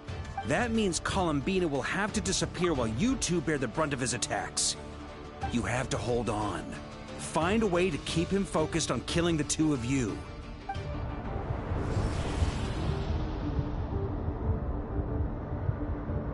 Nefer, your eyes are bleeding. Soon you will be powerless to resist. And then, I will reduce you to dust. But that dust will plague your memories. Come on. Keep holding on. Any other tricks up your sleeve? Let's see them. As entertaining as they are. You've backed yourself into a corner. You don't fool me. I see your fear clear as day. I have to stoke his rage. Make him unleash everything. You fear what you could never defeat. You fear the thought of never being able to save your beloved. You cannot win the fight against fate, Rerir. Is that what you think? Well, now it's your turn to feel afraid! You fear the sound of your own name? Is it us you hate? Or is it what you've become? Let's see what becomes of you!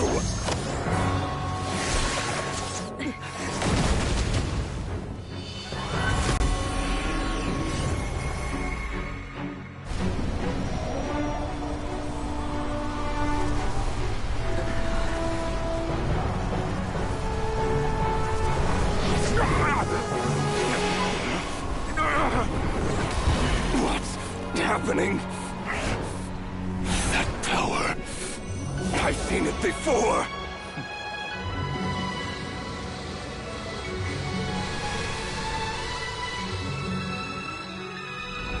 His power is on another level. We'll need to use an alchemical array to convert his power into a usable form. Then quickly channel it into Columbina, rendering her powerful enough to compete with him. I'll join you. I can help. If I release enough abyssal energy into a confined space, it'll create a potential difference, allowing us to extract a huge amount of elemental energy. Next, I'll synchronize with everyone's minds using pyro, then give you temporary access to their abilities and fields of view. But it won't last long. Can you see? Well enough.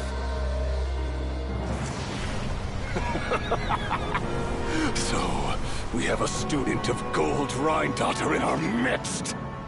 How about that?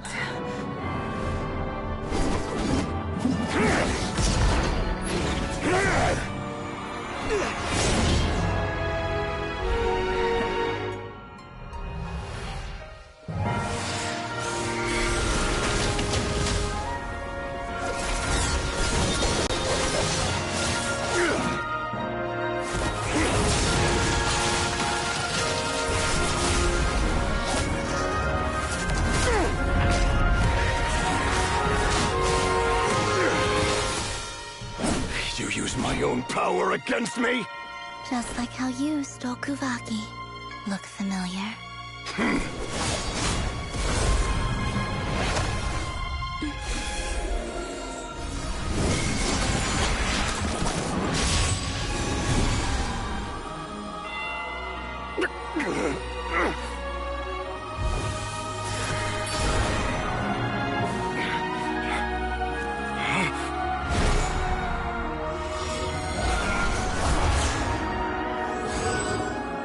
Don't you realize? You don't have the power to hold that gate open. I don't, but someone else does.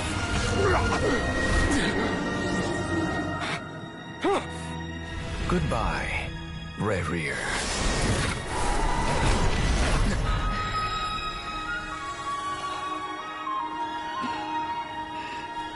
We won.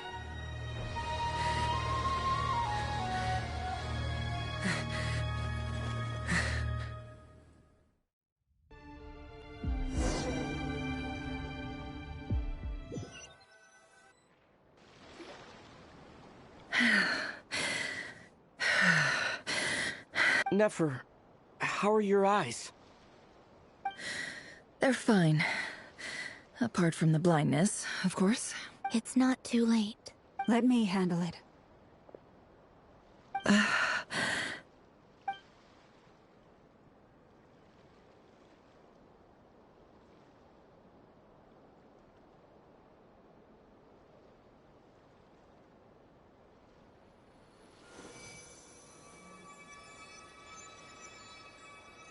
Miss Nefer, it's not like you to lose your composure.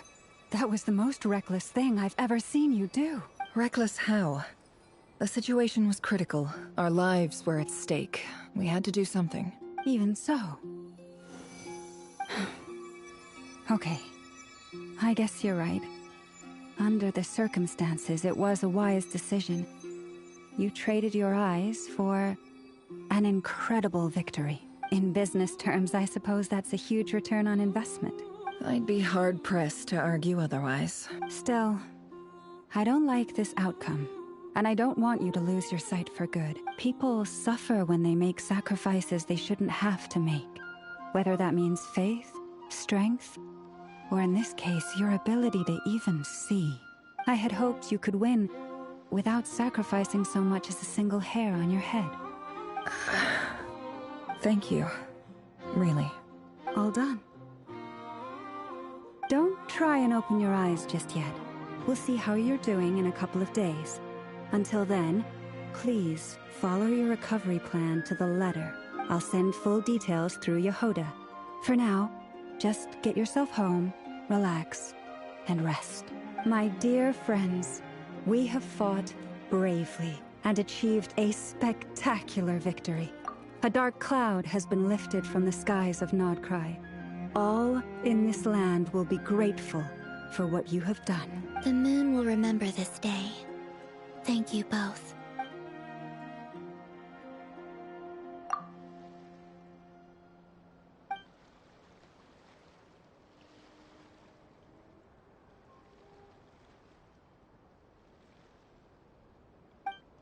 There's something I want to let you know. What is it? When Durin connected everyone's minds so I could access their powers, I also felt everything they felt. And since Nefer's eyes were injured, my eyes are hurting now too. Hold on. Let me try. I only feel the pain. There's no actual damage. I just thought I should tell you. You're right. There's no damage. That's a relief. But I must say, I'm surprised to hear the Kutar share something like this with me. In the past, you never used to open up about yourself. Things are a little different now from how they were. I'm learning to share how I truly feel with my friends. Friends? You have no idea how glad I am to hear that.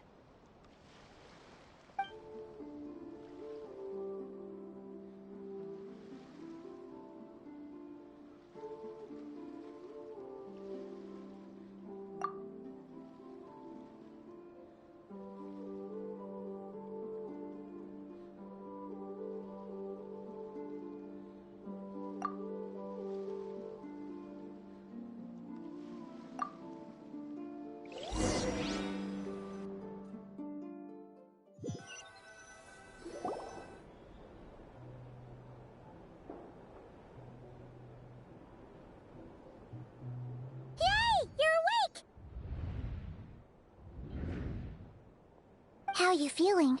Any aches and pains? Did you sleep well? I'm doing all right, Paimon. No need to worry about me. Phew! Well, that's good. Paimon's been sitting on the edge of the bed worrying about you for ages. You slept a whole day and night. Poor Paimon had to eat all by her lonesome. Glad to hear you didn't starve. How was the food? Well, it wasn't the same without you there to share it. Honestly, Paimon just can't relax when you're not your usual self. She couldn't enjoy the food and settle down to sleep. Well, I'm back to normal now. Oh yeah, and Albedo swung by earlier. He said to tell you to head to the tavern when you woke up. Varker and the others are organizing a victory feast and they want to celebrate with you. He also dropped off some medical supplies, but you seem fit as a fiddle, so guess you won't be needing those. If you're feeling up to it, let's head over now. Wouldn't want to keep them waiting.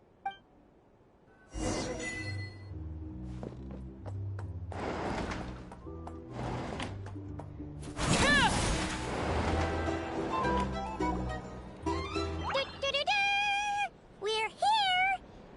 Traveler and Paimon! Perfect timing! We were literally just saying how there's no way we're holding this victory feast without you any longer, and we would have postponed it till tomorrow. How are you feeling today? Much better. Thanks. Don't worry about me. Relieved to hear it. If that changes, just let me know. Happy to check you over at any time. Yep, we're here for you. Anything you need, just let us know. Oh wait, where's Nefer? How are her eyes doing? Nefer's right over there. I'm sure she'd love to catch up with you.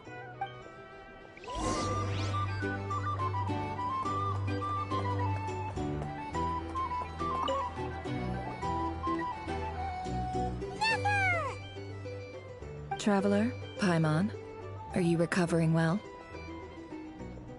Turns out that moon chanter has some real talent after all. My eyes were mostly recovered after just a couple days' rest. I can actually open them again now. Yeah, but you gotta be careful. Lauma says not to strain your eyes while they're still healing. Yes, thank you. I'm well aware. Yehoda, could I borrow you for a moment? I could do with an extra pair of hands. Oh, sure. Coming.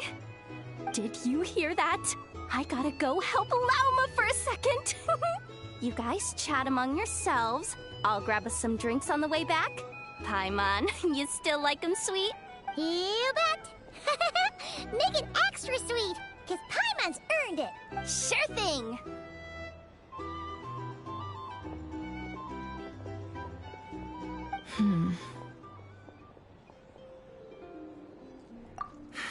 The Rerir of Solnari. Kind of a snake, don't you think? No, definitely a snake. A poisonous one who spewed his venomous hatred everywhere. Anyone who seeks revenge out of hatred for other people has become a snake. That's something my dad used to say. Perhaps. I'm sure it sounds like a very wise and open-hearted perspective to your ears. But me? I think hatred is a perfectly justifiable emotion. What else is left when everything you depended on in life gets stripped away? If you're worried about me, you can nip that in the bud. I'm not someone who gets stuck in the past. It's just... I suddenly feel like I was wrong to call my father a liar. He was just a fool. That's why the Academia turned their back on him, and why the other tribes ganged up on him. Oh, Father.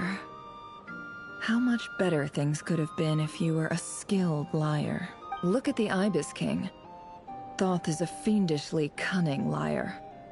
And yet, strangely, he feels more like a father to me than my real dad ever was. He's never brought it up, but I'd bet he feels the same way. Why else would he give me the power to perceive the truth, while at the same time training me in the art of deception? Well, King Deshret banished him to Aru, which is essentially a prison, and posed 3 questions to him. He promised that he'd have his freedom if he could find the answers. His response was to take on a physical form and approach me, hoping that I could become his envoy and search for one of the answers on his behalf. Did he really think I'd fall for that? He's stuck there. He can't make me return what he gave to me. So that's enough for you to decide he's nice, is it? He's a prisoner, and he was scared. So he decided to perform some good deeds to win people's approval. He lives in fear because he's a deceiver. How is Rerir any different? You can't work as a spy your whole life and expect a happy ending. It's preposterous. Yet I can't say I don't understand it. Liars live in the darkness of their own making.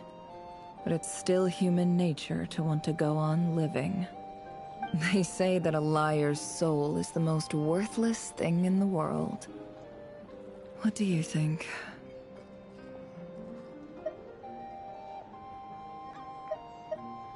Oh, really? Well, it takes a very kind person to find compassion even for liars. If you ask me, the soul of a liar really is worth nothing. Because all they care about is themselves.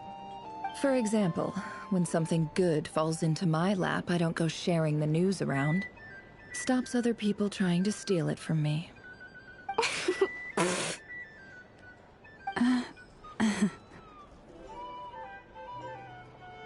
So be it. They have sharp ears. I can't keep anything from them. Oh, is that what it looks like? Well, you all know my past now. And I can't simply eliminate everyone who knows too much. So I guess I just have to put up with you. For the foreseeable future, at least. When you find yourself in a situation you can't control, the safest play is to keep calm and start monitoring everyone involved like a hawk. In the intelligence world, you need to have a sense of perspective, and play your hand accordingly. If you understand what's at stake, please ensure my secret is safe with you. I trust you'll respect my Very good. Oh wait! Now that the panic's over and we've all calmed down, Paimon suddenly remembered something. After all that build-up, our mystery ally never showed up even once!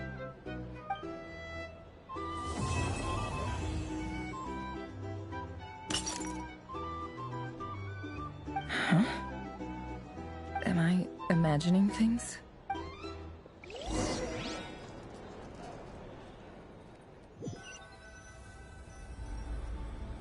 So, that close colleague who stayed behind with you?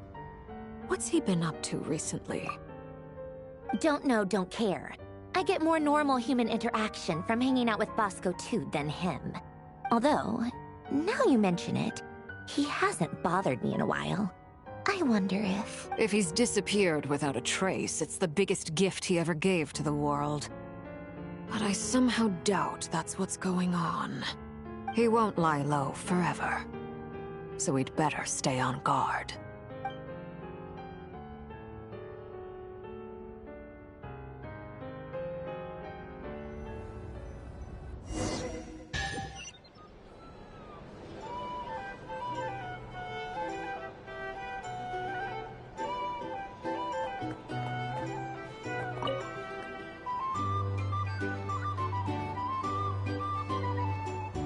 Ah, Lord Sangama Bay. How lovely to see you. I must thank you for the device you provided. It was an enormous help. Would I be right in thinking that it was developed by the Academia? Why come and ask me when you clearly know already? I mostly came to thank you. That's more like it. A little gratitude goes a long way with Lord Sangama Bay. Play your cards right, and you might even stand a chance of becoming my long-term supplier. The chance to work with such a kind and charitable investor as yourself would be a great honor for the Curatorium. Huh? Charitable? Who said anything about charity? First time hearing about it. Let's see. The first plot of land you purchased in Nodcry, your desert interests, and... Stop! What do you think you're doing? Exposing my investment history! It's nothing to hide from. They're all perfectly legitimate investments. And some of the land you purchased was with the intent of building a sanctuary? Yes, I heard about that too. How did you... You're a curious case, Lord Sangama Bay. You don't like people finding out about your good deeds, do you? But I'm afraid no matter how hard you try to keep things under wraps, where there's a will, there's a way. You did it for Sumeru, didn't you? It was empty land that was gonna go to waste otherwise.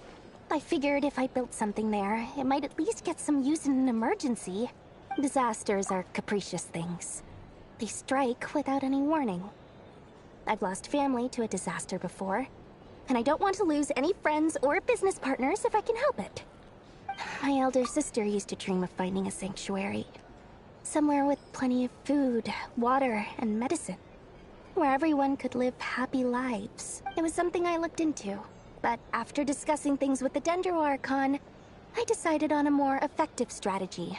The tech people handled the tech, and Moneybags provided the Mora. It just made the most sense. It's a pity that so few people know the truth about you. Everyone says that you view everything in terms of Mora, and all you care about is growing your own wealth. So, what's the problem with that? Everyone wants to be rich. It's human nature. So yes, I love Mora, and it's nothing to be ashamed of. But surely you have dreams of your own beyond just making Mora. You don't get it, do you? My dream is to invest in other people's dreams. And, you know, make a nice little slice for myself along the way. Just thinking about it makes me happy. Thank you. For the device? And the pendant. Oh, that. I was just returning a favor. Don't worry about it. Seems like we've both been away from home for a very long time. Yeah. So long that I barely remember what my family even looked like.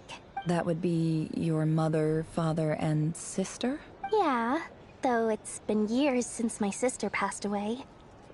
It's not like I want to forget them, obviously, but memory can be even more ruthless than the most calculating business person. Beyond a certain point, if something isn't helping you, it just gets rid of it. My sister can't help me now. Slowly but surely, her face is fading from my mind's eye. It's become a vague impression. Not everything will fade. When loved ones pass away, the beautiful memories are the ones that last the longest. Yeah, that's true. If you ask me, that's the one silver lining in all of it. Well, that, plus, I'm sure that life is much better now than it was back then. Oh, absolutely. I have tons of Mora, a big beautiful house, business is booming, and I'm as happy as can be. You've got a lot going for you too. Boss of the Curatorium of Secrets? I'm sure there's plenty of Mora to be made in that line of work. I appreciate the vote of confidence.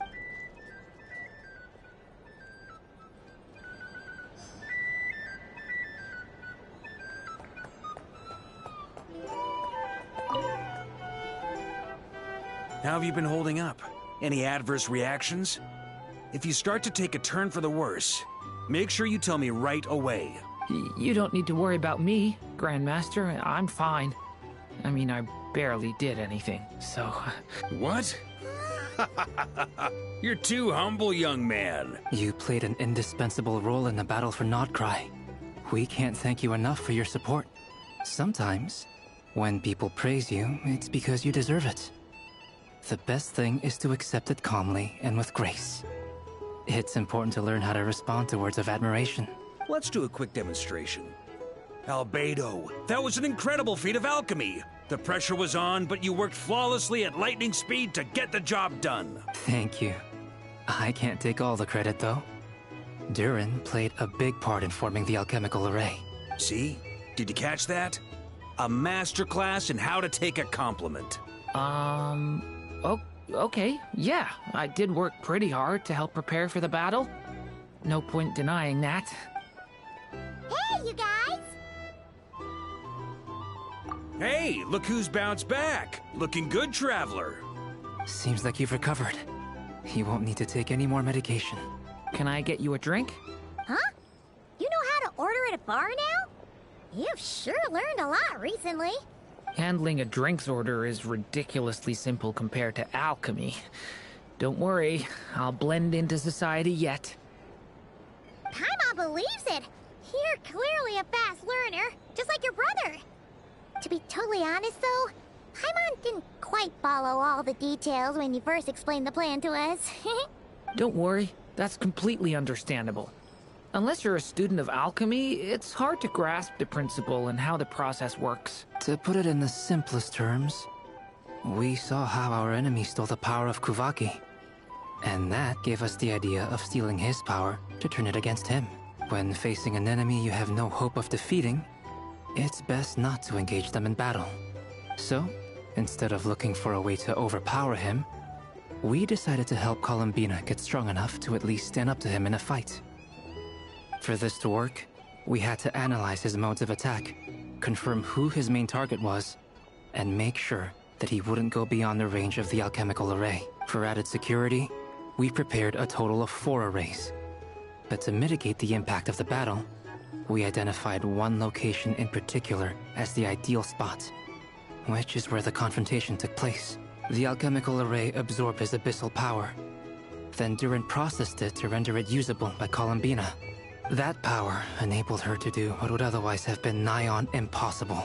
What surprised me was that Dainsleif actually agreed to join us. Given his history with Rerir, he had every right to sit this one out. But we're extremely grateful for the decision he made. It must have been a painful choice to make. But I'm sure that making a decision was far better for him than staying in limbo. Absolutely. He was torn between 2 paths, but in the end, he made his choice and stuck to it resolutely. He doesn't strike me as the sort of person who'd stay trapped in limbo for long. Anyway, however you cut it, everyone gave a stellar performance. And now, it's time to kick back and celebrate.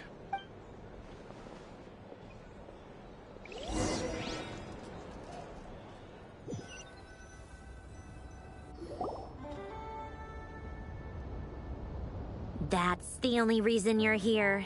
Yes. I've thought a lot about it. And I've realized that you, me, and Arlecchino should be friends. I think this is very important. So I felt I had to come and tell you. Well, this is a new one.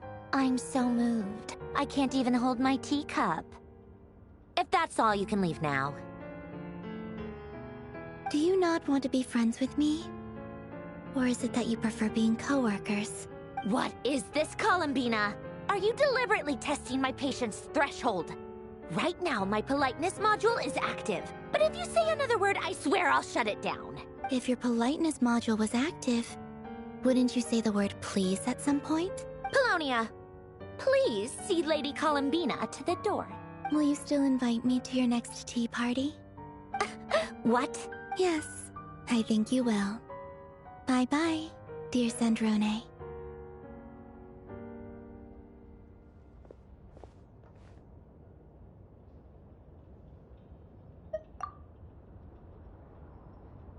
Last time, the Wild Hunt escorted you out.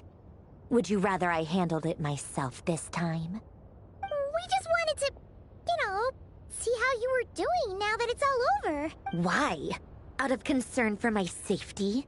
I hope you didn't seriously think that the Rerir of Solnari would be able to lay so much as a finger upon me, given how prepared I was. Mostly because you kind of helped us out, so we just wanted to check you were okay. Looks like all your robots are fixed, huh? Oh, don't you worry about that. Tea time is already a write-off. The visitor before you managed to kill my appetite. If you're in the mood for tea, go ahead and help yourself. Otherwise, it's going to waste. My coasters are still missing in action, though. Use this notebook instead. Whoa! Pretty hefty notebook. Look at all those calculations. You can ignore those. They're just dumb scribblings. I doodle and write in my free time. Sometimes I remember the distant dreamlike past. Sometimes I imagine the far-flung future. And other times, I grit my teeth and note down all the crazy nonsense going on in the present. Some people do the crosswords in the newspaper. This is my equivalent of that. Trying to predict the future is like daydreaming. And writing about the present just makes me furious. The past is my favorite. If nothing else, it's already set in stone, so I don't have to rack my brains trying to figure it all out. Huh. Although, having said that, the only vaguely interesting memory in my past is probably that guy they call Lord Artificer. Who else? Pretty much all the mecha and Fontaine are his personal handiwork. Wait, are you saying you know him? Like, personally? As a friend? I mean, I guess we were friendly enough. Yep. In fact, I'm probably the only normal person left who knew him at all. We used to chat occasionally back when he was still around. Before he passed away, he asked me to destroy all his manuscripts. I honored his request, but I did read through everything first before destroying them. I mean, I couldn't let the genius of Lord Artificer Alain Guillotin disappear like that. Would have been such a waste.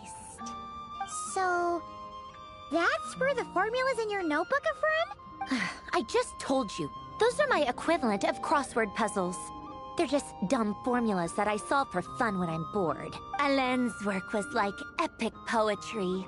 The formulas in my notebook are just silly little riddles in comparison. Not that there's anything bad about them. I mean, at least, solving those riddles isn't going to hurt anyone. Except me, 'cause I lose a few brain cells in the process. Anyway, while we're on the topic, I might as well tell you about what happened to him and his friends. Alain Guillotin had two close buddies, Renee and Jacob. They spent their childhood years together in the Narzissenkreuz Institute. They were all quite competitive, so there was some rivalry between them, but it was a friendly rivalry.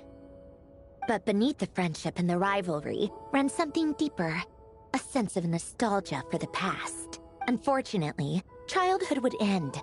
The prophecy would come true, the apocalypse would arrive, and the future would never be. A mad dream that would normally only capture the minds of lunatics begin to take root in their hearts. And if Renee and Alain had been people of lesser wits, That dream would probably have ended up as something for them to joke about in their older years. But alas, they were some of the sharpest minds around.